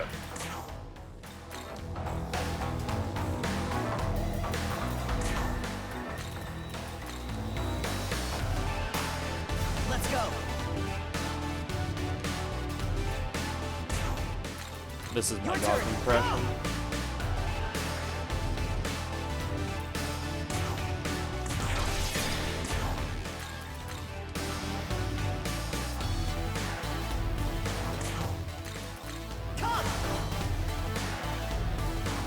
Also, like, my shoulders popped like 5 times doing that. That was really cool.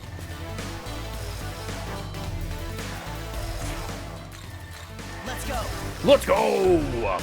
Dogma gaming, dogma gaming, dogma gaming, dogma gaming, gaming.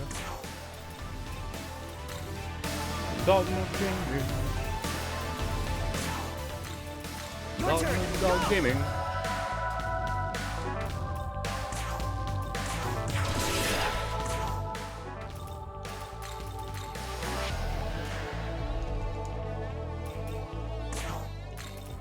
Let's go. Oh, okay.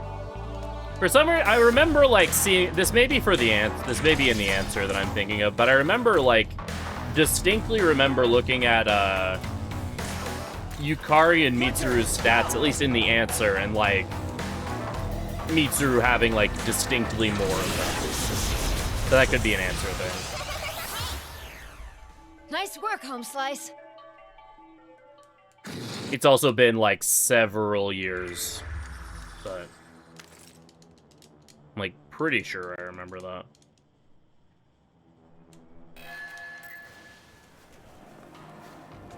I mean, yeah, that's just kind of what happens when you get specialist characters.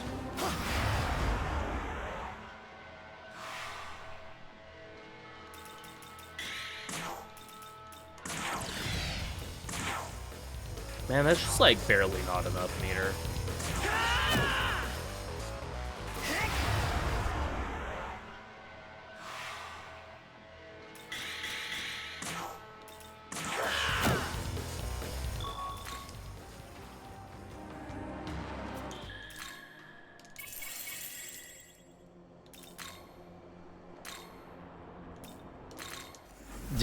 Right.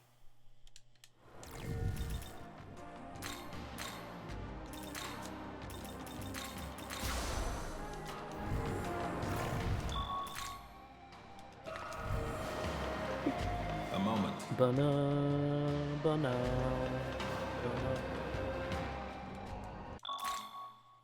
Nice. And then there's the answer where they remove, where the characters choose to remove their elemental boost in favor of the amp. It's like, no, those can stack. Don't do that.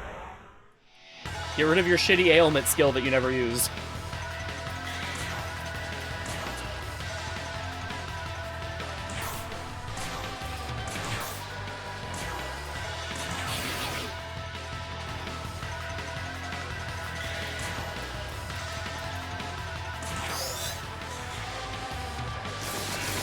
I mean, Morgana just isn't very good in general, so, like...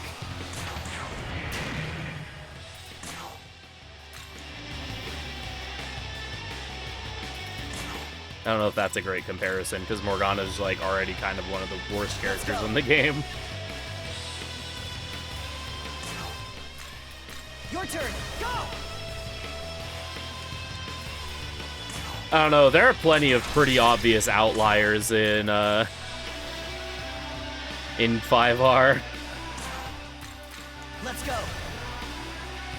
In both directions. Like, Morgana's pretty terrible, and both Makoto and An are just absolutely busted.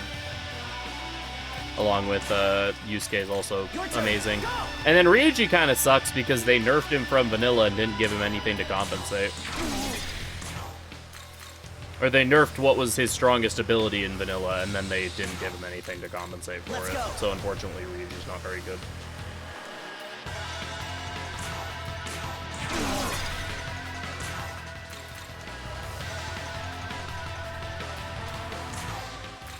Your turn. Go.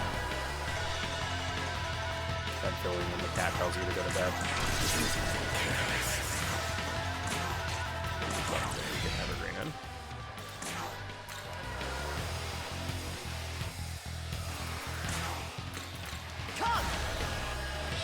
Yeah.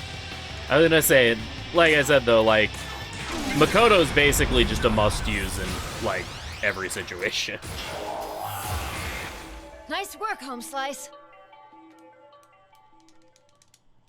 Due to just being incredibly powerful and also having access to Frey, which is already like the strongest element in the game, and she's a dedicated mage, and she has one of the best buffs.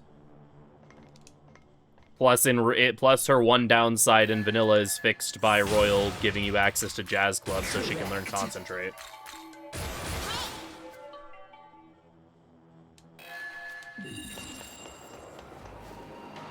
Oops.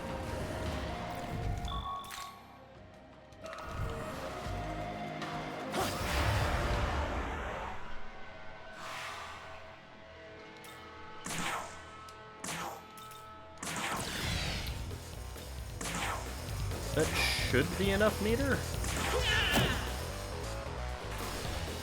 In COV, is it worth going all in on strength and magic, or is it worth putting in agility? Agility is very much not worth investing. Agility is the worst stat in the game, honestly.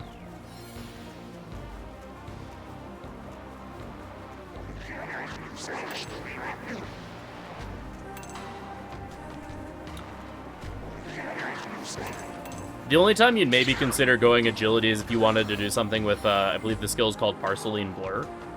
The problem is the Parceline Blur fucking sucks, so, or it's too niche and obtained way too late for it to be worth it. And the amount of agility you need for it to actually scale well is too obscene.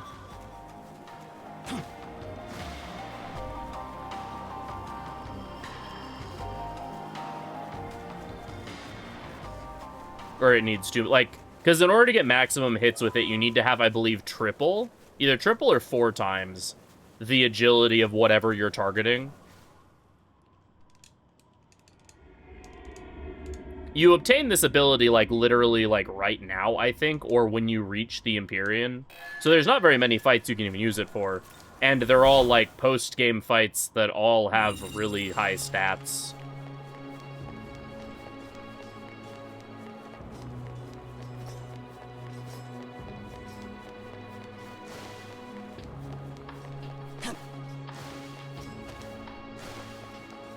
It might be. It's either Parceline Blur or Lunation Flux. It's one of the new Tsukiyomi abilities. I just forget the name of it.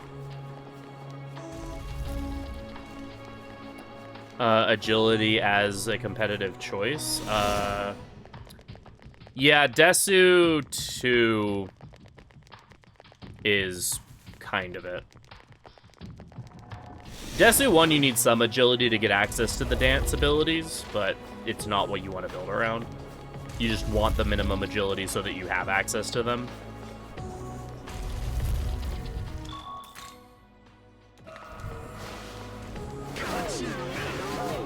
Yeah, I mean, like, agility is a stat that you need to invest in 4 and 4A. But they're not, like, your primary, like, I want this stat. You put points into agility in 4 and 4A for turn order reasons. It has, like, a marginal effect. Oh, yeah, I'm explaining it for anyone else who doesn't know. I don't trust that.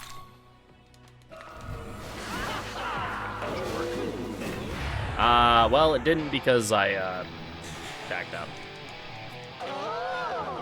out. Sure, why not? I don't need my money.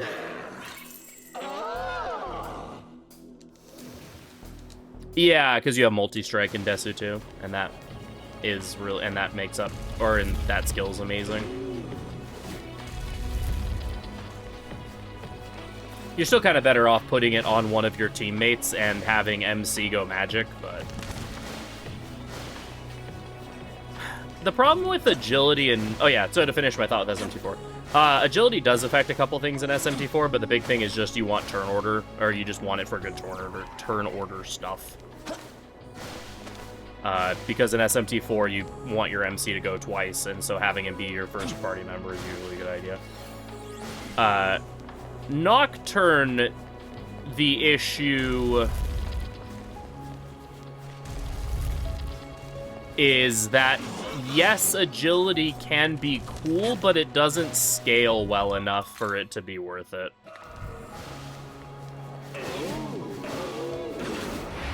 I need to stop trying to go for that. Sure, take all of my money. Why not?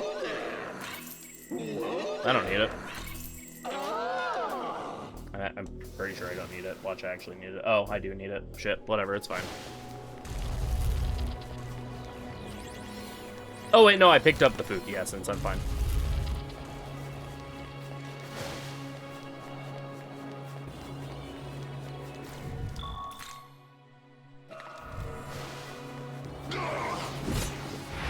Bullshit. When are you actually going to put in... Splendid. No, okay, stop trying to take it.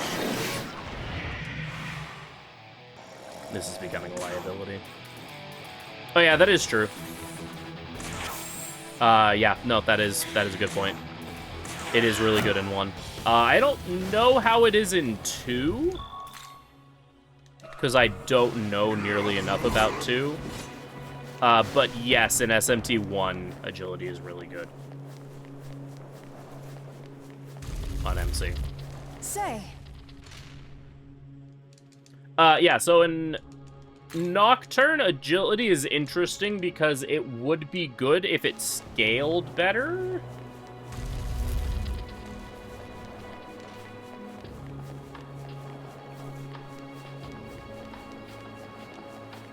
Because there's a bunch of, like, random little things that agility can help with, especially when it comes to, like, going first in fights, which is kind of nice to be able to consistently do. The problem is that agility, like, you don't want to be spending your points on agility. Like, if you're playing and you get a bunch of free agility for one reason or another, that's awesome, and that, like, you're really happy unless you're doing the monkey route speedrun, in which case you hate your life. Because it ruins some fight strats. But, like, if you're just getting a bunch of free points in agility and you're playing casually, you're generally pretty happy, because that does actually help with quite a few things. But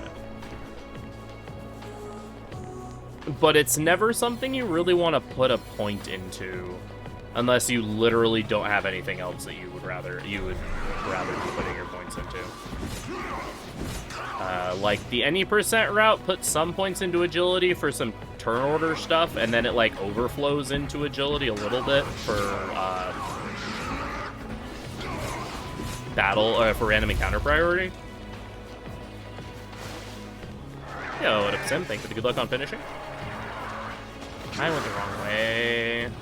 You go left at these intersections like every single time except for this one. Yeah, that's what I like. That's what I've heard. I know nothing about SMT2. The extent of my knowledge on SMT2 is people filling me in about all the ridiculous glitches there are in that game, and then like watching John speedrun some of it. But I've never been around during a time where John's been able to do a full run.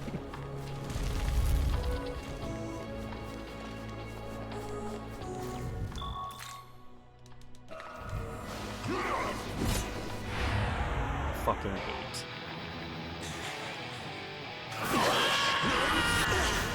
Ow. Good thing I have a smoke bomb. This'll do.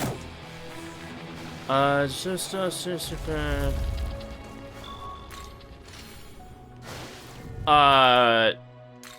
if you're gonna go magic, you don't want to go Megadoleon. If you're going magic, you'll want to do,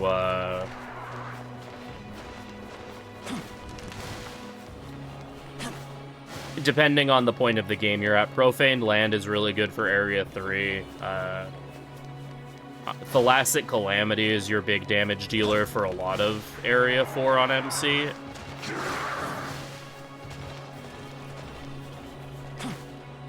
The new abilities are really, like, the new magic abilities for MC are really good.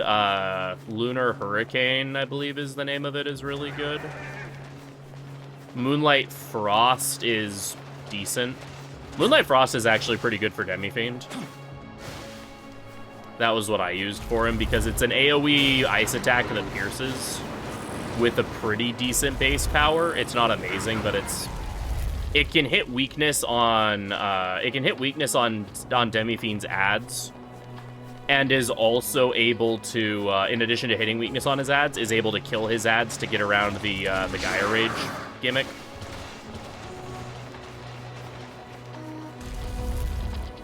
So I really liked using Moonlight Frost for that fight.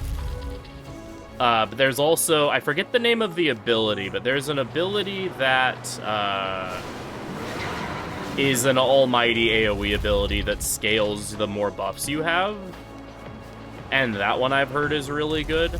Oh, Heavenly Iukami, that's the ability. Young man.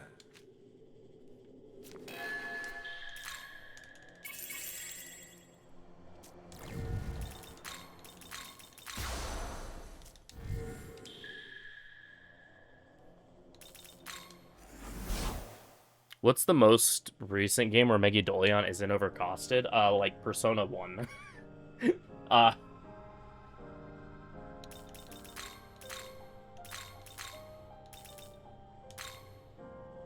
Unironically, I think Persona 1.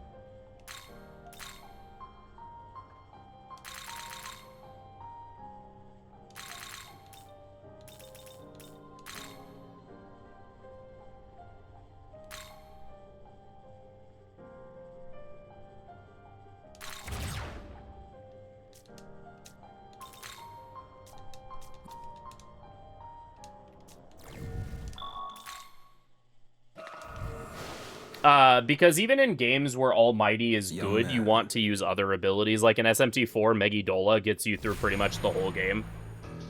Once you get it, because it's the sweet spot of power and cost. And then in SMT4, once you're done with Megidola...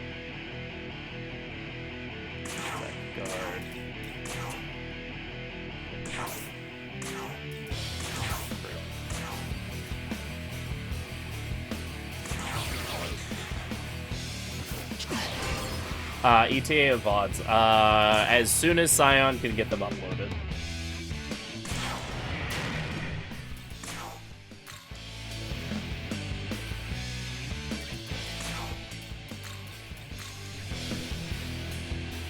Because, yeah, Scion, we've been highlighting them over the course of the event, so it's just Scion needs to finish doing that and get them uploaded and let Zell know. So it should be by the end of this week, hopefully. Or should definitely be by now.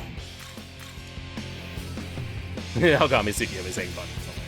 That's part of why I do it. Your turn. Go. Yeah, so like SMT4, where Almighty is really good and worth investing into, you're better off going for Megidola. And then after Megidola, Megidoleon isn't that much stronger and is a lot more expensive in a game where you're already probably one-shotting most things. And then for the post-game, you're better off skipping Megidoleon and going for either Great Logos, which is just stronger Megidoleon, or just waiting until you have access to Anticthon, which is probably going to be your big, you know, post-game killer for Magic Flame anyway. Your turn. Go.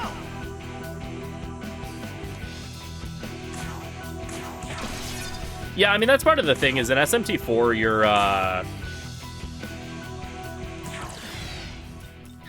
the damage scaling in SMT4 is so absolutely fucked beyond all belief that, the extra base power between Megidola and Megidoleon is, like, not at all worth it, given, again, the price increase. Let's go. The other thing with SMT4 is if you're wanting to do, like, really big numbers, you're better off using, like, Glacial Blast, since you can play Roma that.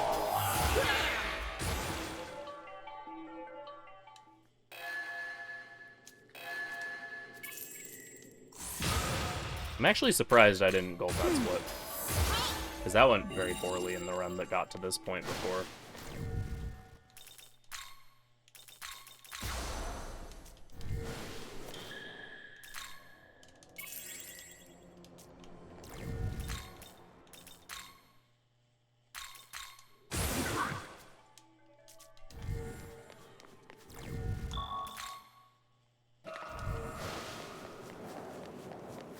young man.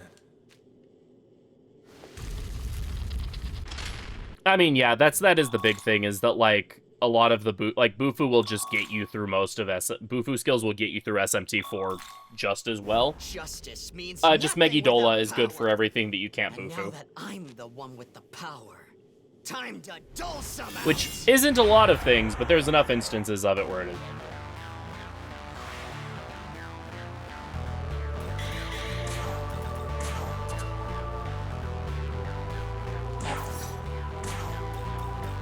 Horny.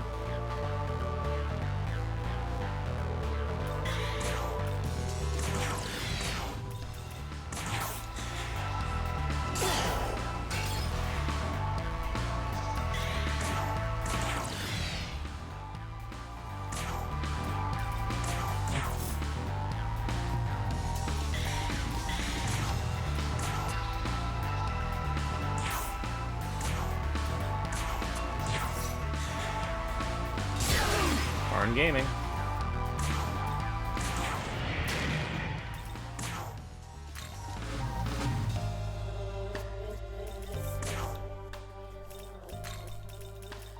You put your gog in, you put your gog out, you put your gog in and you shake it all about. You do the gog magogging and you turn yourself around.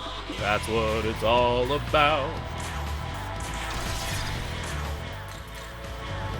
Also, put your gog in sounds hella lewd. Your turn. Go. I realized after making up that song about it.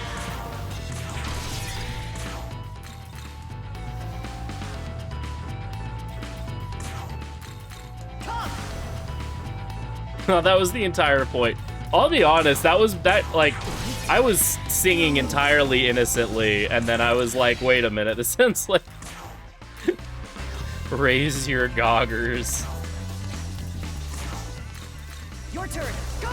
I actually somehow didn't realize it until I was midway through that song, and I'm like, huh, this is kind of lewd.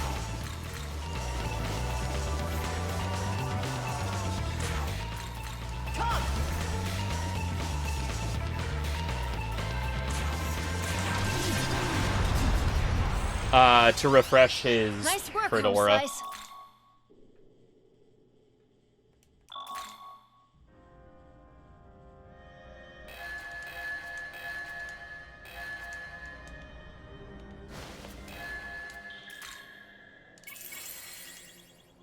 Leo MCR Tau.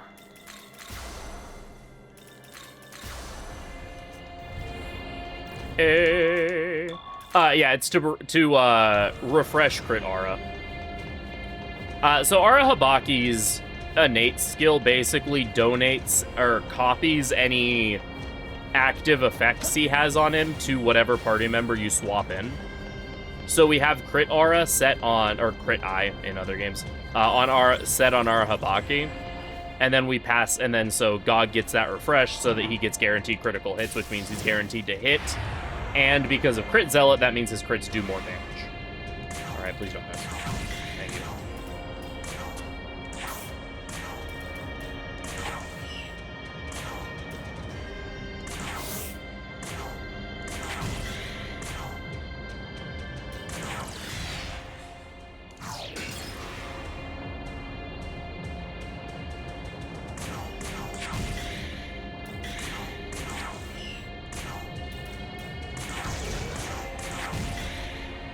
Ah, they're all doing the not like this thing.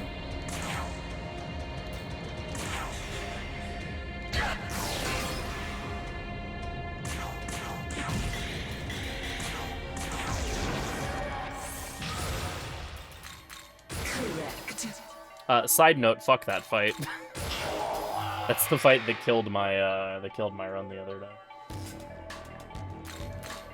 Well, it was technically the next one, but GOG, MCR, Lucky Cleo.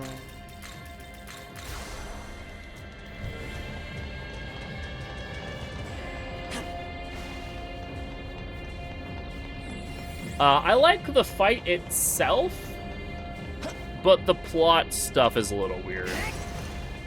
Like, I don't really understand what's going on with Abdiel.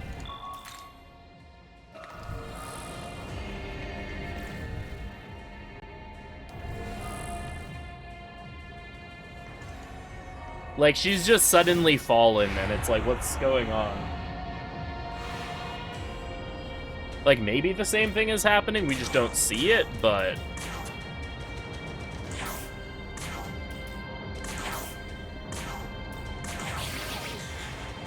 She can't get up.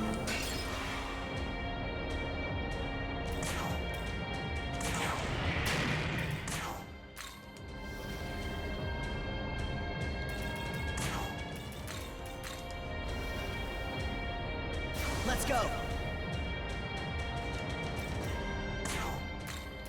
Your turn. Go. Eh, Cleo's having a bit of a nap in my stock.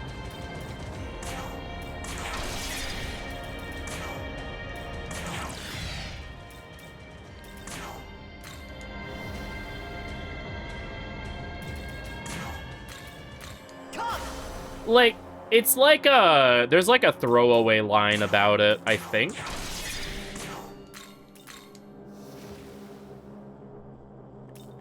Paradise Lost. Let's go.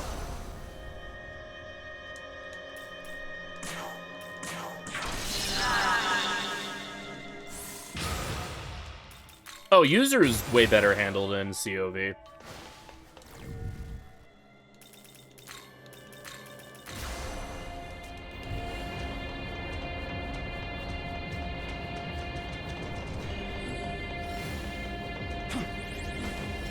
had a moment. Oops, not that way. I just ditched a girl named Maria.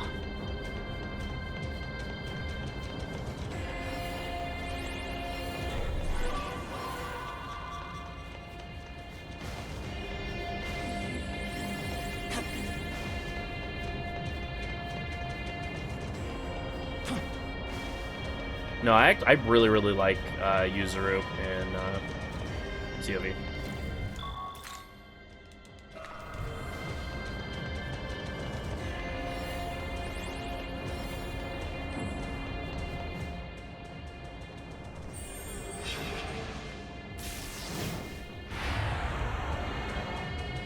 Never read Paradise Lost.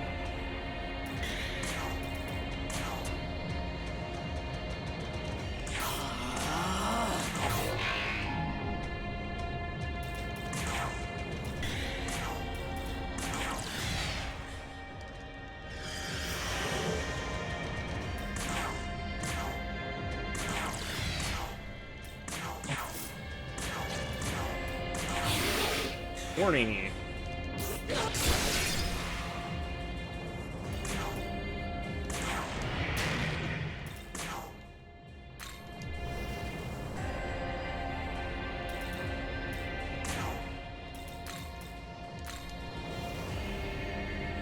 Your turn. Go. Let's go. Yeah. Yeah, I guess it just depends on the type of propaganda it is.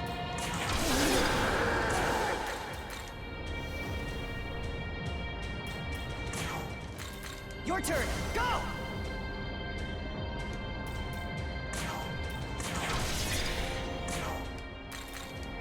Like, I definitely don't think you should be force-feeding Christianity to Let's go. people in school at all, or any religion for that matter.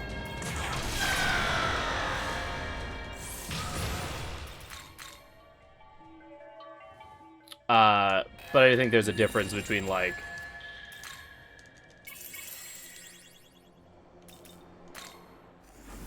having them read literature to be more well-rounded individuals.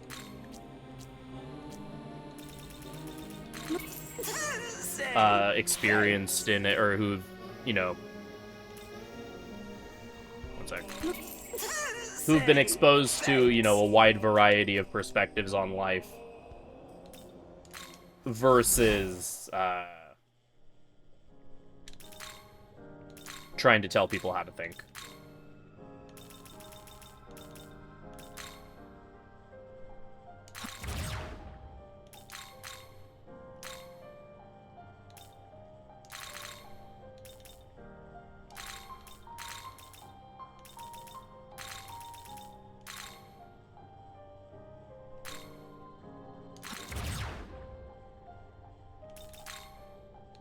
Putting Amara in our dog.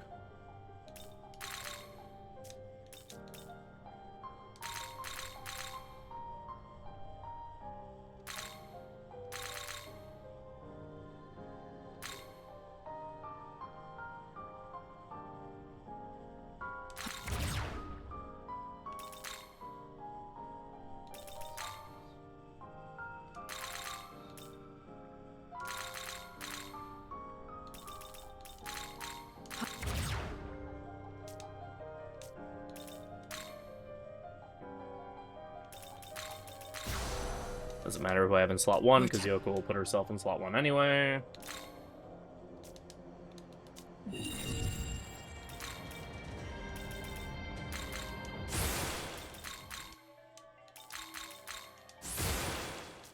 I didn't see what stats he got. Hopefully they were good ones.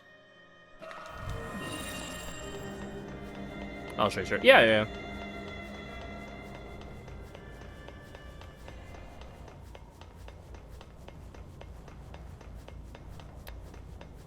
And I also, like, admittedly have not read Paradise Lost, nor do I know entirely what it's about, aside from, like, assumptions based on the title. I carry the will of the Kadishtu. I will destroy this world and surrender it to chaos. Chaos! I like chaos.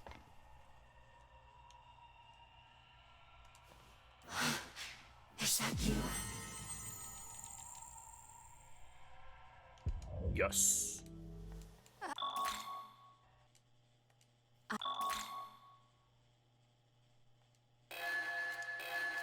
Hell yeah.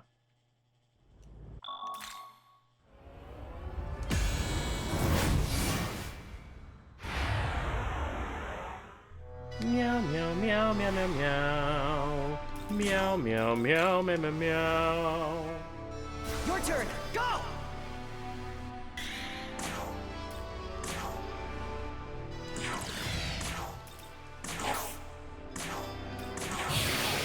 Frolic.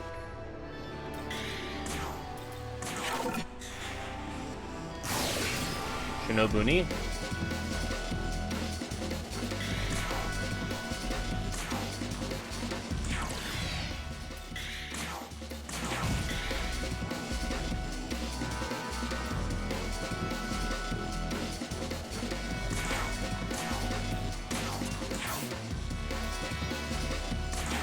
Please don't kill him. Thank you.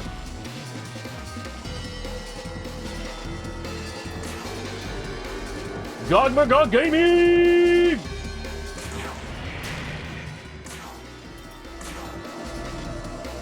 Oh wait, I need to kick you out first. That was almost bad.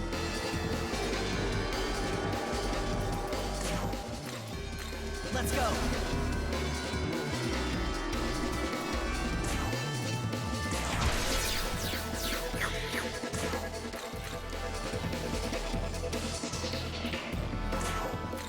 Your turn. Go.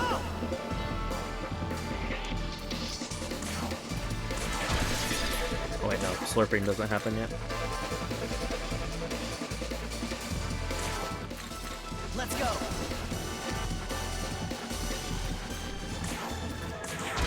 Slurp, slurp, slurp.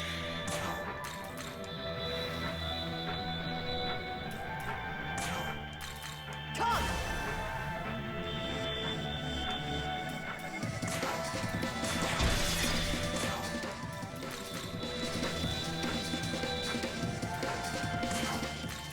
Let's go.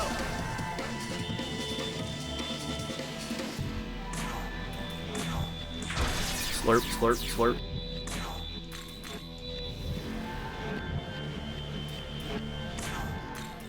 Come.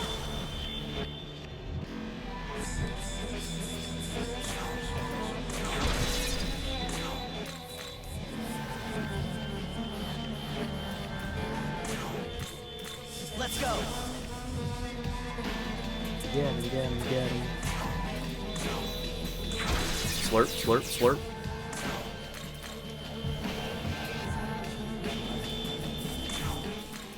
Bum, bum, bum, bum, bum, bum. Bum, bum, bum, bum, bum, bum. Good.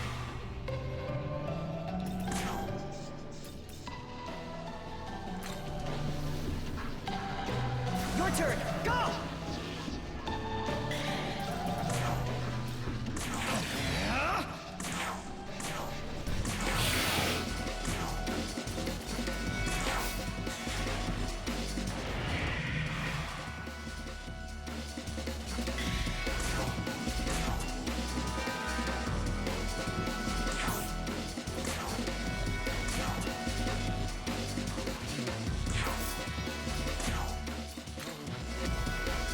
This is so funny. Let's go.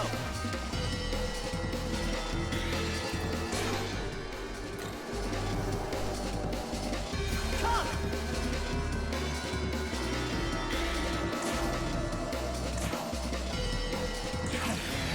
Victory and dancing. No, it'll be funny, I promise.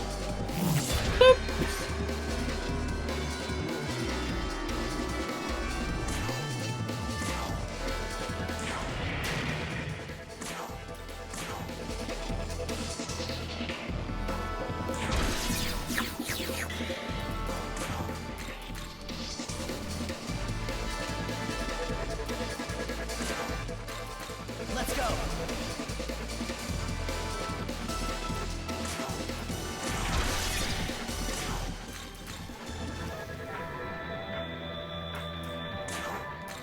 Your turn. Go.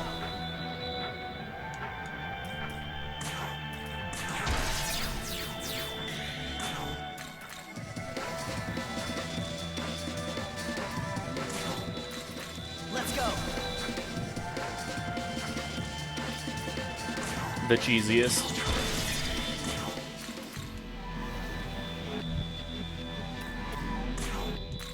Your turn. Go.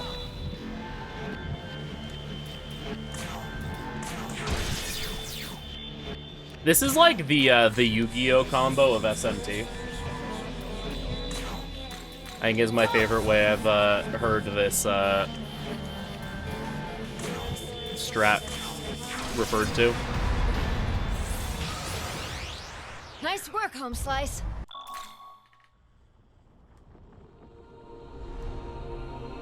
Young man, if you wish to live, take my hand. Come with me, and we'll be in a world of OSHA violations.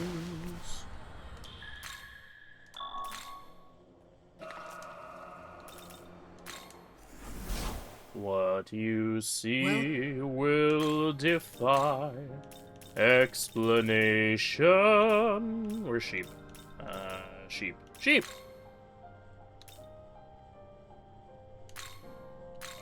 It's dynamic attack sheep. He's dynamic attack sheep. Dynamic.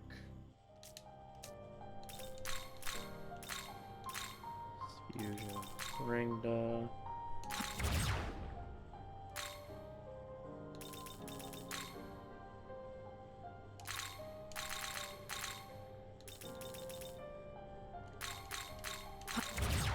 And then final form of Gog. Time to get figgy with it.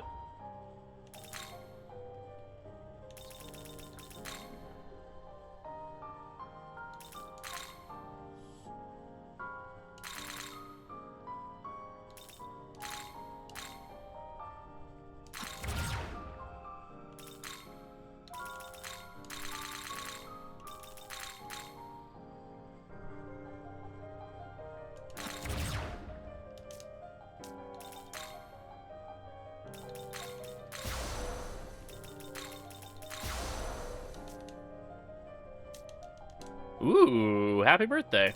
Just missed Matador? Yeah, sorry, you just missed him. Yo, thanks so much, Blaz. Hope you've been well. Oh, not you. Oh, Gog is already. Okay.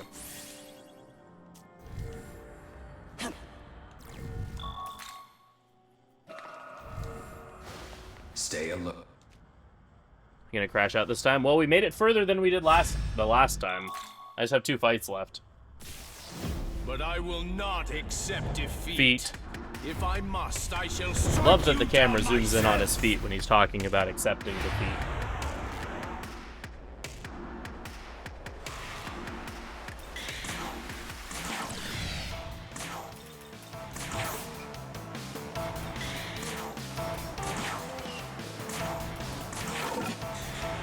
punch me. Ha ha ha!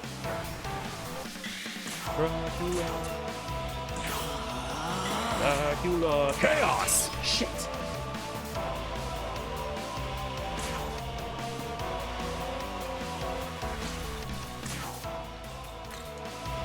Every time. Let's go. Yoko, you're level 82, please.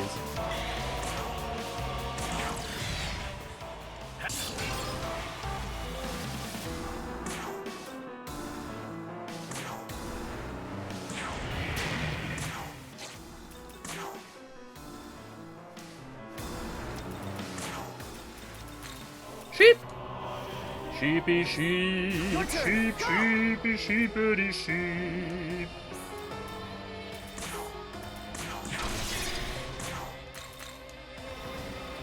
I mean, hopefully we're still fine with the missing ability.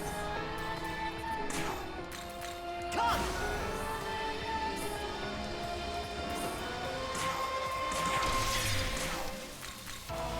GOG is several levels higher than he would normally would be, so I'm just hoping that makes up the difference. Dracula.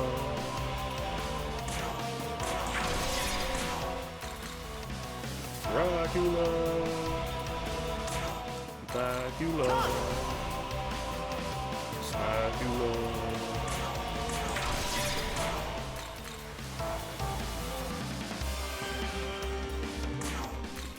Let's go.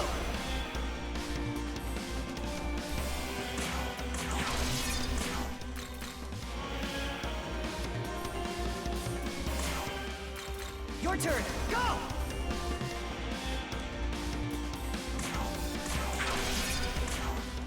Well, I mean, that's why you have to, like... I actually don't mind it as much in this game because it encourages you to make use of affinities a lot more. Because sure, at base they cost 150 MP, but if you have a demon with +5 support affinity, then they only cost 89 or whatever.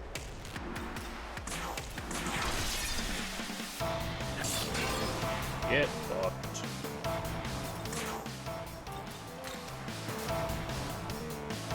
Let's go.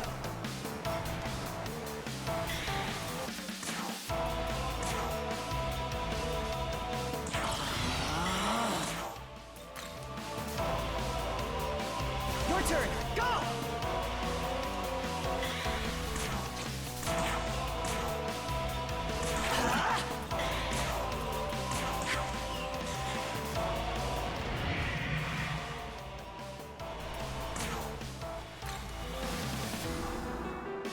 Let's go.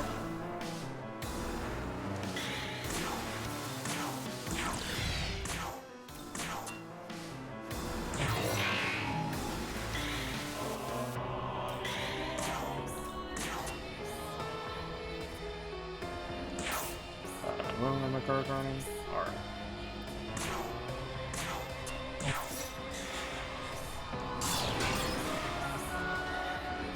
Alright, more God Gaming. Hey, what up, Gloria?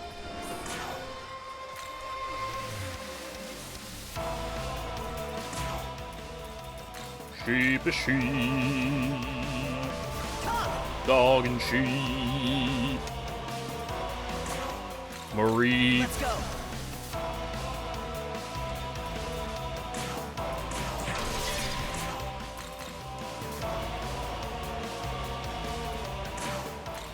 Your turn. Go.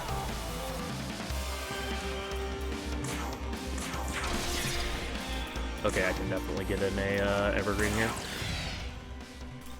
My GOG is very strong. Come.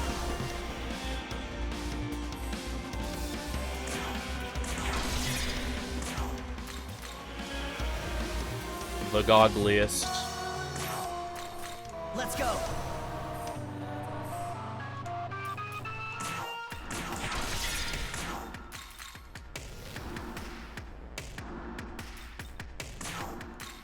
Your turn. His gogginess.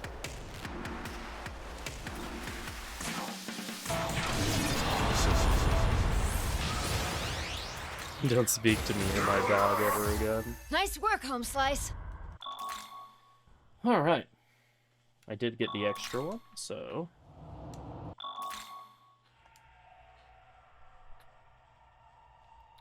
we should just be good to go in for the final boss.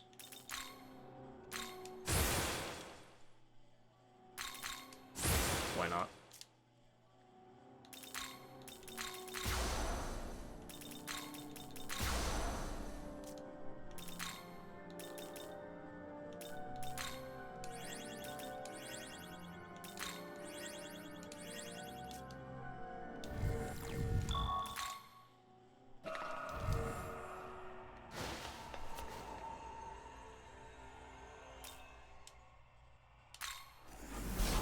Did I change my party?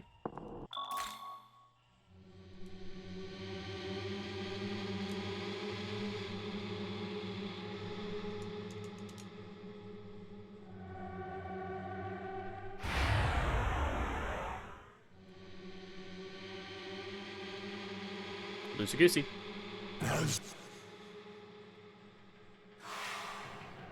Yeah, we Gucci. Okay.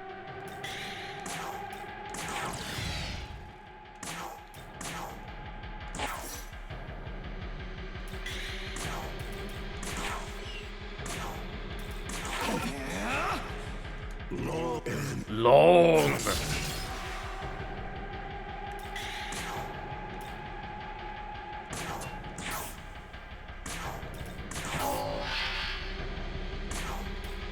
Chaos. Let's go.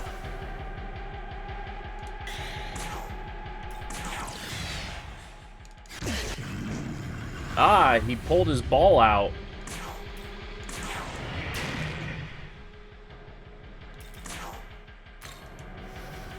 Oh, I didn't need to do that. Whatever. Deploy the sheep! Deploy the sheep! Go! Mr. President, the sheep has been deployed! I repeat, the sheep has been deployed!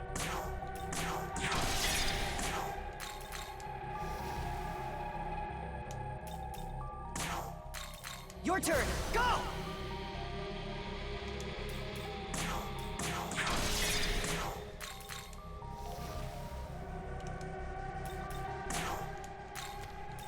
Let's go.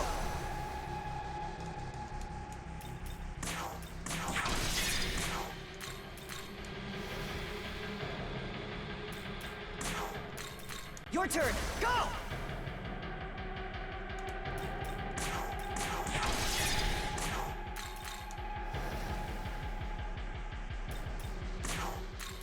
Come!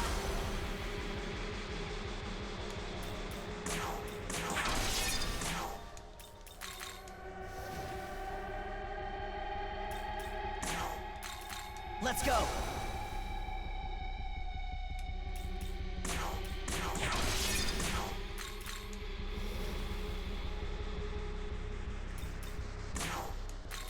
Come.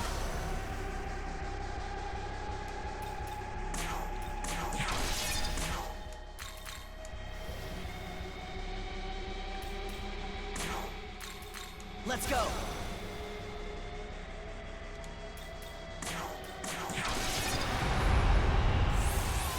We did it! I finished the run.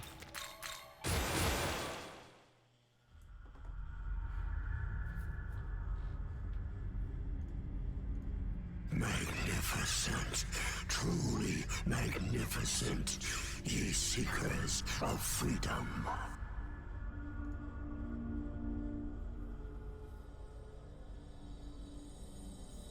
The world shall be plunged into chaos. And from that roiling sea. Damn, that puts me at, so that's 7th place. I missed I missed 6th place by in 19 seconds.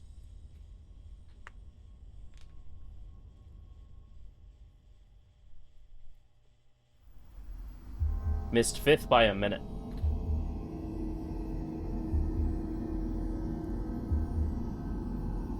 Which, considering how terrible this run was, definitely can get, like, top 3. Because top 3 is just, like, 20 minutes faster than this. The sheep has hit the water! Sorry, that sheep has been deployed joke, I just... in hindsight, was really funny.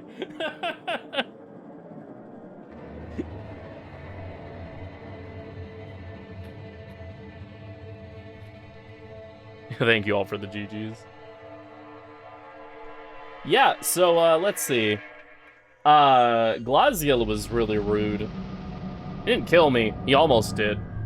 Hydra killed me once at the very, very end of the fight. That was really cool. Nama was fine. I died to Eligor once again at, like, the very end of the fight.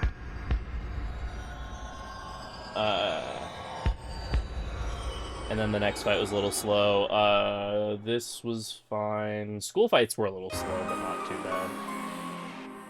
I got caught by an enemy in early area 2. Fion killed me because apparently I underdamaged, because Pandemonic Feast things.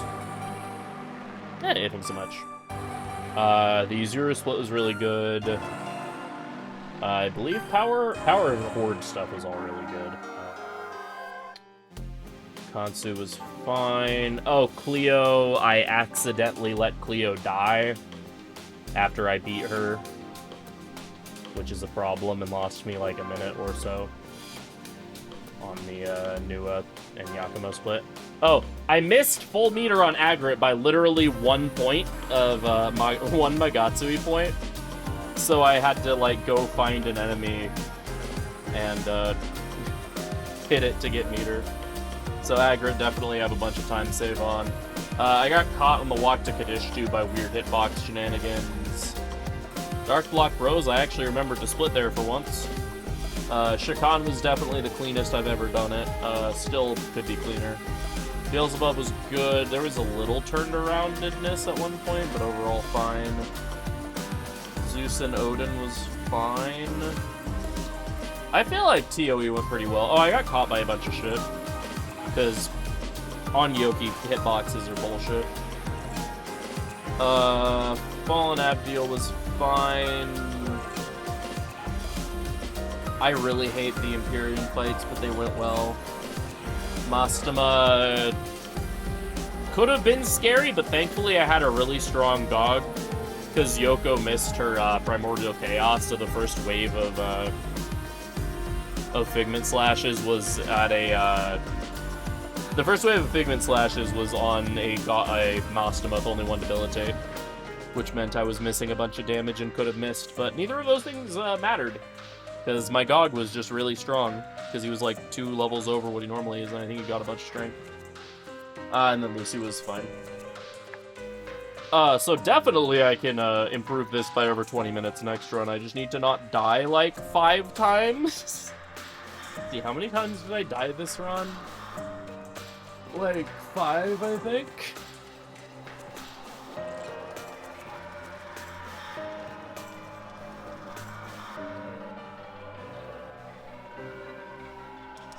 So once to Hydra, once to Eligor. I feel like there was another death at some point that was fairly quick, but it was still a death. Oh, Beyond.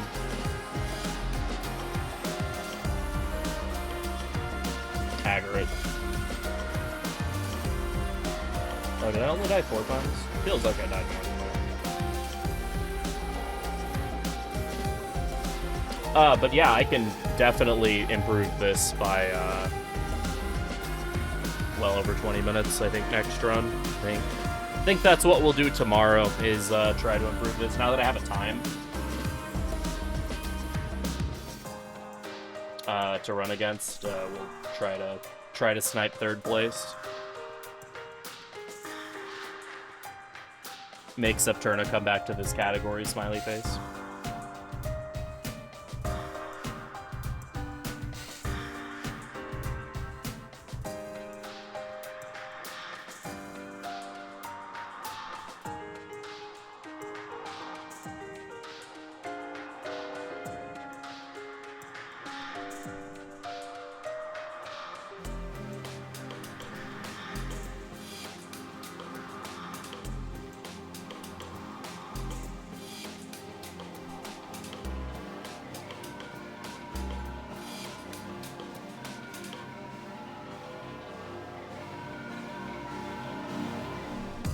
Yeah, I think I'll do a few more runs of this.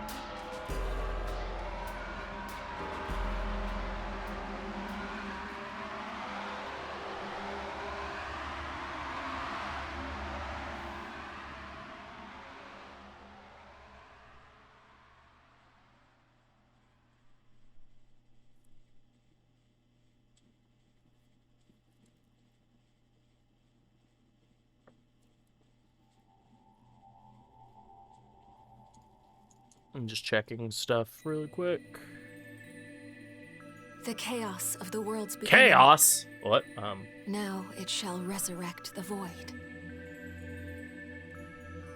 That game, like, secretly just, like, planted the throne of creation planted a hypnotic trigger into literally everyone who's played that game to immediately react to the word chaos.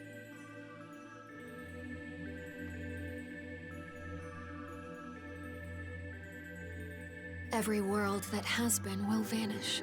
The darkness will take them, and a new future will be born. You're wrong. Kingdom Hearts is light.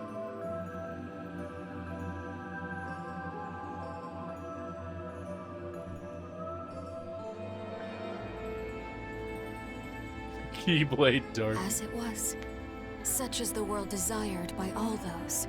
Come forth, blue eyes, white dragon.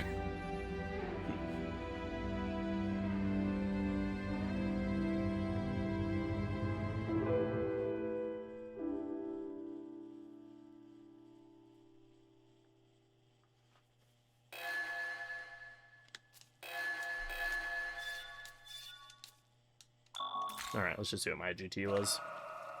439, if only. Yeah, I think we'll try to improve this tomorrow. I'll highlight and upload this to YouTube just so that I have a time on the leaderboard or whatever. But yeah, I think tomorrow we're gonna destroy this. Gonna kill this just like I'm gonna kill Chaos. I mean, what?